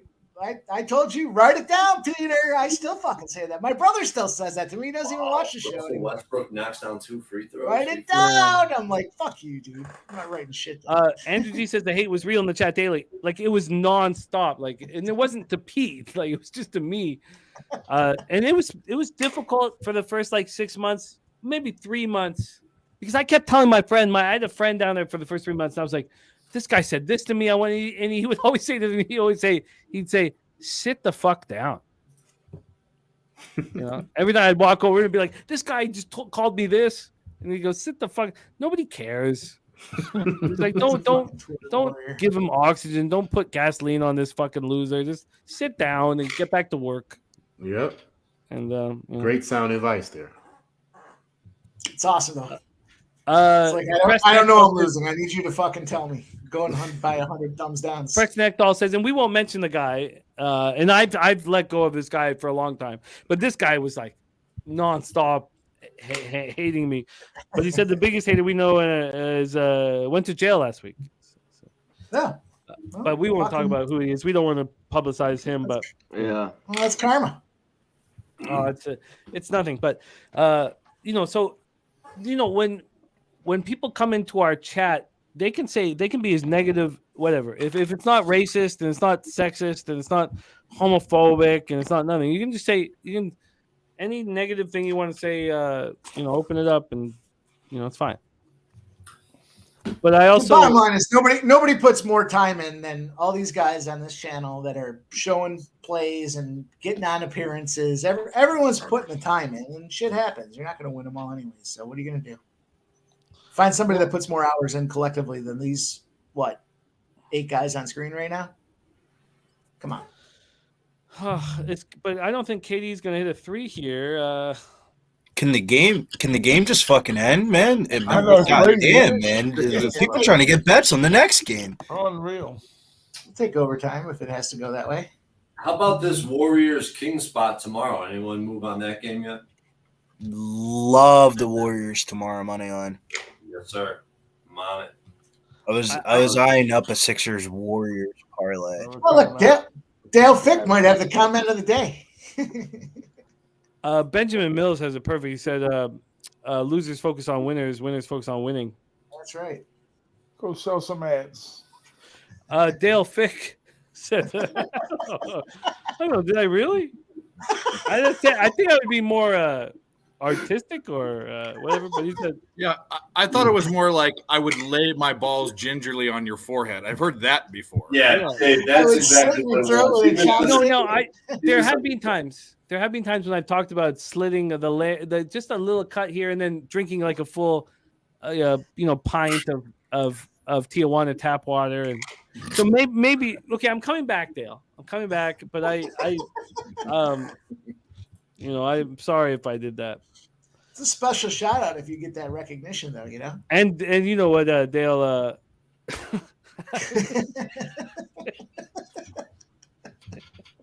Dale, I don't know what to say, but I thank you that you stuck with us.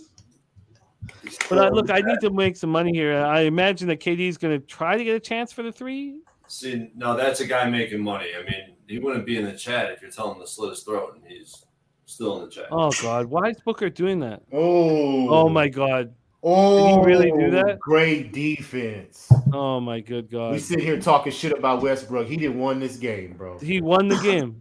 God damn. Wow. Still fell below his PRA. I cannot believe garbage.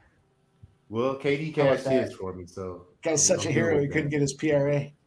That was a foul. He hit his hand. That was a foul. His PRA was 31.5 before we go anointing him God's gift. Let's just put that in perspective. I cannot believe tonight. I better make this Nuggets game work for me because I've just. Jimmy, have you moved on the Nuggets game yet, or no? I've not, but I'm not. I'm on a bad run on Sunday nights here. This is the second week in a row now. Unbelievable. Norman Powell was my first foul on top of that too. Playoff. Sounds like we're all going to need Joker to get 2 3-pointers tonight. Let's go. Unfucking believable. Wow. What a Billy, did you take that prop? What prop? I'm scratching the fuck out of my eye. I see that, dude. You got some allergies, a little fucking Claritin in there, brother. Yeah, I know. What was the question now? Joker over 1.5 threes plus 370. Oh, fucking. It graded out well, and if I had a large bankroll, yeah, I'd probably throw a shot at it, but it didn't grade. It for plus monies, it graded out as the best plus money prop on the board. Let's get it, boys. That's right there. All heart, Westbrook. Fuck you, Westbrook. Nice job with your Graded out. It agreed with Dave with the Timberwolves first half +4, and it showed the Timberwolves money line and Jokic threes. Those are like the 3+ money props that were popping up in that game. I can't believe the first 2 props I bet all year. Storm you gotta get a feel out for things. Though. I wouldn't be betting no unders on DeAndre Ayton against Zubac's bum ass. Every Clipper win is just useless because it's like every Wizard win is useless. You know they're not going to do anything. They're just worthless. If you told me the Clippers beat the Suns in a 7-game series, would I be shocked? No. Well, no, but who cares? I mean, so I think they win the West. Fuck no. That's what I'm saying. They lose in the next series, whoever they play. It doesn't even matter. Fuck. Except it's the Lakers. They'll beat the Lakers, but that's it. I got a fucking playoff pool I gotta do live here if I care enough. I would let it go, but I won the regular season pool this year and I won the playoff pool last year. I feel like I should put my balls on their face once more, but they haven't the game's going on ESPN, but it's not going on TV. I don't know why. Bill Wennington says he thinks the Clippers are going to win the West. Take that basket away. Bill, where you been, man?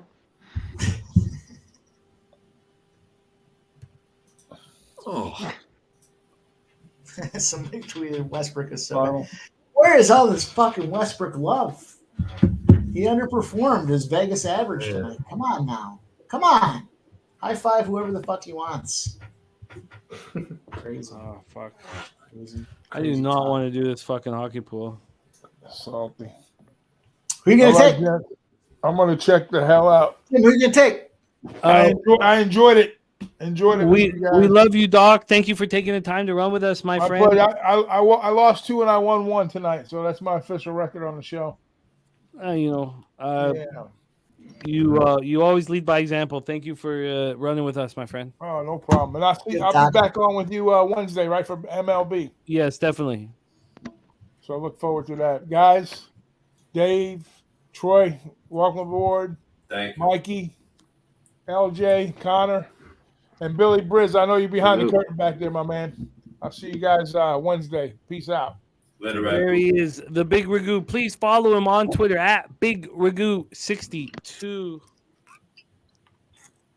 Dave, you're just ripping shots over there, man. You really are catching up. You haven't watched his channel very much, have you? Not the Sunday live Porter- stream. Porter Jr. already has 1-3 tonight. These are like half shot. The shots aren't like full shots. But I enjoy a drink or two or 12 on a stream. Friday night streams. I really want to. If you watch that one, we're all drinking on that one. So Jimmy, what do you take? You take is it a player prop pool or do you take teams? What's the No, it's just players. It's players. The winner takes all. And You're not going to take Austin Matthews, are you? no, under zero circumstances.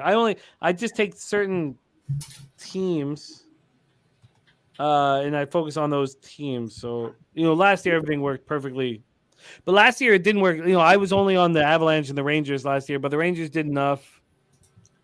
Avalanche obviously took it all the way. I'll tell you what, I think the Rangers are live against the. I say live. I mean it's a close spot, but I think the Rangers can whack the Devils this season. Devils are young. I mean, Devils are going to be a long-term opportunity, but I think the Rangers picking up some of those guys they did at the deadline and scoring the way they were scoring. I think the Rangers are definitely an upset look for the Devils in the first round. I don't know if that's I don't think you consider it an upset. I mean, what's the?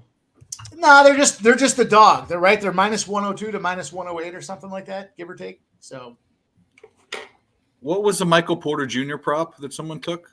2.5 minus threes. 130. He's already got one. He's chucking. He's already taken 3 fucking threes shots already. I mean, Yeah, he's Dude, not it's good. auto bet. Anytime you see Michael Porter on the board and it's 2.5, you bet it. If you see Trey Murphy on the board at 2.5, you bet it. But the Pelicans aren't in the playoffs anymore.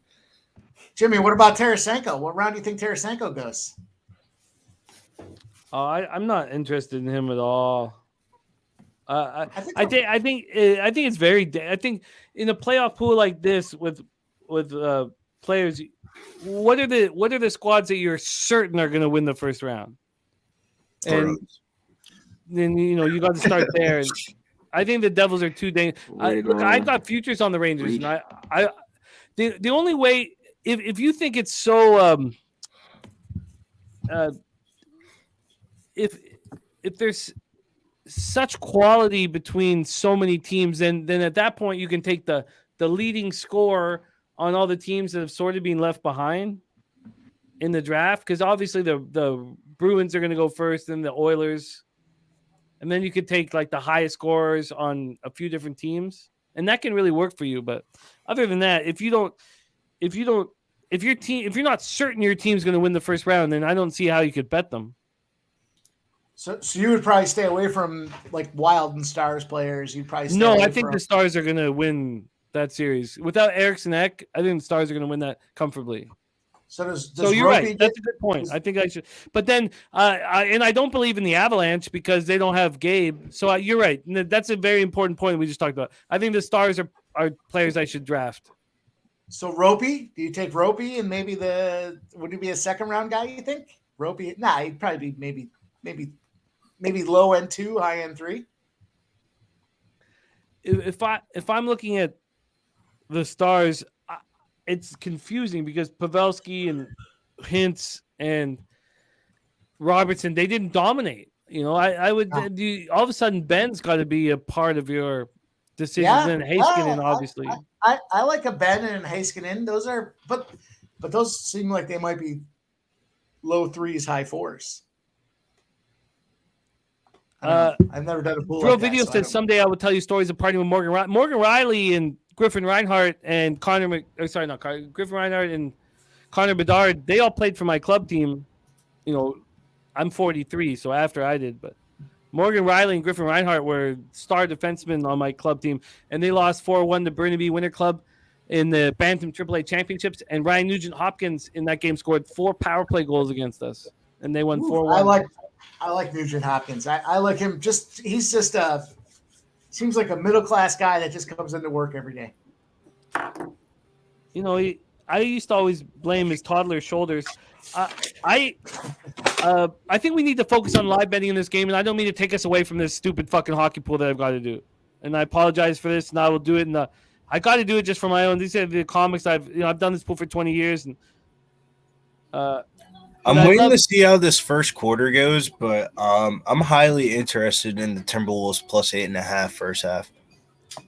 I'm just this is now going to be the second week in a row that I've lost here on the show, and I'm very upset, and I'd like to fix it, but I got to focus on this hockey pool. So if you guys could lead the way with your breakdowns on live betting here, and I'll tell you guys who I draft and shit like that, but fuck, I don't like this. Right now, I'm watching Jimmy Butler drink Michelob Ultra. So the two things I'm looking for is the Timberwolves spread first half, see if that goes up or down a little bit more. But I kind of want to see how this first quarter goes because I got the Nuggets minus 1.5 first quarter. But let this ship keep on being low scoring. I think the first half over, if it goes to that 114 range, that 113, 114 range, I think the over would be the move. Very slow start for the first quarter for these two teams, but I mean, we see how the Nuggets offense is rolling right now. It's more the Timberwolves that really need to get going. So it might just be isolate maybe the Timberwolves to score in the second quarter or something like that. But eventually the Timberwolves are going to start scoring. So I haven't seen it, but I don't know how the matchup is with Joker, but he's 5-2-2, so he's got 9 points in his PRA spot right now. We got 46.5, so it's early, but he's doing his thing early. So that looks like it's going over at this point, or it's on pace at least.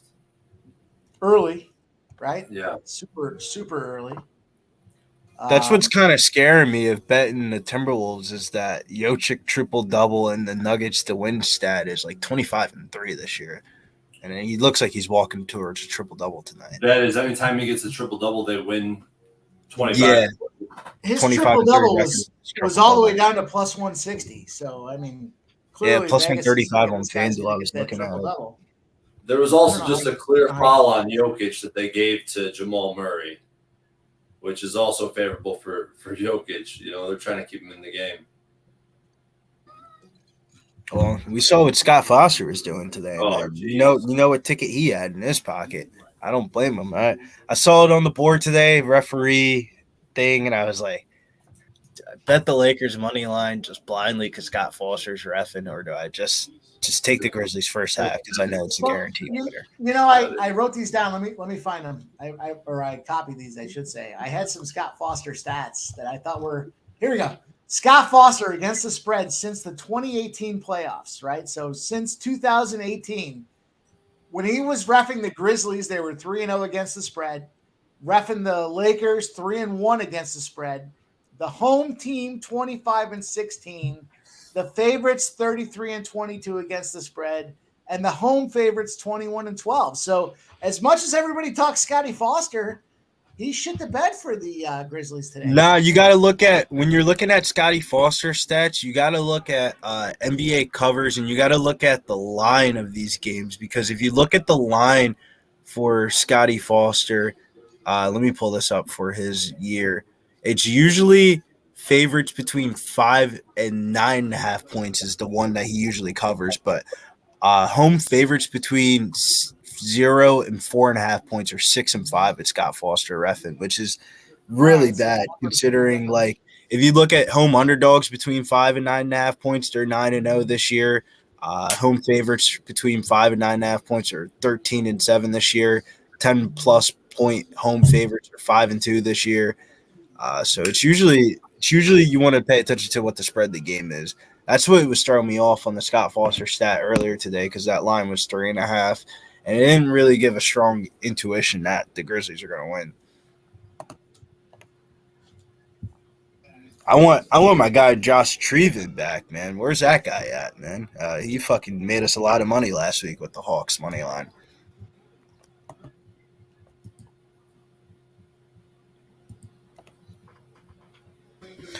I should have bet the fucking Aaron Gordon under on his point prop, man. That motherfucker isn't sniffing the ball in this game. He's got 5. What do you mean? Yeah, he's 2 for 2. I just don't like how high it was. I still want to bet it under live. I'm interested in the underlive as well. You know what, Billy? I don't like how high you are. Okay. I'm actually not high at all. I did. Aren't I you? mean, no, I just took a wild. I took a wild guess. You know. nah. Actually, that would be a very accurate description of me usually, but not today. All business. There you go. Not meaning when I'm high, it's not all business still, but you know what I mean. Yeah, I got No you. luxuries. Nunya moving at Los Alamitos, pick 4, starting at race 7. Go get it, Nunya. Great defense. Nunya, do I got a better shot at betting horses or on blackjack at the end of the night? Oh, don't bet blackjack. Mhm.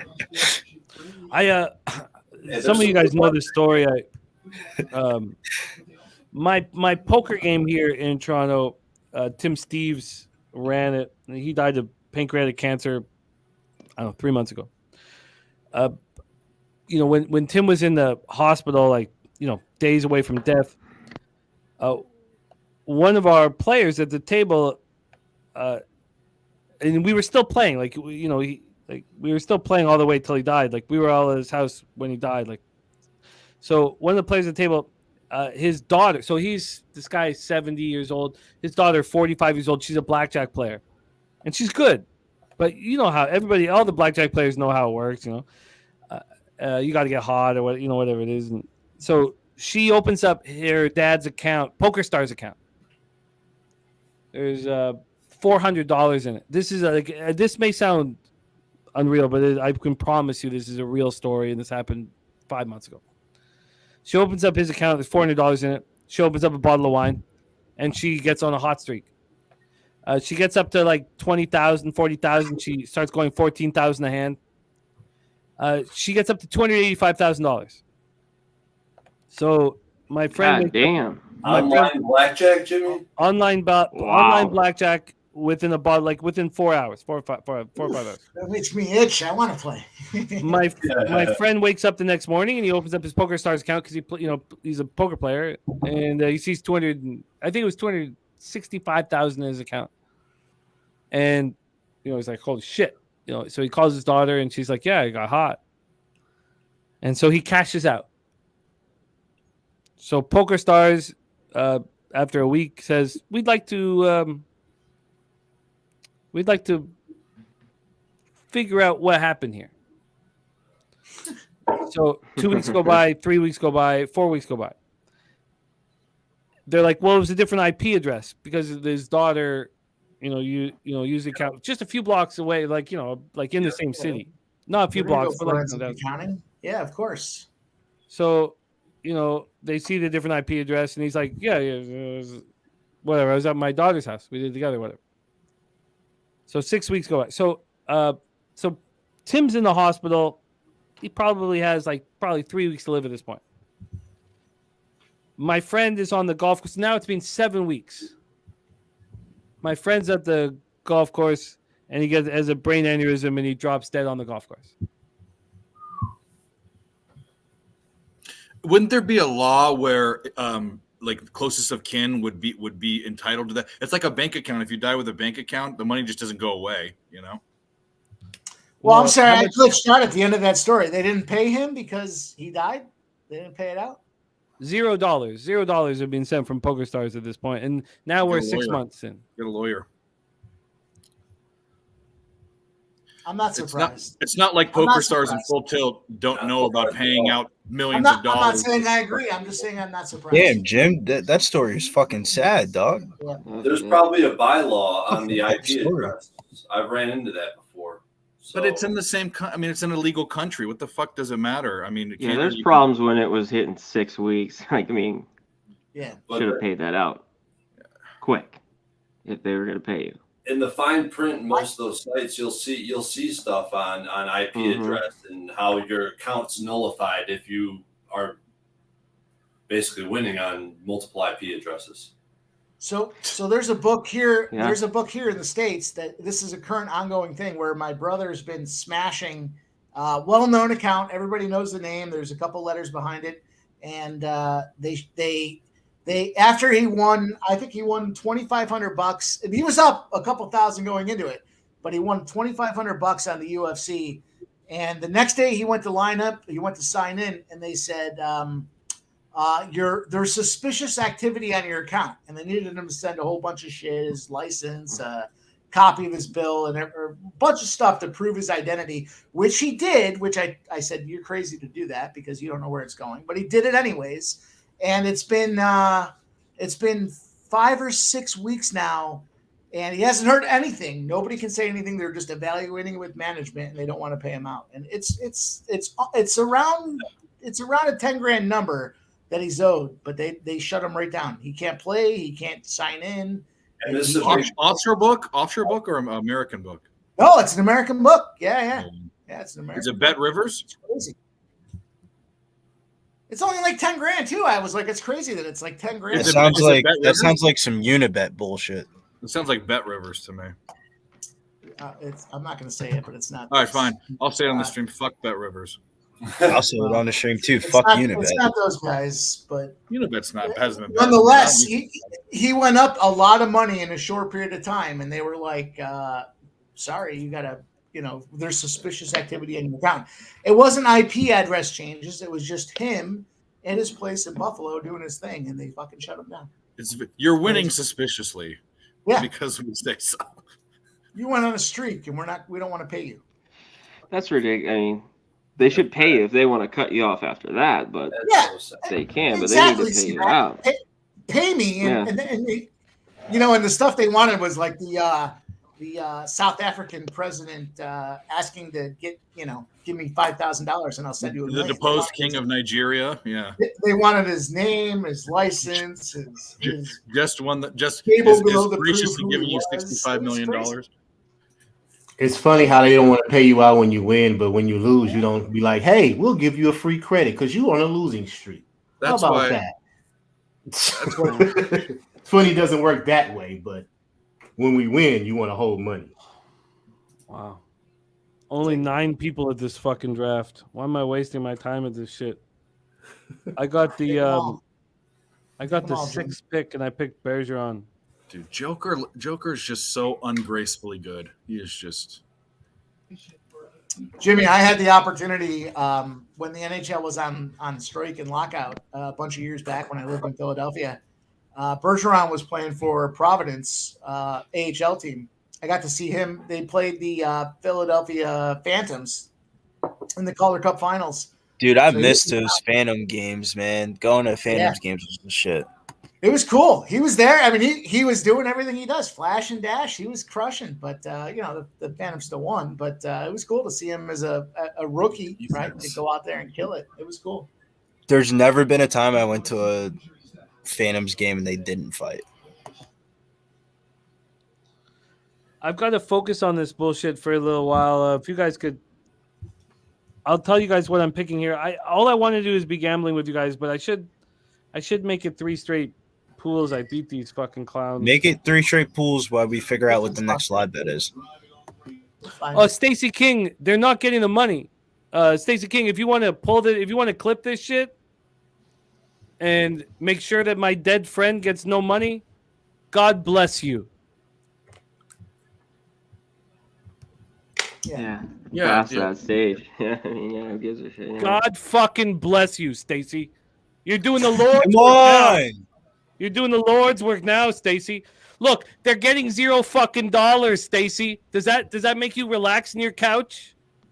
My bookie's not a bad book at all. If you're in a state that doesn't have gambling, or if you're on a local book or something like that, and you're just looking for like regular odds to really get in without having to pay a bookie, I think my bookie's a decent book.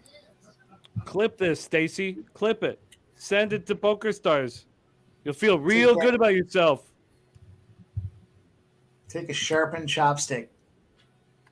And Jack Weldon Braun says, "What are the bets for the Nuggets Timberwolves game?" I'm on the Nuggets first quarter here, a little bit sweaty, but I'm trying to eye up. I'm really been eyeing up the first half over because I think these two teams are going to score a lot of points in the second quarter. But I got to make sure I'm reading out the right numbers and stuff like that because I might just want to isolate just the second quarter total because both of these teams, as of right now, are going to go under their first quarter total.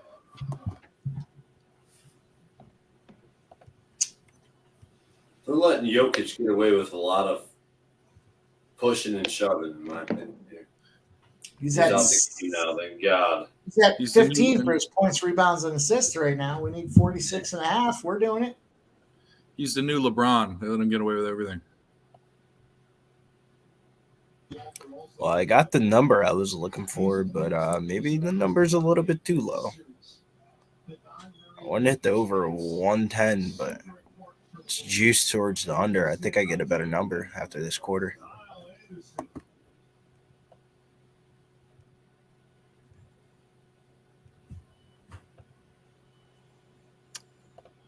Okay. How are we looking here? We got Aaron Gordon's got 5 points, no rebounds or assists. We've got Porter Jr. with a 3-pointer, 1 for 4. Scumbag couldn't make at least 2 of those already for us. Joker's on his way. What else we have? We've got Gobert, Mr. COVID, 2 points. Patient 0. Patience here. Prince, he's only got 5 minutes, but he hasn't thrown a 3 yet, so we're at 0 for 0 there. We have time. We have time, and this game's just going. I don't know who said the Timberwolves are looking to throw this game or whatever they said there, but we're 24-23 with 45 seconds left in the first quarter. We're 37. This is a tight game. Tight game. Yeah, I got Marchand. I got Bergeron and Marchand. There you go. I like the combo. We're getting started. That was a fucking foul. Like what? I like the combo, Jimmy. You got the combo there. Why not? Well, I'm just gonna keep hammering the Bruins every chance I get if they're gonna let this shit go out. Okay, but I also I would like to get in live with you guys. I'm down. What? God, it's not been a good night. 350. Jeez, I'd have to look at my. If you don't say it out loud, it's not real, Jimmy. No, it's real.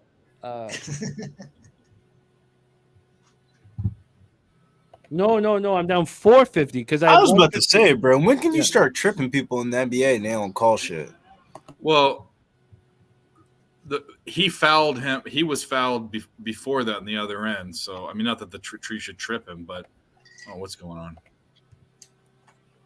I'm just sweating out this -1.5 first quarter. This is like the last bet I have of the day.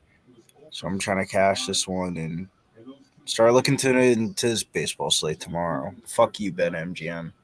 Will Purdue, it's bad. I don't give a fuck. You can call me out on tonight's action all you want, and it's your pleasure. I lost 150 on the under 8 in the Rangers Astros game. I lost 100 on the Suns plus 160, and then I lost 100 on the 2 player props. The under 60.5 on Ayton, and the over 17.5 on Norman Powell. Storm and Norman. That's what's up right now. Will Purdue, look, I have a bankroll that I've earned. So, but don't listen to the no. But look, one thing we don't balance people for any of this stuff. This is just facts. Like he's talking facts. Yeah. And I'll be baby. We're good. Let's go. Nuggets first quarter. Into the hoop we go. Now we got to get these live bets going for the first half. Wow. Congrats. Yeah, this first half Timberwolves plus 4.5 is imperative for me. I fucking need it. I need it. I was really eyeing up the Timberwolves plus 8.5. If I was on my book and I didn't have to call in to make bets, I would have bet that shit. I think it's the second quarter over. I'm trying to get this bet in, man. The second quarter over right now. We get 57.5. Or is it going to be the first half team total over on one of these teams? It's one of these two teams are going to score a lot of points in the second quarter. I just don't know who it's going to be. Yeah, I think so. I think I'm gonna. You know what? I'm not just gonna say. I think I am gonna take the Timberwolves in the second quarter plus 1.5. T-Wolves. You know, I wish I was focusing on the game more. I think the Wolves are live. Yeah, I'm gonna take them because they're down 3. I'll take 1.5 because the original first half number was 2.5. So 1.5 is a point in my favor, and I'm going to take it. It's -1. I was debating the money line at plus 125, but I'm just going to take the second quarter T-Wolves plus 1.5. I love it. I think the Timberwolves are about to score a lot of points here in the second quarter, and I also think Denver scores a lot of points here in the second quarter. I mean, 26-23. Yes. Both of those unders in the team first quarter have hit. The over-under on the game currently right now is 216, so about 10 points of where it was at pre-flop. I think the live over-under is a play. I think the first half Timberwolves 4.5 is in play, but I like Mike's second quarter, just Timberwolves alone. I think they could win out the second quarter outright. I do like that second quarter over 57.5 too, because 57.5. That's what I'm trying to get I'm trying to get the goddamn bet in, but goddamn, man, I gotta figure out who's in Pennsylvania. Just I'd because like of to the join situation, you guys. I don't like to go both halves and sides, but because I like the over in this game, and we're a little low to begin with at 49. Yeah, lock me in for Ron that Lofton too. says Wolves 7.5 live. I like it. I also want to, for the Canadian football fans in the house, I'm going to open up this Miller Lite with my Casey Printers bottle opener. I know he was just a third stringer with the Chiefs, but for us in Canada, Casey Printers was the best BC Lions quarterback we've had in 25 years. So shout out to Casey Printers. I don't think any other show has said his name out loud. I've never even heard of the guy. I've never heard his name out loud, so cheers to that guy. Yeah, that's the most he's ever been said. All right, Ever. I'm on the plus 1.5 in the over. I'm going to refresh my cocktail. I'll be back. Okay, refresh it. LJ, my man, you fought the good fight, and we respect it enormously. You'll be with us on Wednesday, adding to your very nice positive record on our show. And we love you, man. Any last words, my man? No, man, I just enjoy this time with y'all. As always, we cash some, you lose some, but hey, that's the thrill of what we do. As long as you have conviction in your bet, you live with the results. That's how we go through this. It's how we enjoy it. So shout out to everybody. Shout out to the chat. All my guys on the stream, Mike, Connor, Billy, Dave, all y'all, man. Appreciate the love. Let's keep cashing, man. And I will see you, Jimmy, on Wednesday. I'm excited about it, man. Please follow my man, LJ Sports Media on Twitter.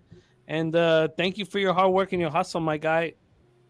Hey, appreciate you, sir. So y'all guys have a good night, and hopefully I can wake up to a Minnesota +4 first half. It's looking good so far. So respect. Let's get it. It's my pick here. So I got to get back to work here. Can somebody take over the stream for a second? I got to get another brew in here. Yeah, I got you. Trying to fucking figure out what is the bet. Take it away, Beeman. Trying to figure out what the bet is here in the second quarter, man. I end up not being able to call in this bet, so I'm kind of just sitting here. Who do you pick over, Zaka or Krejci or McAvoy? I don't know. McAvoy, what round are you in? I don't. I'm on the third round. They're all around the same point. Well, Zaka's been healthy all year. Krejci hasn't, but Krejci's the guy. Gotta be Krejci, even though he's not healthy. How long has Krejci been hurt for? Oh, Make a fucking shot now. It's like they knew we had the over in the second quarter. I if this over under goes down to fucking 205, I mean, damn, man, I'm gonna have to. I gotta take. I bet it. Yeah, they just can't hit a shot. They can't hit a shot. Yeah. they're playing good defense. Both teams are playing good defense. Maybe it was a blessing in disguise not being. Now, thank you for calling a foul. I mean, Jesus Christ! Thank you. Finally, what the fuck's going on?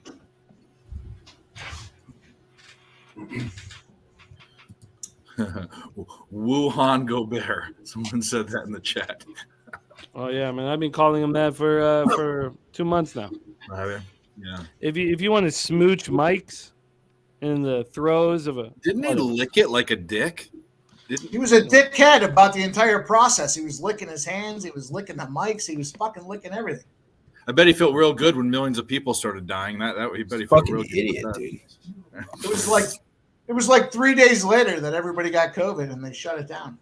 Yeah.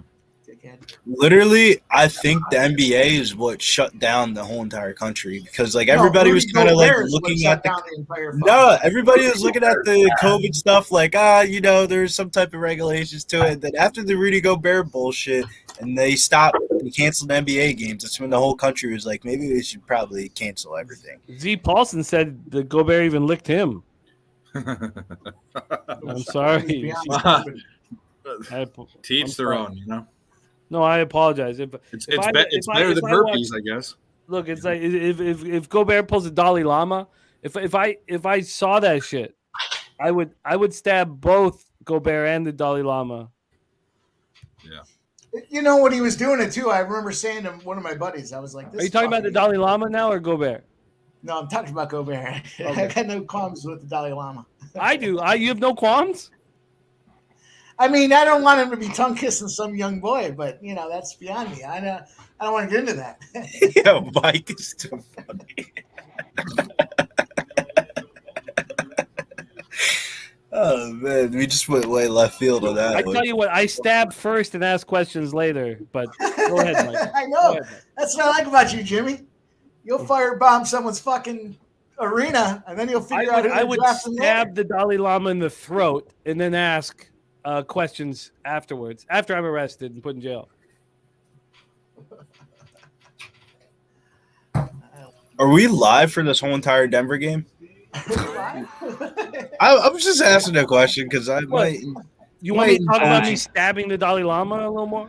No, I might indulge in a couple alcoholic beverages. The Dalai Lama. Yeah, dude, go get a drink. Out, and then I would say, "Wait, what did you mean by that? Oh, what? You're dead? What? You're not answering?" That's what I would do. That'd be my first thing. My first thing, he would say, "Suck my tongue," and I would stab him in the throat. And then I would say, "Oh, he meant something different."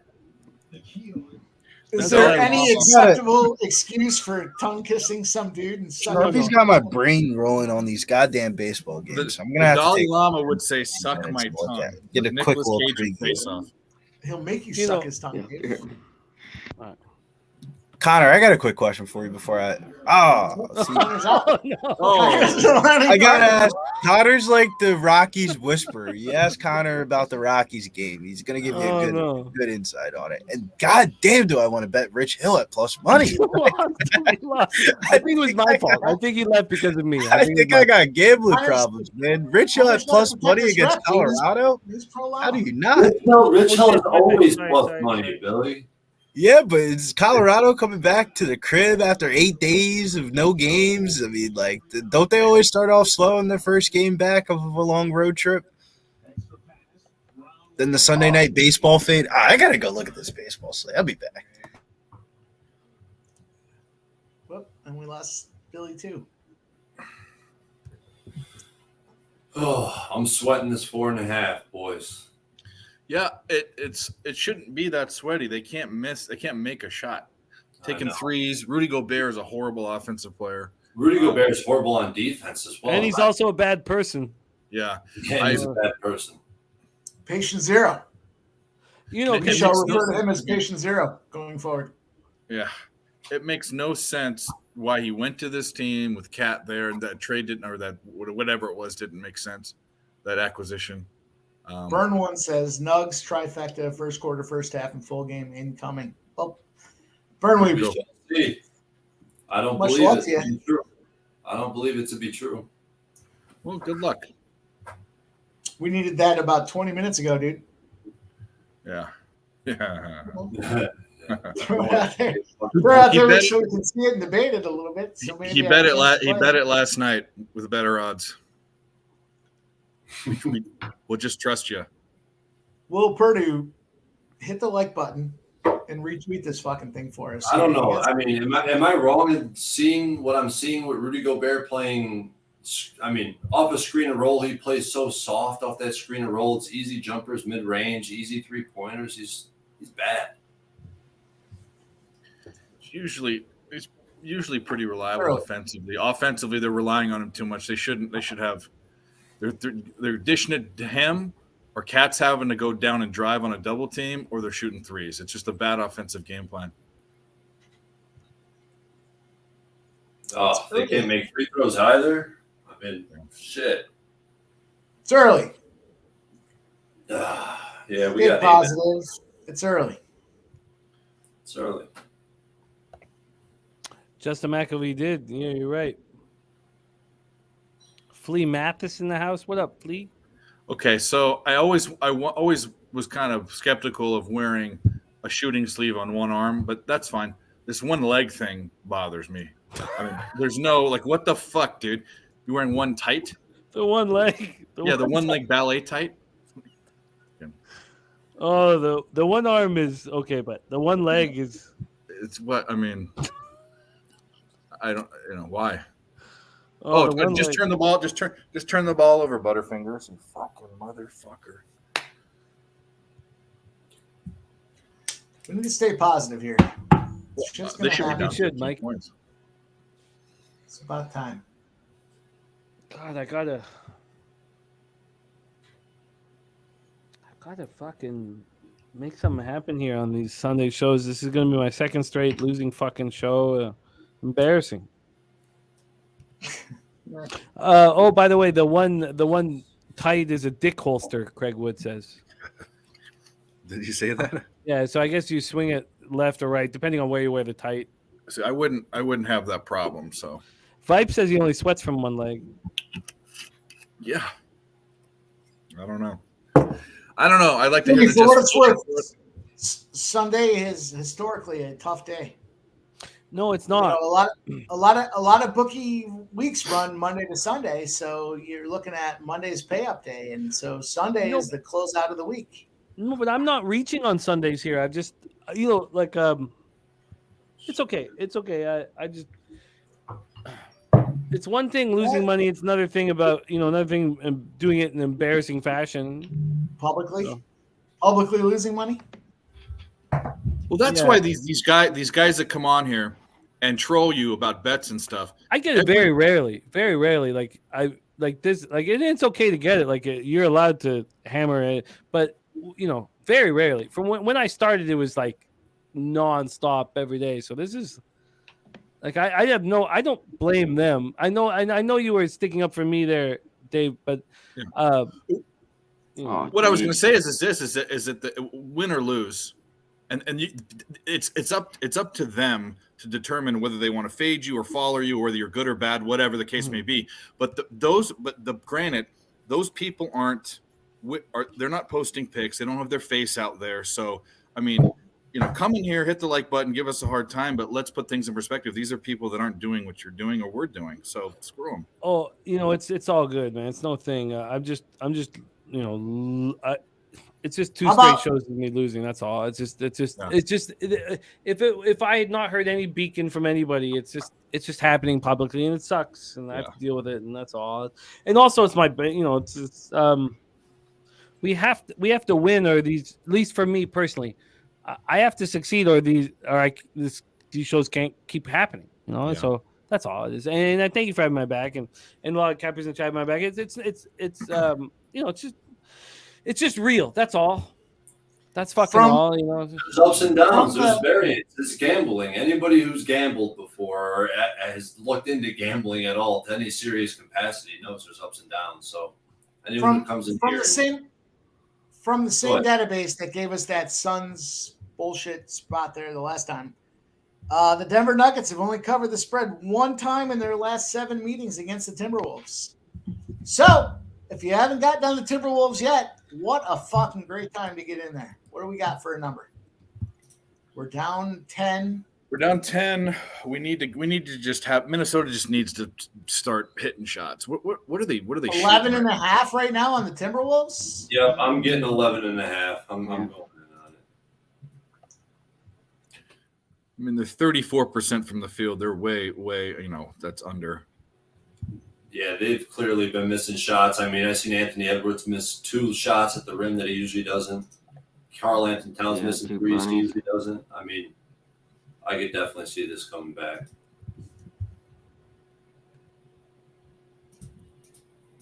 I'm going to take the plus 11 and a half. I just took it as well. Yep. Database doesn't lie. The database doesn't give a fuck who's playing. The database doesn't care about lineups. The database doesn't care about the fucking scores. We saw it with that last game, and we're seeing it again. That's what I like about the database. You know, say what you will about this guy, that guy, and the other guy. We got fucking stats that go back 3, 4, 5, 6, 10 years in situational spots, and this is what they show. All right, let's go. Who am I to argue? I'm 5 picks in this playoff pool. I got Bergeron, Marchand, Krejci, Zaka, and DeBrusque. Well, who were the last 2? Zaka and Jake DeBrusque. I got Bruins right now. Yeah, you're fucking Bruins heavy, huh? Well, you know, I'm just gonna win this pool. I don't care as much about look at Boston could get eliminated, but this is the best way I think to play this. If I could spend more, like, you know, I'd also like to get in live with you guys, and I'm double, you know, tasking. But if I could focus on like getting the high, like Hughes hasn't been picked yet from the Devils. I'm actually intrigued by what your fantasy pool is. So I don't give a fuck about live or not. But Hughes hasn't been picked. Hischier hasn't been picked. Yeah, fuck Hischier. I think the Devils are going to get eliminated in the first round. You think the Bruins? You said the Bruins can lose a series. You think the Panthers are going to beat the Bruins? No, not at all. He doesn't. Obviously, he's loaded up on Bruins. I just think the Panthers are dangerous because they have no pressure on them. I think the Panthers are very dangerous in game 1. I don't think they're going to sweep, but there's no way they. I would consider playing. Me personally, I would consider playing the Panthers plus 280 or whatever the series price is, and I would take the Bruins or the Panthers every game in the series on the money line. But only because. Are you surprised? Like, look at the Panthers aren't big dogs in the series. They're not, and that's surprising. That's what kind of leads me to that Panthers spot because. The number 1 team overall, how often do they advance the entire way? Now they'll probably wax the shit out of the Panthers, but do they? We all remember 2018-19. I mean, that was nuts. Columbus swept the Lightning. It was nuts. We got Rod Z in the chat. Rod Zawacki, our guy, he says the Leafs can beat the Bruins in round 2. Rod, I do think the Leafs win the first series, and if the Bruins get past the Panthers, I would not be surprised. I just don't think the Bruins, as a number 1 seed overall, march the entire way. I don't. It just historically doesn't happen. We don't see the number 1 team go the entire way. Now I can see why Jimmy's taking the draft the way he is because it's the fucking best team in hockey. Why wouldn't you? But look at the 95-96 Wings. Yeah, that's who the Bruins beat. They ran the gamut and won the cup. It was just Russian, weren't they predominantly Russian? Well, they had a 5-man unit: Russian, Konstantinov, Fedosov. Rod said Panthers were the President's Cup. Russia's win or die, isn't it, in hockey? They were out in the first round last year. Sorry, I got to pick. Hughes is still available. I could still pick Hughes. I'm not going. I do like Hughes, Jimmy. I like Hughes. So do I. But I'm going to stay with the plan. I'm going to pick McAvoy. Who else is out there? Oh, I don't care. I'm going to stick with the plan. Oh, McAvoy just got picked. No.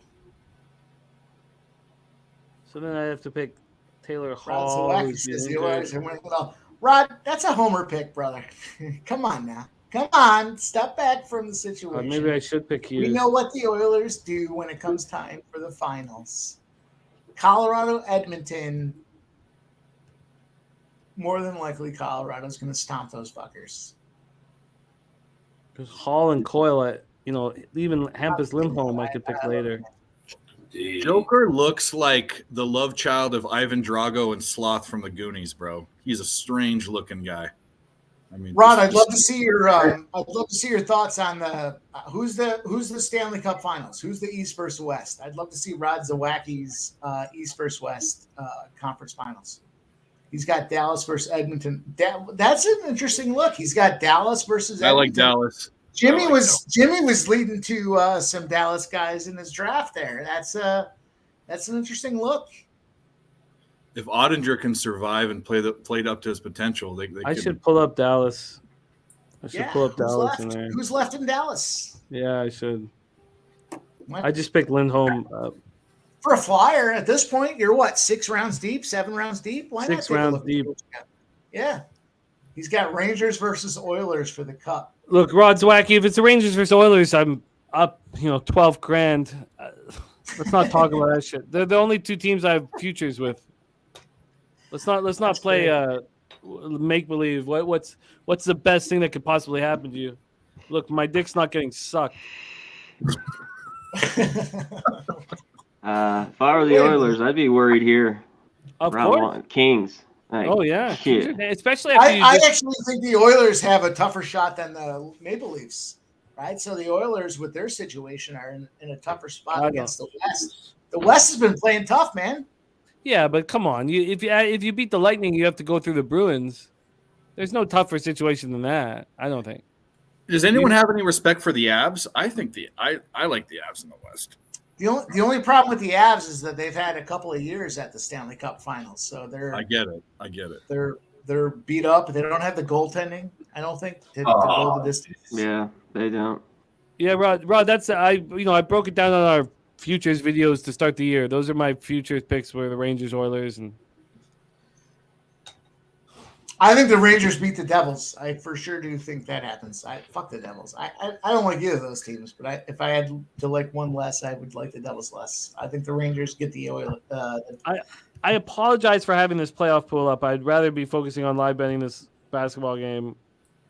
Yeah, we got our plays in there. We're talking. I enjoy it. I should be done. I should be done before. I should be done by halftime. Hopefully, I'll be done by halftime. I enjoy the conversation. The score and I enjoy the conversation. It's better. It's better content.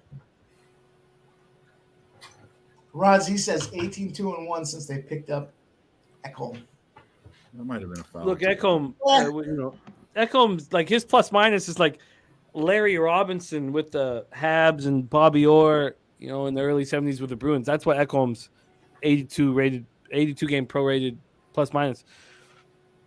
But look, I believe in the Oilers. What do you? I mean, my life will change if the Oilers win the cup. You Canadian boys have one big deficit against you, and it's simply put: if there's too many Canadian teams in the NHL playoffs as they advance, the ratings in America will plummet significantly. And that's nothing more than fact. It is what it is, and it's not about better teams or not, but the NHL wants good stats. So it's going to either be the Oilers or the Maple Leafs that make it.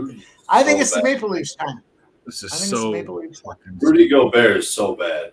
This is so fucking demoralizing watching this game. I hate the Timberwolves. I don't know why. I mean, I took them because it's a great spot, but I can't get them right. I always get them right. I never get the Clippers right. I hit the Clippers. I'm going to miss on the Minnesota Timberwolves. Craig Wood says Canada has a Canada prop. I love Canadian hockey. There's no question about it. Those teams play with heart and pride, but America doesn't want to see it. They just don't care. It had nothing to do with anything else. And that affects. I might bet the Nuggets to blow them out second half, just out of spite. Fuck you, Dave. We got the Timberwolves plus 8.5. Well, I didn't bet it. Too. I will bet again. I'm not going to. Well, I don't know what I'm going to do yet. I need to look at stuff before I make my decision. But fuck the Timberwolves. That's all I got to say. Jimmy the Bag. He has a comment in the chat. Hey, Will Purdue, just hanging with your mom in the second half. I love Jimmy. Is there a fucking better guy in the business? I mean, come on. Thank you. Rod Z says no at JPZ. Rod, you got to admit though that the playoff standings are in a better position if there's American teams versus Canadian teams. I'm an American and I enjoy watching the Canadian battles, but I'm in the minority, dude. Nobody wants to see that. They want to see Nashville versus Las Vegas, and it sucks because it's anti-hockey. Yeah, all the stars are. Oh, I could get Sagan. Fuck him. All the stars are being drafted. Dude, Sagan gets a lot of assists though, doesn't he? He's on the power play unit. I'd rather keep going with the Bruins. Who else you got out there? I'm kind of keeping an eye on the basketball game. I just got to focus on only the Bruins. I think at this point. You're just gonna ride the Bruins into the fucking sunset and hope they get all the way. I like that strategy. Nothing wrong with that strategy.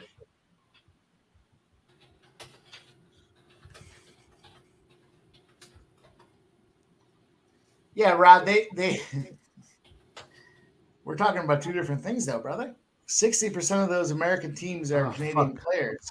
And I don't disagree, but the majority of the metropolitan hockey market, that's the same reason why I think a guy like Connor Bedard's not going to a West Coast California hockey team versus an East Coast team. I'm a Flyers guy, but I think he goes to a team like Philadelphia or Columbus, I guess I could see, because they can't have that. Fuck, man. How many points did Orlov have this year? I got 24 seconds. It'd be fun to see some alternative teams go to the Stanley Cup. Like I don't think I would take Orlov. Who's the other option? I'm only taking Orlov. Oh, there you go. I picked him. I got him. He's yours. 17 points in 23 games as a Bruin. It'd be fun to see the Hurricanes go to the finals or someone else. I mean, I think that'd be fun. Jimmy, now I got to root for the fucking Bruins the entire way, and I hate the Bruins. Is it really, Stacy? I don't think so, Craig. I like what you're doing, though. I mean, if you're ponying up on one team, that's my fantasy football strategy. Pony up on one team, and they fucking go the distance. But, man, Bruins? I don't know that anybody beats them in the East. Carolina, Islanders, I can't believe anybody wins that series. Razi says, 100% agree. Players in Toronto, Montreal, underway, more stress. I've heard more people on the Islanders tomorrow than not, and I don't know why. That doesn't make any sense to me. Both those teams suck. They'll get eliminated in the second round. I think maybe. I think Carolina's a good team. They've fallen apart at the end. Yeah. It's going to be hard to beat the Bruins. It's going to be really hard.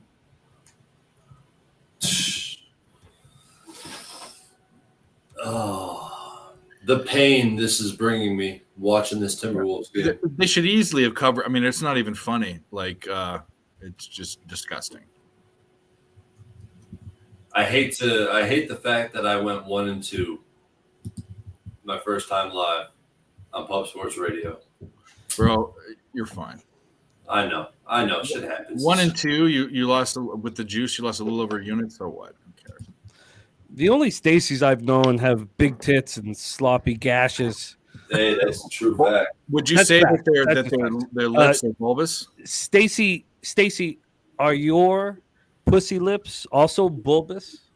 I'm curious because Stacey Anderson, very hot growing up, very, very hot growing up. You know, she was almost a 10. Stacey King, are you a 10? Because if you are, then I apologize and I take back what I'm saying. I should be waxing poetic. Stacey could be a guy's name too, nowadays. What? Could be. Shut up, Dave. No. No, Stacy. Jimmy, you're being sexist. Of course, No, I got my best friend named Stacy. My best man. What? Okay, Stacy, I apologize. Stacy, when I imagine you, Stacy, I imagine you pushing your tits together and me still not being interested. That's my first. That's the first thing I imagine. The second thing I imagine is, of course, obviously my fingers slitting your throat and me taking a dump in that slot that's left available. But they're both interesting memories. I got to get back to my hockey pool. And that's why Jimmy's the guy.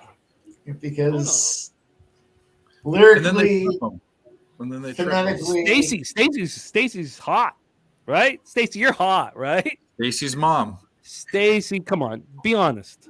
You're hot. She's a good 2.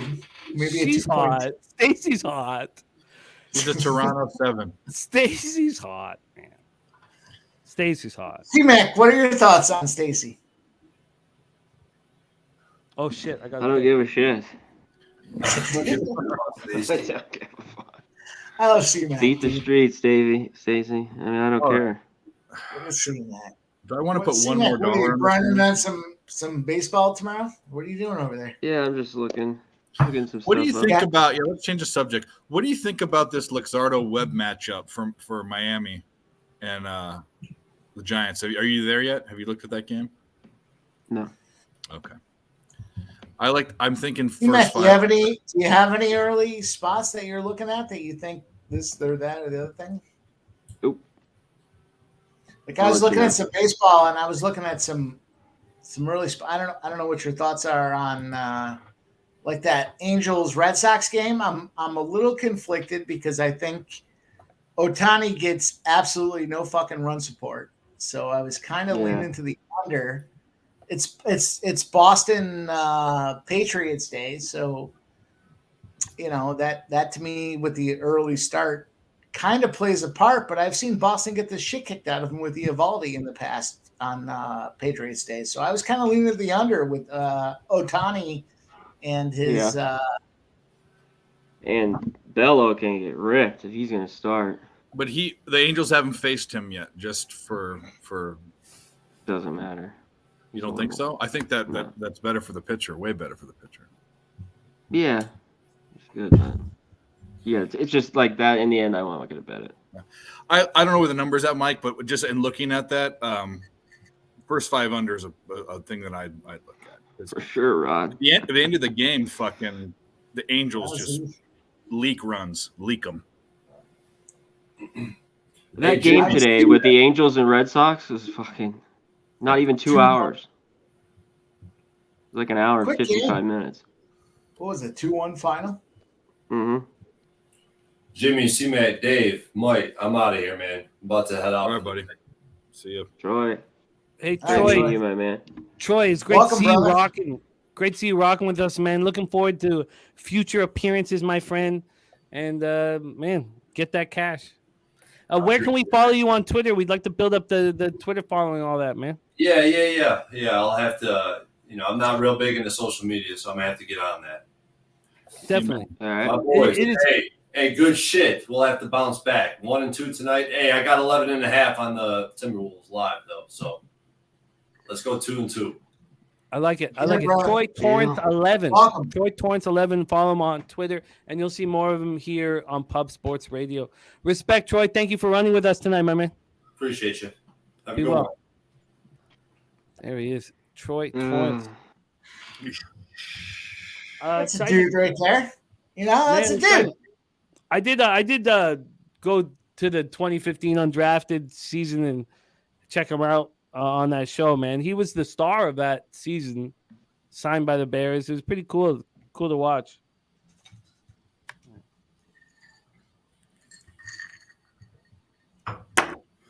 Jimmy, you might not know this, but I was undrafted in 2001, 2002, 2003, 2004, and 2005. Oh, no. Yeah, I've been a free That's agent true. since. I've been that's right, C-Mac. Why can't I find Bertuzzi in this? 99. You guys are a good time. they drafted, but I do like the under though. Hunter Green. I like the Astros game under tomorrow.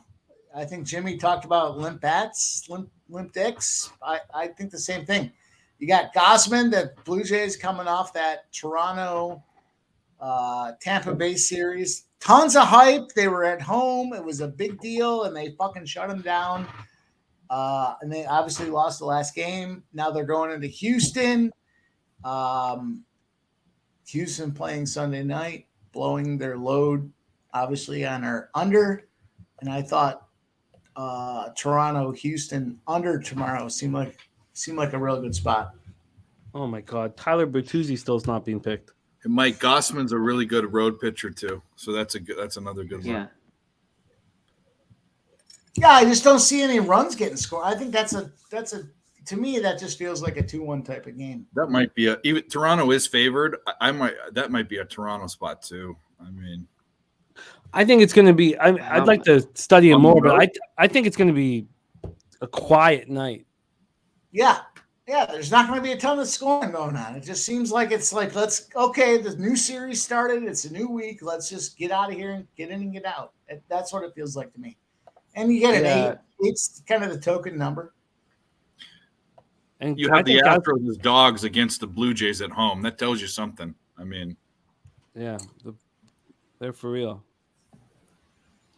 And I'll back it up one, and I'll talk about the Cardinals Diamondbacks, right? This 8.5 on the Cardinals Diamondbacks. I think that's a token under there too.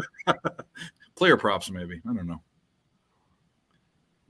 I get it, but the Blue Jays on the road, -125. Gossman's solid, but no, it's crazy. It's a crazy price. It's a crazy number, but usually when that it's kind of like when a number blows through zero, you take the favorite that it ends up at. It's kind of like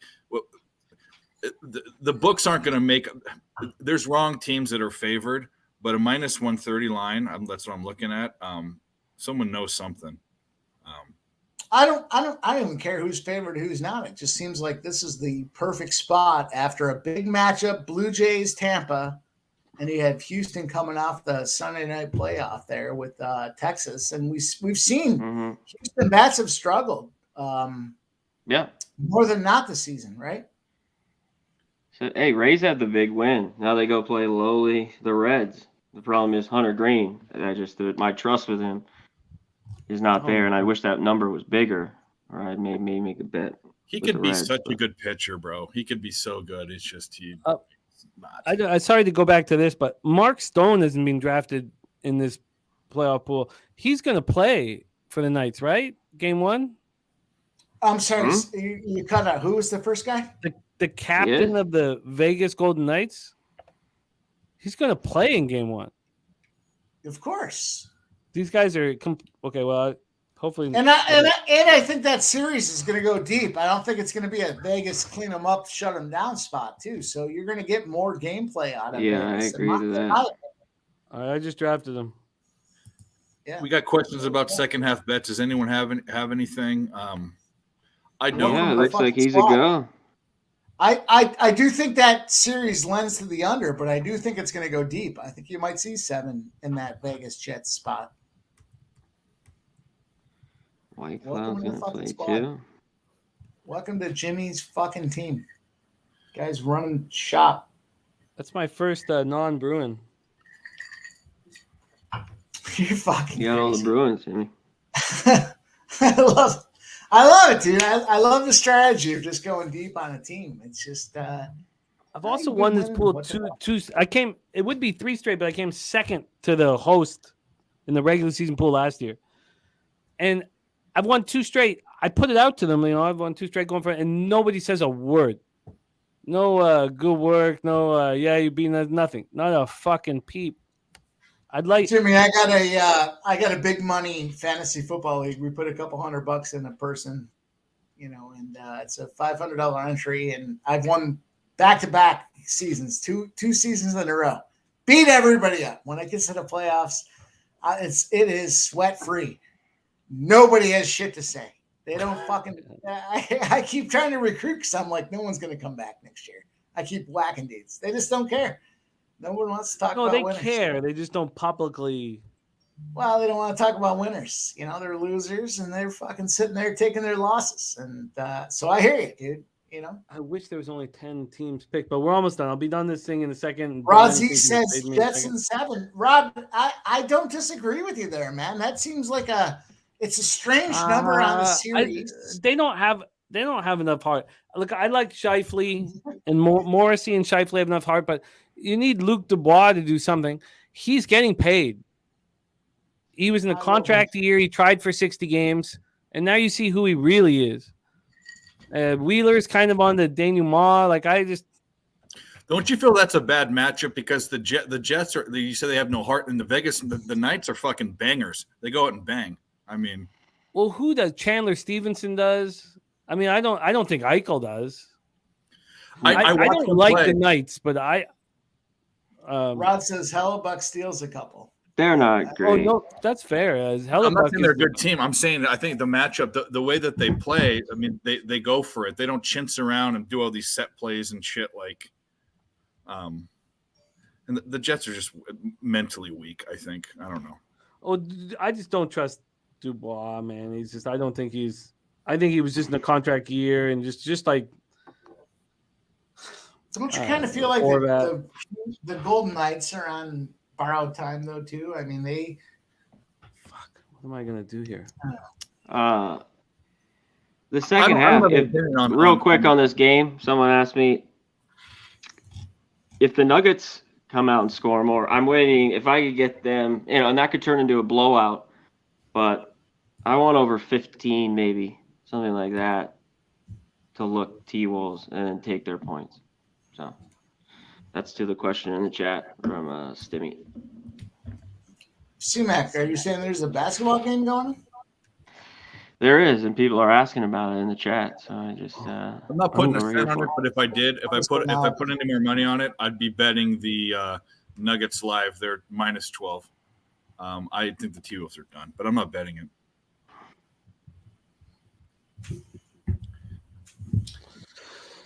All right, one more pick and I'm done this thing. And then Bill Wennington will have all he wants to fade, but just give me a second longer.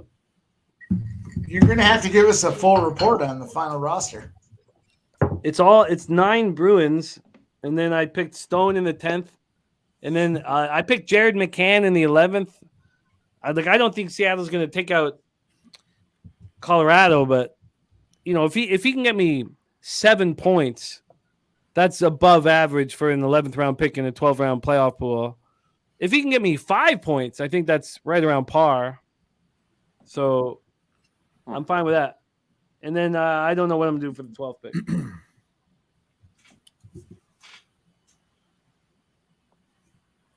You guys have seen it here. A live draft.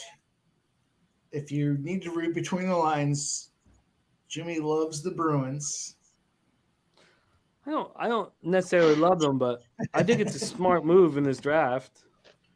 I do. Let's touch on a baseball game tomorrow a little bit.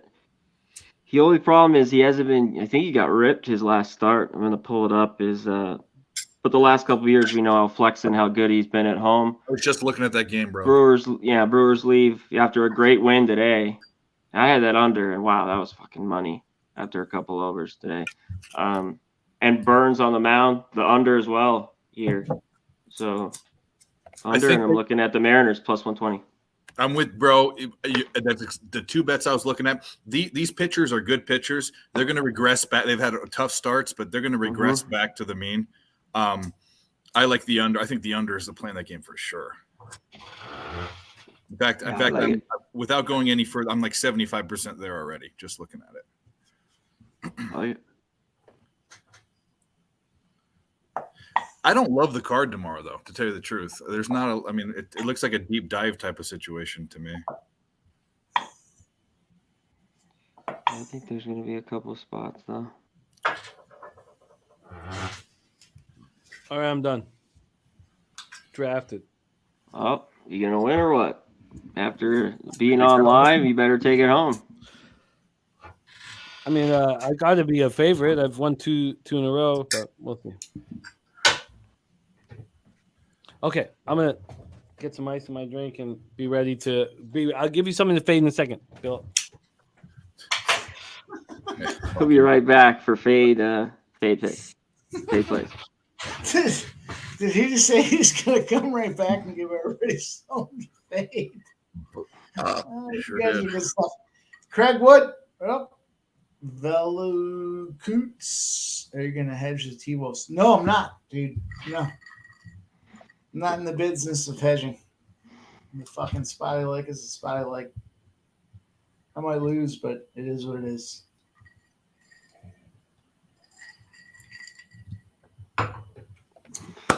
You think Dustin May shoves tomorrow? Yes. Problem is, he hasn't been striking out the dudes you want him to. Strikeout numbers are low. They have been since he's came back. Yeah. And that Mets lineup, you know what? I definitely don't want the Dodgers though. Yeah, I mean, I would look total. There's no way, and at that price right now, to me, no way. What they've been doing recently, I mean, Jesus, just short-term appearances. Arizona, I wish I would fucking money on the Cubs today. Pig, Yeah. you know. Fucking, I stared at it for a long time too. We're a month in. It's about for it. We have another 2 to 3 weeks before things start evening out, I think. But I'm surprised at a lot. I'm surprised at how the Dodgers have played. I'm surprised how the Angels have played. Actually, they kind of actually look like a bet on team sometimes. You know why I'm not surprised how the Dodgers have played is because the Dodgers, with their pitching staff, seem to figure it out halfway through the season. Yeah. In the earlier part of the season, we're waiting. Yeah, no Gonsolin yet. Pepio. Yeah. Then they got some stud guys that are Totally agree. almost ready to come up. And they give every bag of shit in their farm club an opportunity early on. So it's a matter of like, all right, what can we do now? But then when it gets serious, they get serious. So I'm not concerned. It's bad Dodger spots. They'll pick up a bum pitcher from somewhere like Andrew Heaney, and all of a sudden have the best career year he's ever had. That's what happens with the Dodgers. They know how to look go great tonight. Was that? Heaney looked great tonight, didn't he? Yeah. Well, I mean, I lived with Heaney on the Angels for years, and then he went to the Yankees and the Dodgers, and then he had a great year last year. But the Dodgers guys have career years when they go there. I don't know what the fuck the deal is, but okay. I've got a bet. They didn't go 0-3. They won one of those games. I've got a bet. The Cubs. I've got a live bet for Bill Wennington. Bill, what happened to your hot friend Stacy? What happened? What happened to Big Tit Stacy? Stacy fucked off, Bill? But it's okay. She sucks somebody off, I think. It's okay. It's okay. We still got you, Bill. Okay, so Bill, I got something for you to fade right now. And I'm gonna put 200. Now it's Canadian though, Bill. So it's like 160 American. It's like 80 American. Actually, okay. I'm gonna put 200. Now this is a very low juice. Minus 105 here at Bet365. It's minus 121 at Bet Online, which would be American. So okay, Bill's ready to go. Okay, so Bill, take the under 208.5 full game. I'm putting 200 on the over a 208.5 full game. I just bet it. Oh shit! I got to do it on my phone. Fuck. Sorry. Oh yeah. For anybody in the chat, when Jimmy gets angry and he's fucking calling names, you take it and you don't. No. Fade away. And also, Bill, I'm sure your tits are as big as Stacy's. But here you go, Bill. You asked. Oh wow, it's Oh wait, we started up, so it's plus 115 now. Jesus Christ, 200. Now it's mine. No, it's 205.5. Okay, sorry, Bill. You gotta stay. You gotta stay with me, Bill. Stay with me, Bill. Okay, 205. 205.5, Bill. 205.5, Bill, my friend. There you go. Oh no, I did get it on time, Bill. I got 3 points better, Bill. And best of luck to you, Bill. Okay. Let's get to work, fam. All right. Well, now I we didn't know. get it on time, Bill, but I got 3 points better. Did any of you guys move second half live? No. I mean, I told you. You and Bill seem to have a spot going, and who am I to get in the way of that? We have a special friendship. Yeah, I appreciate that too. I'm not going to get in the way of it. I'm good. I still think the fucking T-Wolves are going to cover the +8.5. I don't care. Fuck you and fuck everybody else.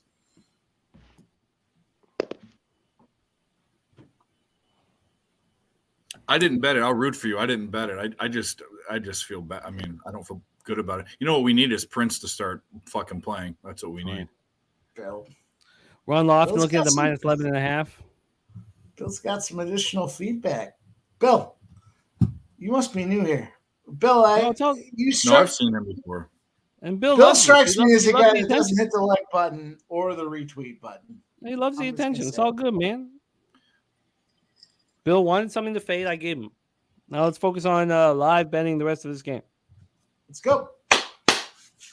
Jimmy's got his team. Boston, Boston, Boston.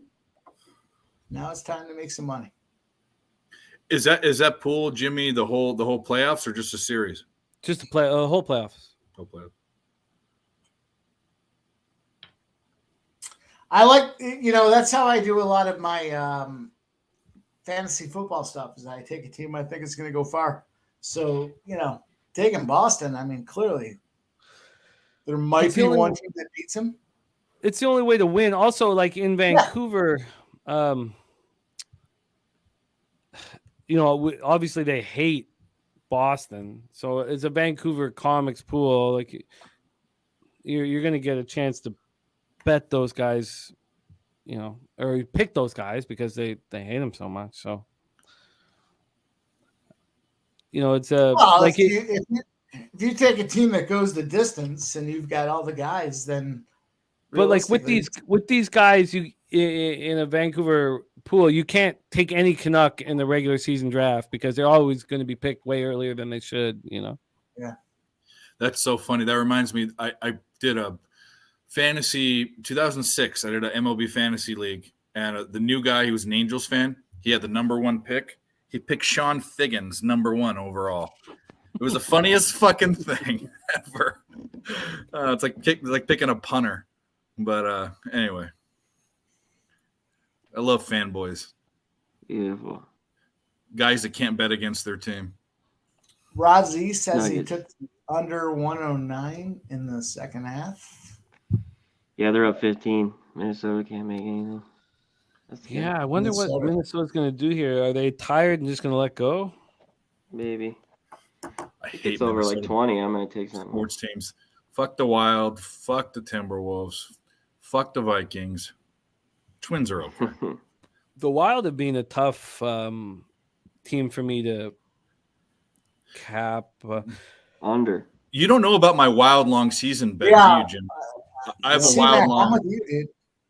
So a very avid Wild fan told me that I should bet that if you bet on the money line every game they'd be plus money. I said okay, I'll do it, half a unit every day, and it's been up and down, up and down. I'm going to be about even, but they're the most frustrating team to bet, bro. Every game I'm betting them, every game, and I don't even watch. Nothing about the Minnesota Wild series strikes me as a 7-4 game. Not one thing. It just seems like it's going to be 3-2, 2-1, 3-0. They're coached like that, but not having Eriksson Ek really hurts that under. He's your perfect under player. He's he's a tough. He's like Chandler Stevenson without the hands, but you play with Kaprizov and Zuccarello, and you get those second assists and shit like that. If Eriksson Ek was there, if I could have just focused solely on this pool, I really think it was a smart idea, and I forget who brought it up in the chat, but I think the Stars are a very dangerous team in the Western Conference, and they should be able to take out the Wild, and then you have the Avalanche without Gabe, and the Stars are probably the favorite in the Central Division. And I made a lot of money in the beginning of the season with Stars team totals. Just they were such a great offensive team, but they kind of slowed down. yeah, I wonder. So I think I'm gonna make that move tonight. At least before tomorrow starts.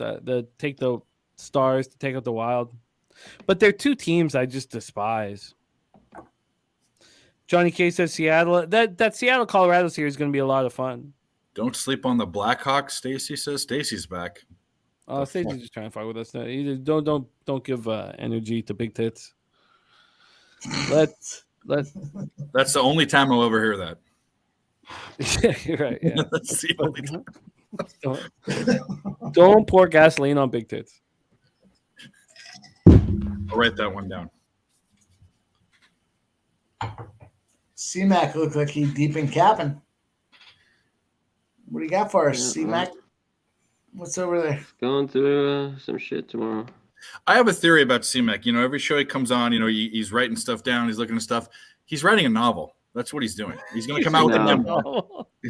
He's writing a memoir, bro. No, just put everything down here. Yeah, I'm a pen and paper guy too. I got so many of these books. It's crazy. Run through them. My philosophy is if I write it down by hand, it commits it to memory. So, yeah. Oh, for sure. Yeah. So if I write it on paper, even if I watch something later on or I see something later on, at least I've written it down and it's like somewhat cemented in there. So, lends to opportunity.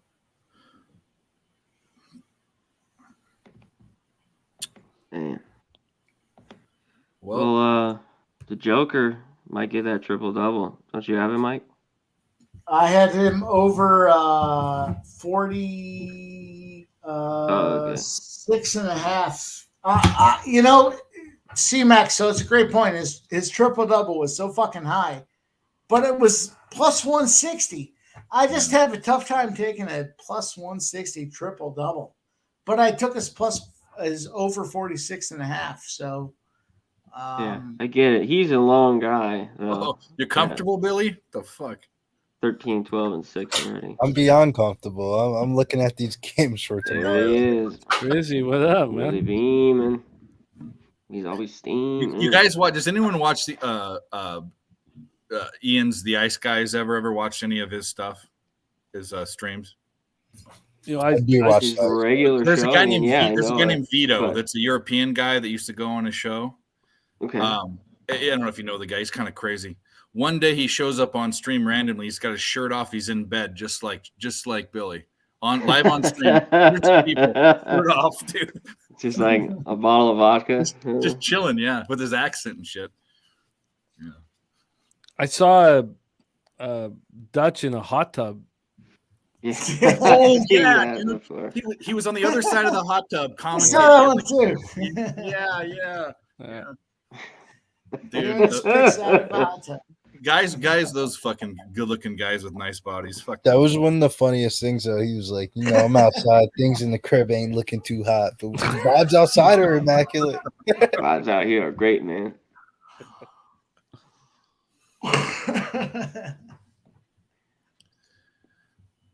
I guess it's only on the East Coast when you argue with your girlfriend and you can't go outside, right?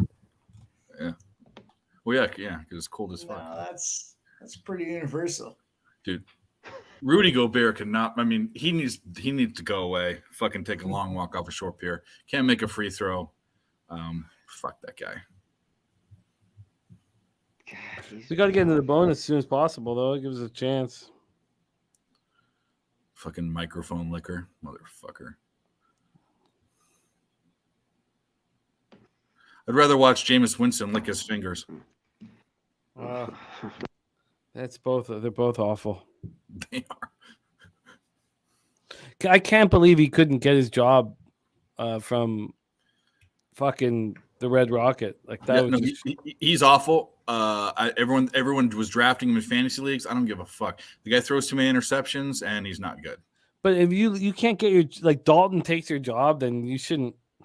It's a tough. I would tough take call. Dalton. I would take Dalton over Jameis Winston. Oh, I get it. But I just thought that with Jameis watching a Hall of Famer for a full year, I just thought that at that point, then I started respecting him. I was like, he sat on the bench and he watched this Hall of Famer for a full year, and then he can't win the job over Dalton. Was nuts. Yeah, no, he's garbage. That franchise needs some help now. The Breeze and Peyton going, they don't know what they're doing. Sonny's my man. So you ran with Sonny. I know Sonny. Yeah. He just locked down the season tickets for the Saints this year, and he's really confident. He's really confident. Does he live in New Orleans? No. He's in Canada, man. He's in Canada. What the fuck is he doing then?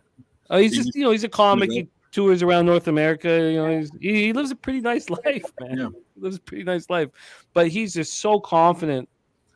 I don't blame him though. Derek Carr's a good fit. I don't know, Bridge. I don't know, man. Derek, okay. I don't know. He's better than Dalton. Yeah. He's better than Dalton, and he's better than Jameis, and he's better than Drew Brees' half arm. He's not going to change. He's not going to change the complexion of the franchise, though. They still got Alvin Kamara and Michael Thomas. I mean, you put Alvin Kamara. Well, no, we're not even sure. Do they have Michael Thomas? You're right, Jim. You're right, Jim. And Alvin Kamara has not been living up the past couple. I mean, he got hurt. No, Jim, you're right. I gotta say, Chris Olave. There you go. There you go. Chris Olave is legit. We don't know what Michael Thomas is doing next year. Who knows? Well, right off the gate, who was their Pro Bowl cornerback that they just gave to the Eagles and on the offseason last year? Yeah, we literally got Gardner Johnson. Yeah, Gardner Johnson. It was like I thought when they did that the Saints were going to sell, but that's all they did. But they made their defense so weak. I mean, I don't know. We'll see. Yeah, they're a tough team to believe in. It's a weak division, though. It's a weak division. Have you seen the new quarterback helmets? Are you picking Baker in the Bucks? Are you picking Baker in the Bucks? We have to bet the season win total under on the Bucks. We have when you really think about it from a broad view perspective, Jim, I kind of think the Saints are the best team in that division. I mean, I'm not betting any of those other teams at all. The Atlanta Falcons are somewhat decent, but I think Ritter's going to go through those problems. The Saints are. You're right. Yeah, Saints by default, winner by default, right? They are. They're here. CMC's not on the Panthers plus 130 to win the division right now. I think they win the division. Actually with you. Thinking about all that. Man, how can the Saints be the front runners in anywhere? I mean, Jesus Christ. Think about the division though. If they went to the NFC West or the NFC East, they'd be the worst team in the fucking division. Wow. Maybe not the Reds. Maybe not the NFC East. It's it's all funny and shit until we really start thinking about it. I probably would pick Panthers, Falcons, Bucks. Yeah, but at least the Bucks still have a defense. But let me ask you this though: we got +1. I'm going to write it down here right now. Write down NFC. Don't be crazy, NFC Jimmy. South. No, I'm not going to bet or anything. But I do not think this is. So it's Monday, it's April 17th. I do not think that NFL future. Saints are the best team in that division. I just don't. I don't think this will be plus 130. I think that people will become, I don't know, hip to how the weakness of this division. No, they'll talk themselves in the Baker once he's on ESPN a couple of days. I will never, ever, ever bet a future of any kind, season-long future at plus 130. It's not enough juice ain't there. I mean, it's not worth the squeeze, bro. I know, but if you're betting with credit, $500 bets. Yeah. I mean, you want to put it. Yeah. Well, yeah. If you're playing on a credit book with a local or something like that, I place every fucking future bet possible. Well, I don't. No, fuck you. It'll fuck you. Trust me, I've learned the hard way. And then once you I can't win on futures, then all of a sudden you cash every future once you've let go. As gambling goes. But there's no way this is plus 130 come August. There's no way. That division is horrific. That division's horrific. I'm shocked the Saints aren't minus 200. I'm not betting any of those other teams besides the Saints. Don't Tap podcast on Jokic over 20 with 2 steals. Let's get Shouts that to my home guy for you. Colin, man. Let's get that home for you. Dude, the fucking Timberwolves are so bad. Go die. Timberwolves are so bad. I was saying this. That's I what was saying this on the Big Pub three. Hub show that the Timberwolves are Tom the Chambers says weakest Falcons team aren't a in joke. all The of Never Falcons gotta are win the this only issue. I agree. Minnesota teams, bro, you can never. They're fucked. You can't bet. They turn up when they're not supposed to. They don't when they're supposed to. Fuck the Wild. Fuck the Timberwolves, and fuck the Vikings. The Twins are cool. That's all I gotta say. Damn, Malik Monk played a whole bunch of fucking minutes in that first game. Holy shit. Yeah, and Prince isn't playing, but they should put Prince when they start benching their starters. Prince needs to get in the game and shoot some fucking threes. We need to win one bet on this game. God, so horrible. Yeah, I wanted to rebet the Timberwolves, but honestly, you know what? Maybe it's Don't do better it. just to chill the fuck out. Yeah, don't do it, bro. Porter Jr. over 2.5 threes, just cash. If anybody Yep. played that, Yep, I Yeah, saw that. beautiful. Congrats. The Falcons I'm are really the only looking team at that- this Kings Warriors game for tomorrow. That's really been my focus while we've been watching this fourth quarter. And I know we don't want to talk about player props too much, but man, that Keegan Murray at 9.5 points, they're just hanging it, man. They just want me to bet it. What's he? Let's look at his last 10 games. Do you obviously His do last that, 10 but- games aren't going to be the most appealing.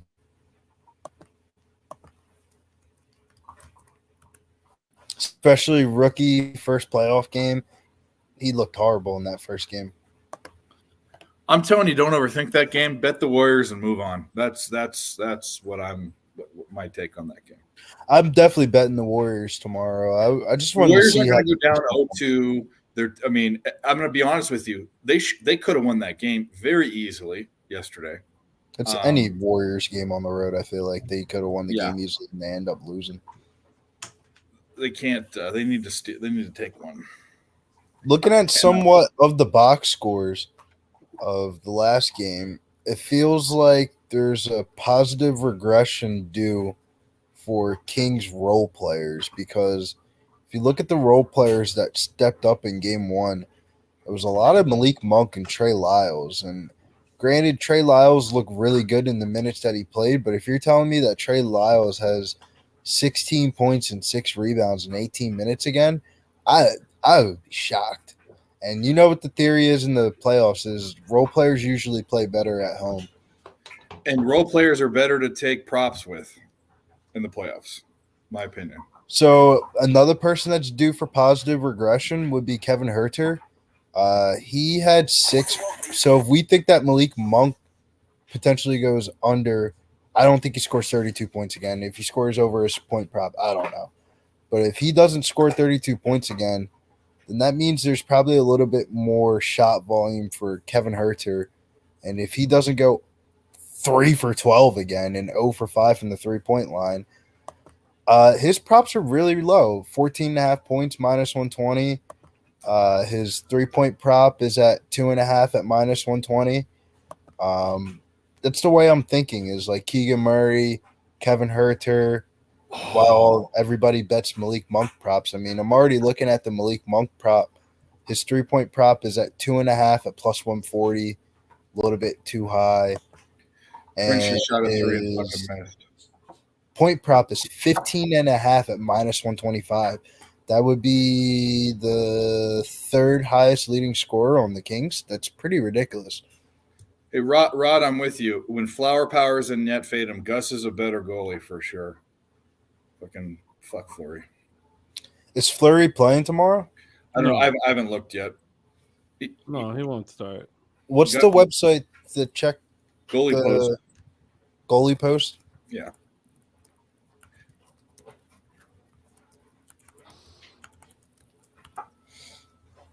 There's other ones. I think does Fangraphs have one? I use left wing lock. Yeah. People to talk shit against goalie posts. It's been pretty accurate this year, from what I've seen. Left wing lock's not been very good.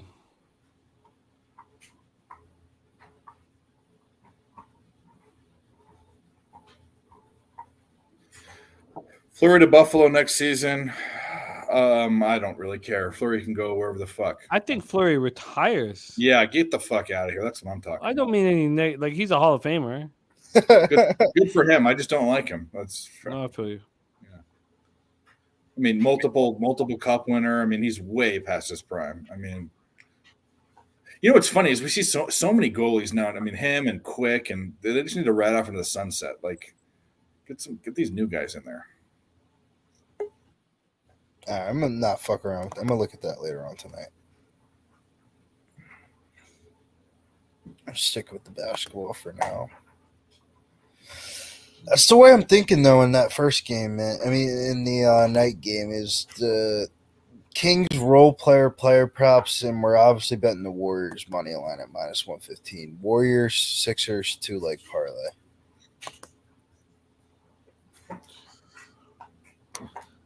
I can't bet that Sixers game. I don't. If the Sixers lose a game in that series, it's probably going to be in Brooklyn. The Nets are horrible, but you can't keep betting double-digit spreads every game. I mean, not even that. If you really do like the mathematical data of the Brooklyn Nets for this, like post KD Kyrie trade, they're by far the worst playoff team in the whole entire playoffs. They're horrible. All the playing games and all that shit. Like if they're in the playing tournament, they probably would have lost and been big dogs in each one of those playing game tournament games. So I honestly think the 10.5 is somewhat, call me crazy, value.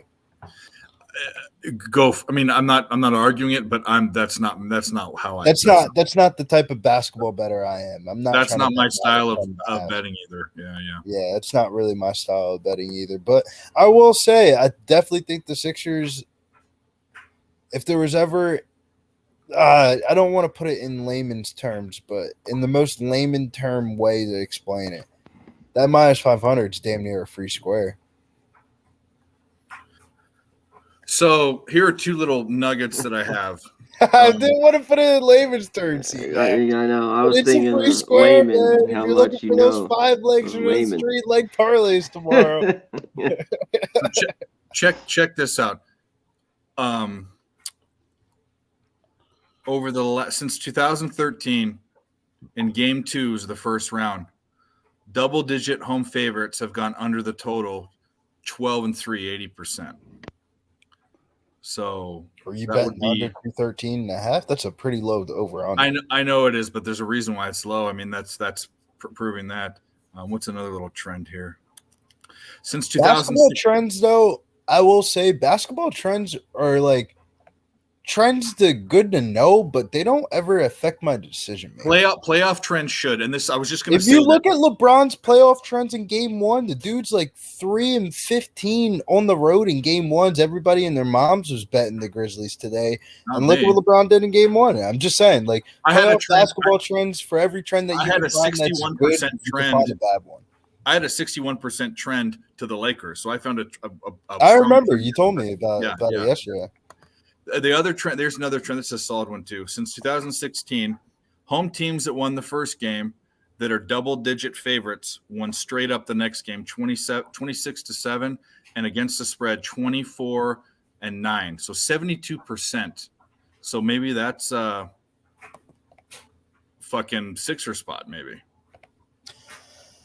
It's hard because it's like with the books putting it at -500, -10.5 spread wise, it's like where do you get in where you fit in, man? It's very hard. Like I don't have the balls to bet the Nets team total under. I think I don't know. Like player prop wise, Dinwiddie assists maybe, but I could see that game going under. I could see it first to 100 wins. I don't know. I'm not excited about that game. That game is not one that I'm super excited to like look at. Not at all. I think, but it's something that you have to because there's only two NBA. There's only 2 games. Yeah. Oh, there will be a bet on that game. I will make a bet or 2, but it's not. I'm not excited. But the Warriors game is. I'm probably putting. Well, from being a Sixer fan perspective, watching Game 1. Granted, we didn't play for the last 2 weeks, but our shot volume from the 3-point line was very plentiful, and our shooting percentage from three, I believe, not to be mistaken, it was the most threes ever hit in a franchise record for one game for the Sixers.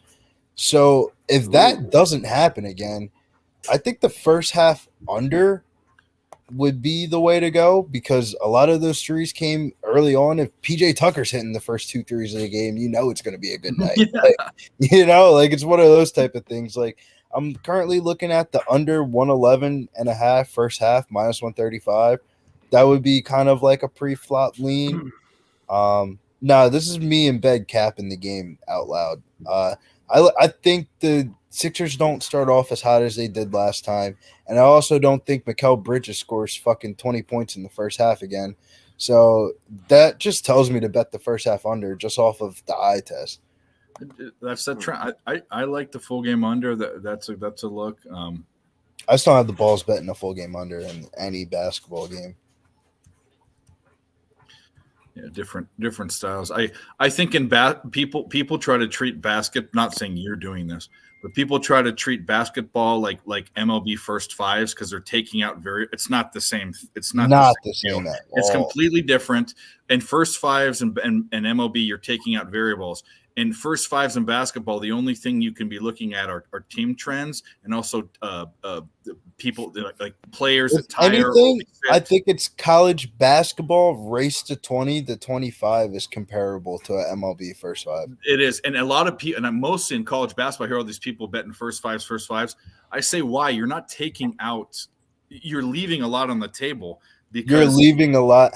I think the number one thing that Sharpie and Loshak were saying that really resonated with me, that really saved my ass, honestly, today specifically, is really the first 3 and the first 7s. I remember Jim was talking about it with the Rays game last week. He bet like the first 3, first 5, first 7. And it's really the first 3 and the first 7, that first batter rotation of the order. And then the last one is usually like where I've been finding the edges. Usually if somebody's a good pitcher, they'll go 6 or 7 innings. So the one thing I'm looking into, and the shout out to Sharpie for pointing this out, because we talk off camera. The 7s and 3, the 7s and 3s, first 7s and 3s have always been hard to bet, but now I think there's an angle to it.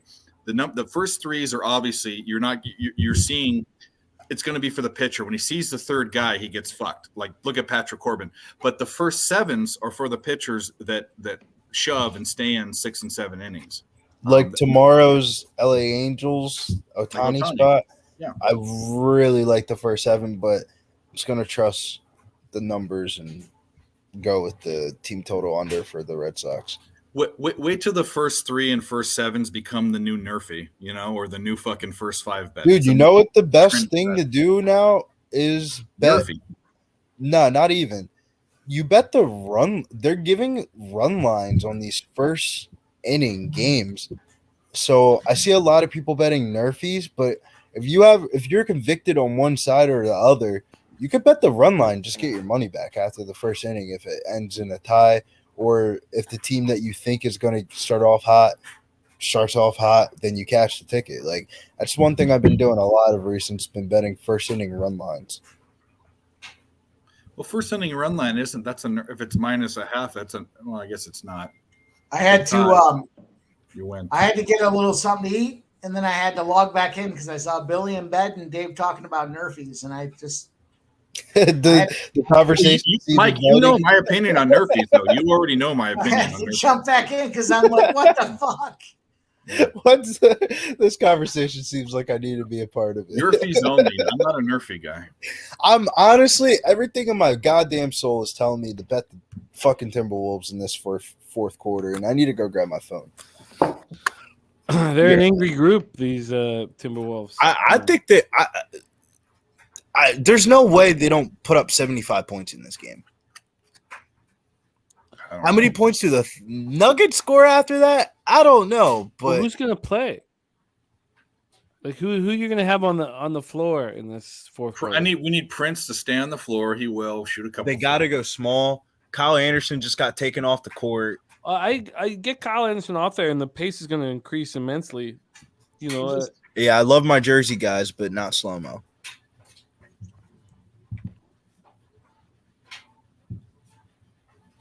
All right, I gotta grab this phone. I gotta look at this. Velo says DeAndre Jordan's in. Well, Big Show's here. What's up, The buddy? big show in the house. Thank you guys, all you guys, for running with us. Velo Cuts, Harold Williams, Rants. Rod Zwacky says under second half looking great. It is. G Martinez, Craig Wood, Nunya. Great group, man.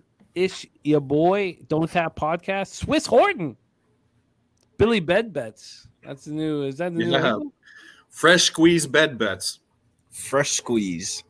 Not from I don't know if I missed it already, but I want to celebrate Michael Porter Jr. over 2.5 3 points. No, he hit it, bro. He hit it. It's funny that you're talking about the fresh squeeze because, man, is that Bruins 225 staring at me in my face, Minus telling me to 225. bet it, bet it, bet it.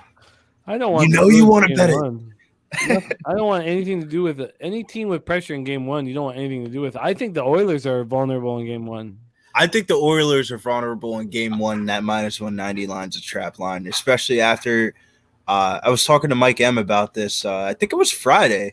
I was saying to you, I was like, I think I'm all in on the NHL the last day. This might be the worst day ever to do it. No, we had an awesome day. The last day. Gave him, I parlayed. I was watching the show. I parlayed the Devils, Oilers, Avs, and I was money in the bank, man. And the Oilers by far the best team in that parlay. But I definitely see the holes in their game, though. In the Oilers game, what are the holes in the Oilers game? They can score, but they don't play fucking defense. What do you mean? Matthias Ekholm was the perfect pickup. He's Jimmy. 6'5". When they get to their fourth Their line, goaltending is their weakness. Their goaltending is their weakness. Yeah. So what were you saying? That's the right I way. understand when they get to their fourth line, they're in trouble. Well, they're a great playoff team. I mean, if you get to overtime, you're done. I mean, that's You're done. They picked. I don't agree with that. Overtime they're No, done. I like the Oilers a lot. I think Costin was a monster pickup, and Bugstad was a great pickup. So you have two guys who are what? Bugstad 6'6", he's a toothpick. Costin, I don't know his height, but he's a big tough. Failed. I first like a round. big playoff year out of Nugent Hopkins. I think this is going to be a big year where everyone's talking about, Connor and Dickhead and Draisaitl and everybody else. But I think this is a big year for. We'll see what happens. But I like Nugent Hopkins. I think that fucking guy comes out there. All he does is score. All he does is. If you guys had to pick one team to win the Stanley Cup, who would it be? Bruins. Yeah, of course, it's the Bruins. Yeah, I'm we're talking about betting wise. Look, I got the Oilers at 15-1 to win the cup. Stars.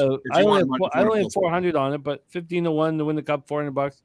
Why would I? I mean, that's from the beginning of the year. I got 7-1 for 400 to win the conference, but I'm also down like 1.9 going into my futures. What are the odds now? I'll pull them up right now. I'm looking at it right now. Plus 340 for the Boston Bruins, and I feel like the Colorado Avalanche at plus 700. I mean, goddamn, dude, that's way too. They don't have Gabe Landeskog. That's way too low for them. I'm saying like low in the bad way. The Bruins get there just because of. I'm saying low in the bad way. McKinnon knows they're not. Oh, look, Rod's wacky, way better than mine. He's got a K on them to win 14K at 14-1. I have 400 on them, just 400 to win. And if there's a Toronto team that I despise against, it's the fucking Maple Leafs, man. Holy shit, dude! I couldn't be a Maple Leafs fan. Talk about disappointment, dude. Yeah, but how many years are they going to be a disappointment? 50 years or whatever it is. Bro, there's not been a time that you guys haven't pitched the Toronto Maple Leafs to me, and then I bet them a couple of games, and then they end up losing the series. Like, it never fails. A Toronto-Edmonton series would kill the NHL. Nobody in the Americas. No, I disagree. It'd be bad for the NHL, but it wouldn't kill. I mean, well, I wouldn't kill it, right? But it would definitely be bad for the. They would like an American team to play a Canadian team. Yeah, Arizona Coyotes. You want a big shot right now? Two teams would draw better ratings. The Stars are 14-1. If you want a big shot, I can't believe somebody asked you, are you down in every sport so far? Yeah, Bill, I have a sports bet. Every sports bet ever. No, but when I think of an Oilers Leafs final, it'll never happen. It's not going to It happen. never happened. But do you think it would decimate the NHL? It would decimate the NHL views for playoffs. Yeah, I because never really thought of it that way. The majority of Americans, I would like it as a hockey fan. I would enjoy watching those teams. It would be a ton of scoring too. I mean, we would see goals galore, but the majority of the hockey fans just would. Are you telling me if I'd rather watch the Edmonton Oilers versus the Toronto Maple Leafs or the LA Lakers versus the Bucks, I'll probably watch the Bucks-Lakers game 10 out of 10 times. We lose the basketball all the time. You got a choice: Edmonton versus Toronto or the Arizona Coyotes versus Winnipeg. I don't think. I really Not don't particularly think though, Jim. I felt like the NHL playoffs last year absolutely shitted on the NBA for ratings times 2.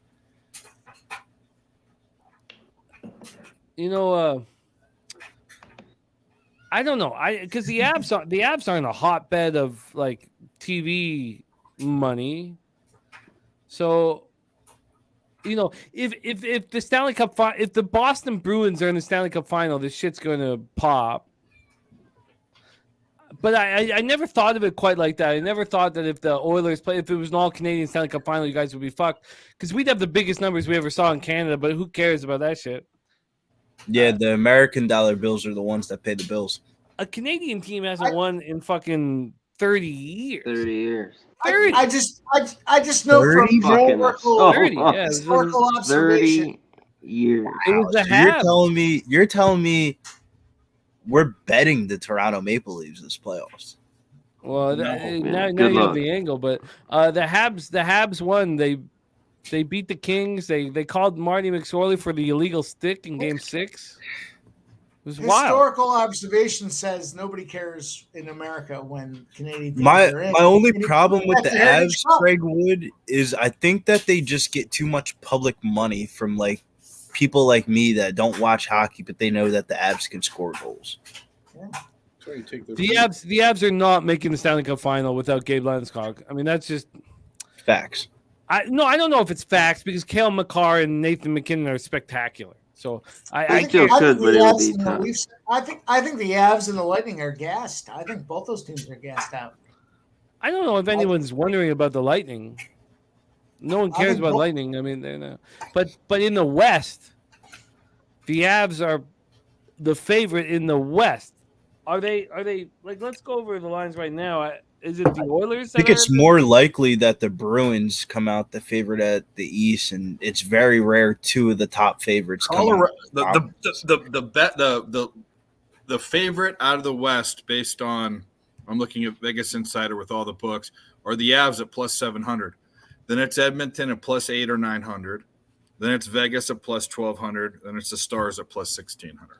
Yeah, I mean, when I look at those numbers, because I've got for the conference, I bet 365 to win the conference. The Avs at 275, Oilers at 300, Knights at 450, Stars at 650. The Kings at 10-1. Why are the Kings 10-1 The Kings have a better chance They than played the Wild really or the well. Stars. Maybe the I was going to Stars. say the same thing. Wild and the Stars. I think the Kings have. Well, a better chance. I think they have a better Why chance are than the they? Wild and the Knights. Why are they 13-1 though? 10-1 to win the conference. I think the Stars have a better chance than both the Knights and the Wild. I agree. I agree that the Knights and the Wild are probably misplaced. So then you have the Stars and the Kings live. The West is wide open. The West is wide the fuck open. I think the Oilers are the best team, but they could lose to the Kings in the first round. I don't think they will. But then with the Oilers, you're hoping for a rookie goaltender, Stuart Skinner, to hold the ground. But it's possible that Stuart Skinner shits the bed and Soupy Dumps Campbell steps up. Nah, Jim, The I only think you reason hit why the nail in the Skinner, everyone coffin, likes though. Skinner is because Campbell's so fucking bad. That's why Every- everyone's all over Skinner. I mean, Every one of these West Coast games are wide the fuck open. I feel like the East Coast is kind of a little bit I can kind of see how Carolina beats The Islanders in 6 or 7. They'd probably go 6 or 7. Most of the goaltending is in the East. That's another thing. All year long, they talked about how the East was so much better than the West. All year long. I could see the Oilers puking their nuts up in a series. I'm not saying the first series, but I could see them just not performing in a series, whether it be the second or the third. I don't think the Oilers go the distance. I agree with that sentiment, but it was a similar sentiment last year with the Colorado Avalanche because McKinnon had never done it before. Yo, facts though. No, McKinnon had Makar on defense, and Ekholm is a big pickup, and Nurse is some people love him, some people don't, but he's physically capable of being a great defenseman. But the same things were said about the Avalanche last year. So when I look at the two conferences, even though the last 20 games we saw the Kings, the last 10 games Kings look bad, but the last 20 games of the year the Stars look strong, the Knights won out, the Oilers won out, the Avalanche won out. But I still think that the Bruins, Leafs, Hurricanes, Devils, Rangers, Lightning, Islanders, Florida Panthers, I mean, who in the Western Conference beats those teams? Yeah, I'm with you. Big time. This is the whole thing, and they said this about the Patriots, and they went undefeated. They said it about the Yankees. I just don't see anyone. I can't bet on anyone to beat the Bruins. I can't do it. How can you? You can't. Yeah. They're so deep. Because they're such big favorites, you got to bet against them. There are angles, Mike. There are angles. I get it. There are ways to do it, but it's scary. It's very, very scary. They're so deep, man. They're really, really deep squad, man. I've really liked the Bruins. I got to look, but I bet there's money to be made if you're going to bet those teams where they got to win the series 4-1 and 4-2. I got to take a look. Because realistically, series with Edmonton, they lose 1, they win 4-1 final. What's that number look like? That's probably the only position where there's plus money. I mean, like you can look at you look at series matchups. Like, who's a bad matchup? What team is a bad matchup in a 7-game series for the Bruins? Just There's nothing. Yeah. No. I think that the Leafs, Lightning, not the Lightning. I think the Leafs, Devils, and Rangers really want the opportunity. Does a fast team beat them? No, nobody. They're the most complete team we've seen in years. They're like the fucking Red Wings in the 90s. I mean, the 2018-19 Lightning lost. They got swept by the Jackets in the first round. So the Oilers to win 4-1 in the series is plus 260, and the Oilers to win 4-2 in the series is plus 300. One of those two is the spot to make that money. And then I love that bet, but I am nervous. But I love that bet. I think 4-1 Oilers spot. Well, one of the two. I would go 4-1. They just fucking stomp everybody plus 260, and when they lose that first game, you take them at a decent money line the rest of the way. So that might be my first series play. Oilers to win the series 4-1 at plus 260. Oh fuck! I'll cheer that shit. I think the 4-2 is more likely. Personally, just thinking about it. But look, if the Oilers make a serious run, it's very helpful for me in my life. So I'm rooting for you. I don't have any futures, or I don't bet futures, but. Only because these are within a 10-day span. So I don't like him to carry that far over because I feel like I can turn that money over. I don't blame you, Mike. That's the max I'm waiting for a future bet. Is hockey series, are they is it 2-3-2? No, 2-2-1-1-1. 2-2-1-1-1. Okay, yeah. The only real way to go about it. I'm with you. I like it much more than 2-3-2. Just want to hear Jimmy concur. 2-2-1-1-1. Oh, there can't be another way. Like, I understand when, like, if there's millions of dollars of, like, the 2-3, it's lazy. 2-3-2 is just fucking lazy. Yeah. I like it. Yeah, it doesn't help out the team as field or Oh, ice you're or right. whatever. That's some I mean, key it's point. yeah. C-Mac. The key point is that it doesn't help the home team at all. So, yeah. So if the Kings win Toronto to win 4-2 is plus 375. See, this is how I would bet these fucking things. Let me get that one in there too. Toronto 4-2 plus 375. I really think the Kings could win game one just because the Oilers completely outclassed them in 2 games in a row. What did the Kings score a goal? I mean, the Oilers won 2-0 and then I don't know. Like they were just 4-1. They were so outclassed that concerns me. That makes me nervous, and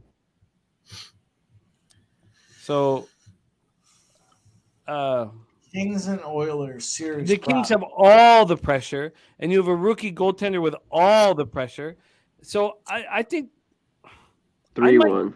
I might bet the Kings game one. I need to sit with it longer, but so this is my local. This isn't indicative of all the books, but Oilers to win 4-0 is plus 500. Oilers to win plus 4-1 is plus 260. 4-2 is plus 300, and plus 4-3 is plus 475. So the most favorite odds of the entire bunch is the Oilers to win 4-1 plus 260. For what it's worth. All of this makes me very nervous. I think that we can find in series bets. If the Oilers win game one and Stuart Skinner looks great and they win 4-1, then you let it go. But I could see the Kings winning one game in that series. I could see it being a 4-1 series. What's Ben Stevens saying? McDavid, I'm glad he didn't beat Ovechkin's record. He didn't even try. I really honestly think that there's immense pressure on the Oilers, and there's immense pressure on Skinner. I don't even think Stuart Skinner. Okay, so let's say the Oilers make it to the Western Conference Final. I can promise you Skinner doesn't play every game. There's going to be a point where they're like, oh, the rookie's crumbling. Let's bring in Soupy Dumps. And Campbell's going to come in, and who knows what he's going to do. Maybe he's awful, maybe, but Soupy Dumps. I can promise you that it's the best. But I can promise you that that Skinner's not just going to go win the Conn Smythe. So I would definitely, Mike, as your friend, warn you and say I would wait to get in series bet on this. Because I really think that is Stuart Skinner capable of handling this pressure? I don't know. That's up for you guys to decide and all the cappers to decide. I don't know. Real Deal Prime said Skinner's the All-Star. Yeah, he was All-Star. You don't know because he's never been there, but I mean, what other choice do they have? I mean, I'd Soupy Dumps, I think, in the right situation. Look, we've all seen him be very good. I listened to this goalie coach talk about the issues that Soupy Dumps was having, and the goalie coach was saying that the issues he's having are real. Like he's just, he sucks. But I mean, did he suck with the Kings? No, but I mean that's everyone. Talk about Fleury. Talk about Quick years ago. I see what you're saying. The thing about Edmonton is their goalie situation is super suspect. So if you have money on them like you do for futures or you want to back them, you're always thinking about the goalie situation. So the New Jersey Rangers series. The Rangers to win 4-0 is plus 1,100. Rangers 4-1 plus 600. Here's where it gets interesting, though. Rangers to win 4-2 is plus 425. Rangers to win 4-3 is plus 400. Devils to win 4-3 is plus 400. So it indicates they were going to go the distance. Devils to win 4-2 is plus 400. Interesting series. A lot of closeness. That series has got to go at least 6. It's probably going to go 7. Rangers to win 4-3 is plus 400. Devils to win 4-3 is plus 400. That's a great Lines bet. indicate it's going the distance. I'd be interested in that.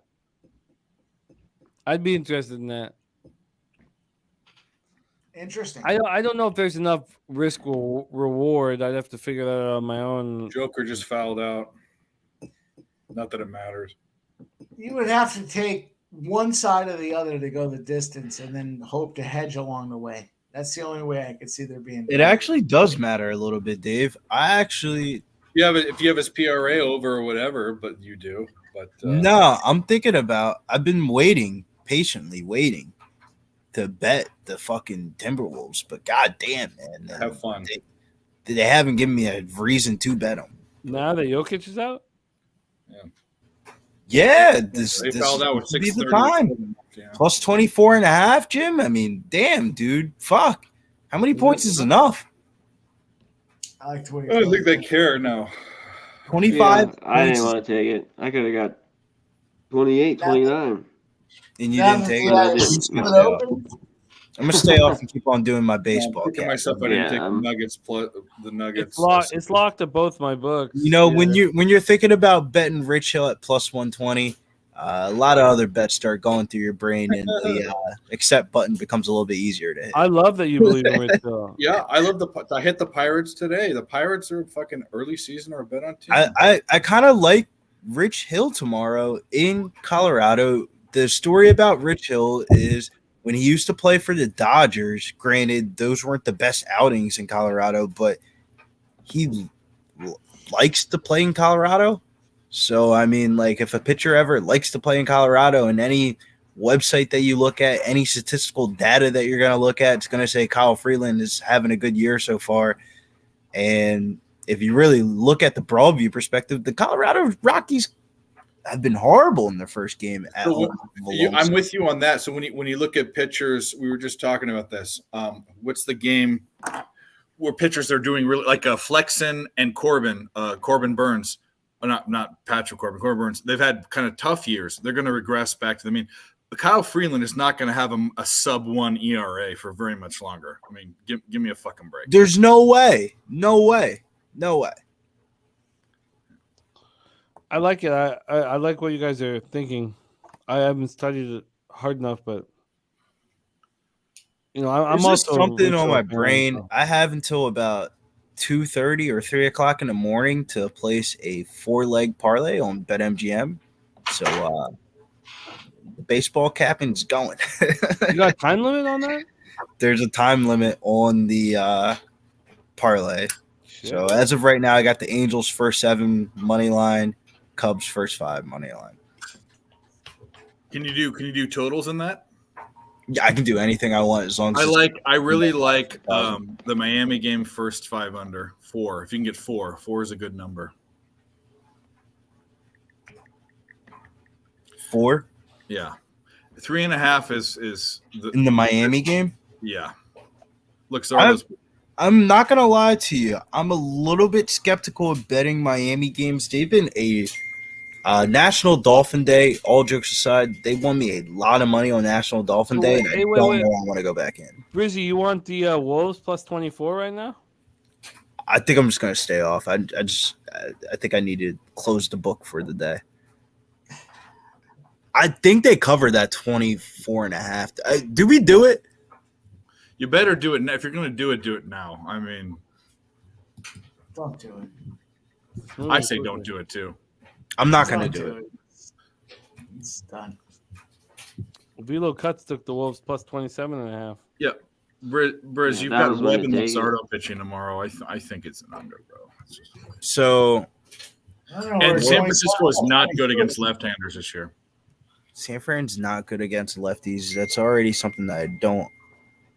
You have to not really have to sell me on too much, especially Logan Webb pitching. Yeah, Logan Webb's a good pitcher. Luxardo's a good pitcher. San Francisco. I mean, neither teams are. And I looked at the. Why wouldn't you like San Fran first 5 here in this spot? I just tried to I bet like the. Luxardo. I just tried to bet the 23.5. They wouldn't let me. Yeah, it's 22.5 now for me. I think they cover it. I just don't. I I just don't couldn't get know. in. They wouldn't let me. I just don't need the. That's Had not the 100 on bet it, that I I need to don't know. call in at 1 o'clock in the morning. That's not the best call in bet. Yo, live bet Timberwolves plus 25.5. Lock it in. Like, nah, I'll just save the action for tomorrow. Oh, the joys of the local. Nah, no local, man. I'm calling in to Pennsylvania to get rid of some of the balances that I have on these books. I was bet online for me. I called Bet Online today. I called them and told them that another book gave me a bunch of free money, and they haven't given me anything. And I used their book, and they gave me $100, which was not what I wanted. But love the Cubbies first five tomorrow with me and Sharpie are talking about the Wisniewski spot. I don't know what Sharpie's going to put out for Wisniewski, but you're betting on him? I'm taking the Cubs first five. Okay. Well. Did we already celebrate Michael Porter Jr. over 2.5? Yes, we are celebrating, baby. That's why I said I don't think I need to bet anything more in this game. I went 2-0. Let me just close the book. I went 1-3 on the last game. I don't think I think the books are telling me take your money and run tonight, young fella. Did you have the Grizzlies? I had the Grizzlies first half money line. I literally placed it on 5 different books, the Grizzlies first half money line. So that's how superbly confident I was. What today's game showed you is how important, if AD had any ounce of heart in his body, when he can play, even hurt or whatever, he's a pussy, but he's so important to that team. It's just. I think what showed you today is that this is probably, unfortunately, for one of the greatest basketball players to ever play, is probably the best supporting cast he's had in a very long time. I like the bubble team. I think the bubble team was. Nah. Every piece fit perfectly in the bubble. Yeah, but they also got lucky of playing AU style basketball where LeBron doesn't have to travel across the whole entire country in between games. He just got to sit. There's always an asterisk, but I'm saying the makeup of the team, there was 2 superstars and everyone else were role players. It's the perfect setup basketball team. I actually think this team right now, the pieces that they got, I mean, they got dollar store Kyrie Irving. Well, I love Hillbilly Kobe is a fucking beast. Hillbilly Kobe's stepping up. I mean, Hillbilly Kobe's a lot better than Alex Caruso. I'm with you, but I just like Alex Caruso. But yeah, I'm with you. Fucking, did you hear Reeves going? They clipped him. I'm that guy. That guy. Yeah, what a Screaming fucking, it. Yeah, I didn't like it. I liked it. It made me want to buy his AR-1s, Jim. It's empowering to a young player. It's empowering for him to feel that. I liked it. I think it's empowering for a young white male in a predominantly black sport to basically tell everybody, fuck you, I'm going to score these buckets. And if you want to swing at me, I got Bron and AD on my side. What's up? I love when athletes act like they've done it before. He hasn't. I mean, I see what you're saying. Yeah. Personally, I like when you score a touchdown or whatever, you act like this is something that you do all the time. When he started screaming that shit, I was like, I didn't like, now we've had a few hours to sit with it, but I was like, obviously you've never done this before. Right. I don't know. You're right. Ben, you didn't send me a message. I don't know what he's saying. I don't know. I don't have a message from him. Maybe we're built a little bit differently. I enjoy that kind of shit. I like him. I like how he's playing.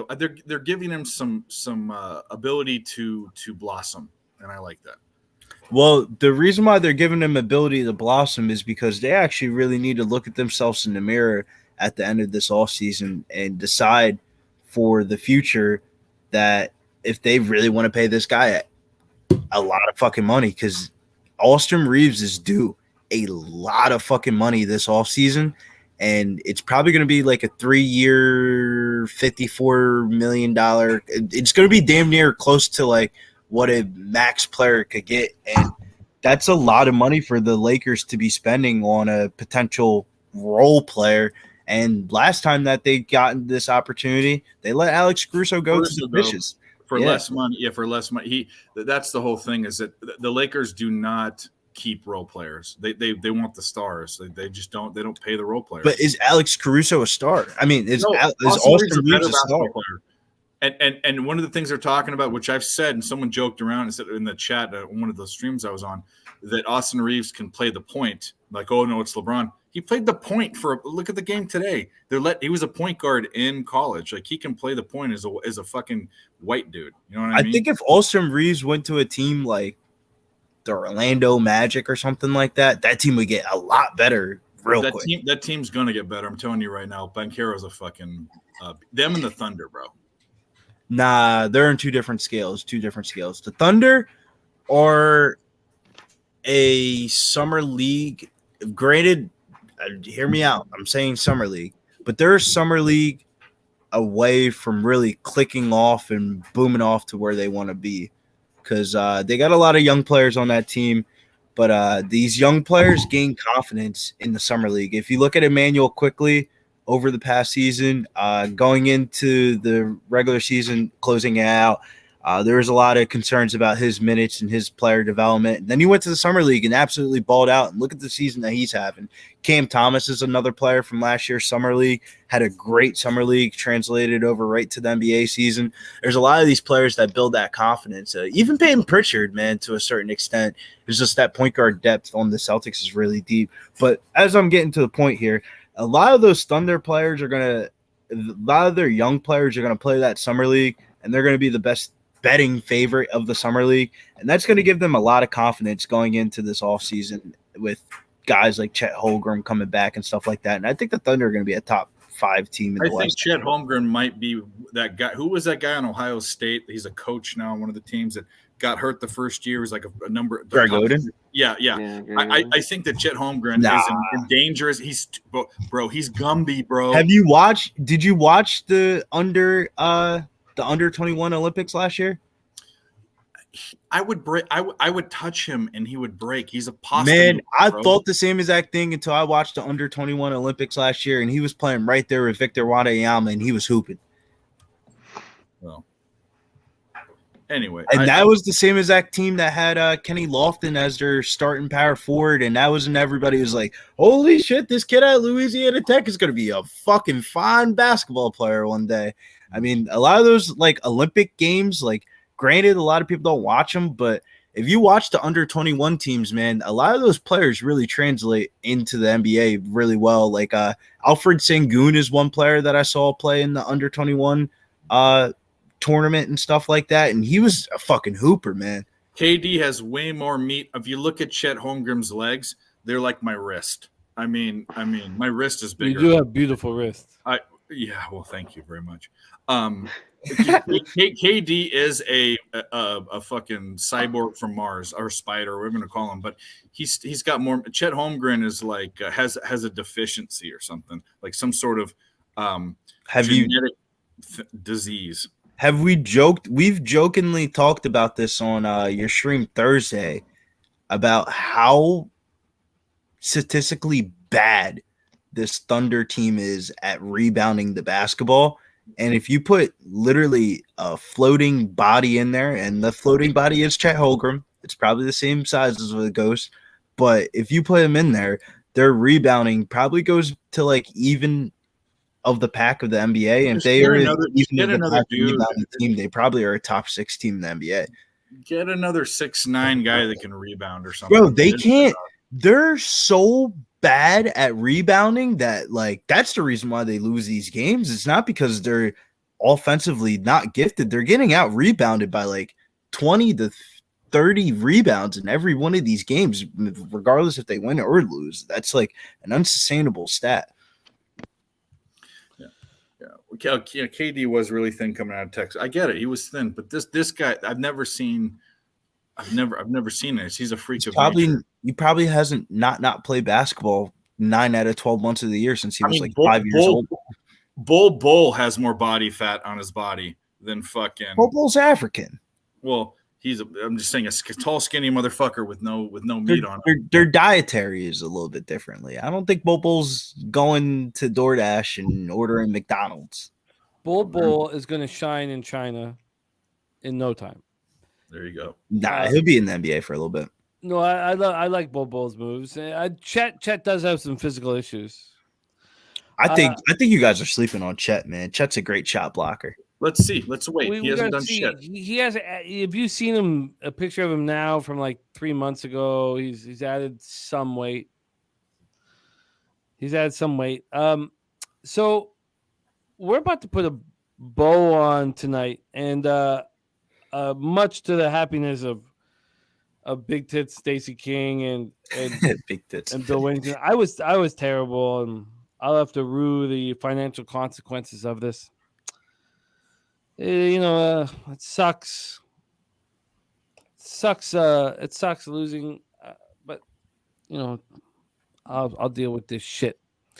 But you guys were great, and I thank you guys for running with us, and all of you in the chat supporting the show means a ton. And obviously, if it just keeps struggling, I just I won't do the show. It's part of the game and building a bankroll and whatever. But I've been really bad last 2 weeks, and I apologize. It sucks. But thank you guys, everybody in the chat supporting the show.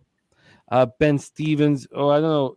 Ben Stevens. I like C-Mac's gone right now, but I don't know what you're talking about there, but I just know that C-Mac's a stand-up guy that we love very much, and if you message him, he'll message you back and shit like that. Rod Zawacki cashed the second half under beautifully. Harold Williams, Don't Tap Podcast. Real Deal Prime Filla. Stimmy OG says he hasn't shaved the bottom of his feet in a while.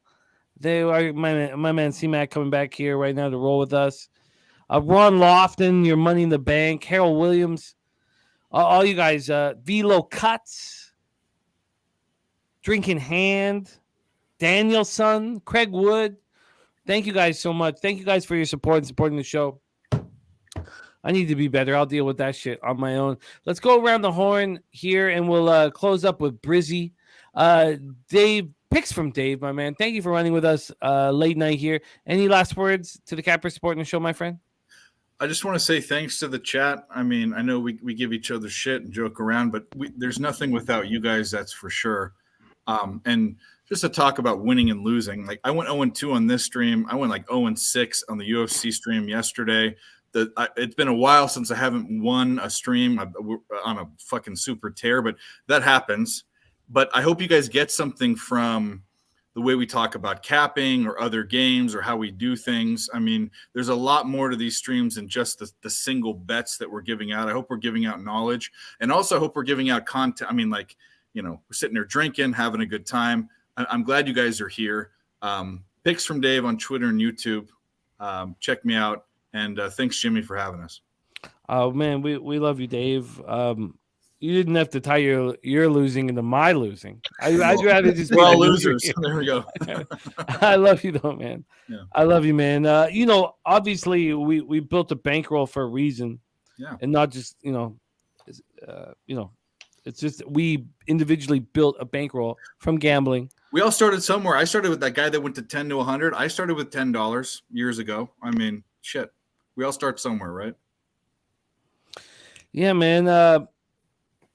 The problem is the losses hurt, and I've been bad 2 weeks in a row. It just sucks. I can't wait till next Sunday, and hopefully I can regroup. Mike M, you were spectacular last week, and we're all really excited about your edges and angles and everything you deliver, and we want to fight the good fight with you, my friend. Any last words for the Capper Sporting Show?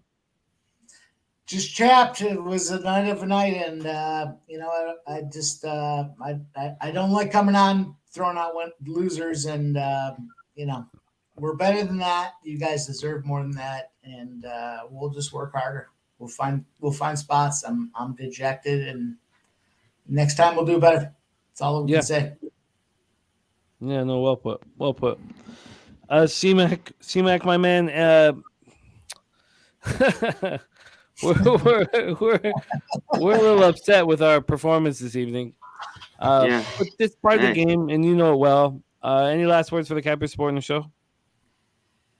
Yeah, Ben, that's the wrong Twitter. It's Connor Mac picks. I don't know who you're writing then. Normally, this is the best goddamn chat in the goddamn game, as I say. Tonight, a little off the, off the rails, but it's all right. Sometimes it's warranted if you had some losses, and I'm glad I stayed off that late game. But tomorrow, golf, Zurich, in New Orleans, the partnership. It's a guys partner up. So check it out. Zurich Classic in New Orleans. Coming off 30-1 winner, Matthew Fitzpatrick today. Bang, bang in the playoff. Had both guys, Spieth and Fitzpatrick, and I'm glad I got Fitzpatrick 30-1. So nice.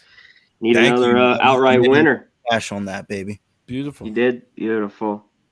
My guy. But yeah, check us out tomorrow, 1 Eastern. Golf. PJ Puff-Up. That's it. Thanks for having me on. Oh, we love you, man. We love you very, very much. Brizzy, I'm gonna set up a bow on this show here, so I'm gonna hit the trigger.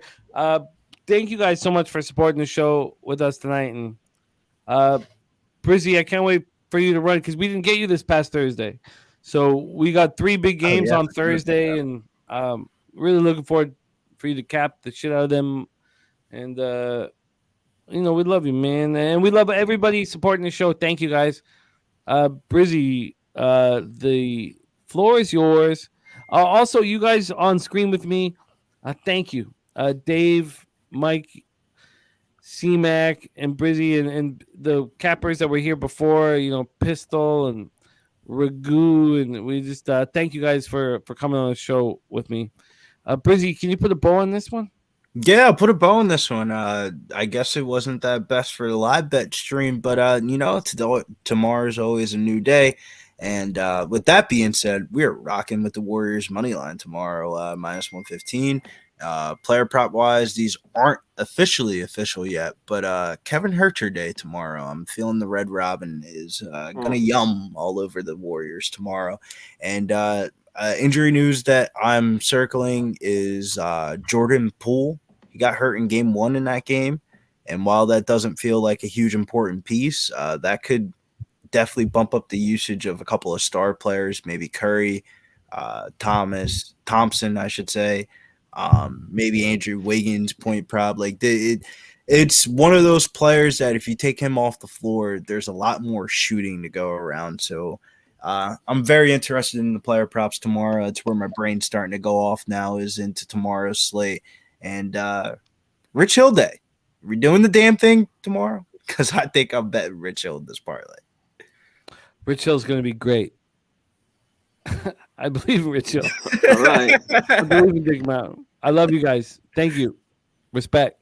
Get that cash.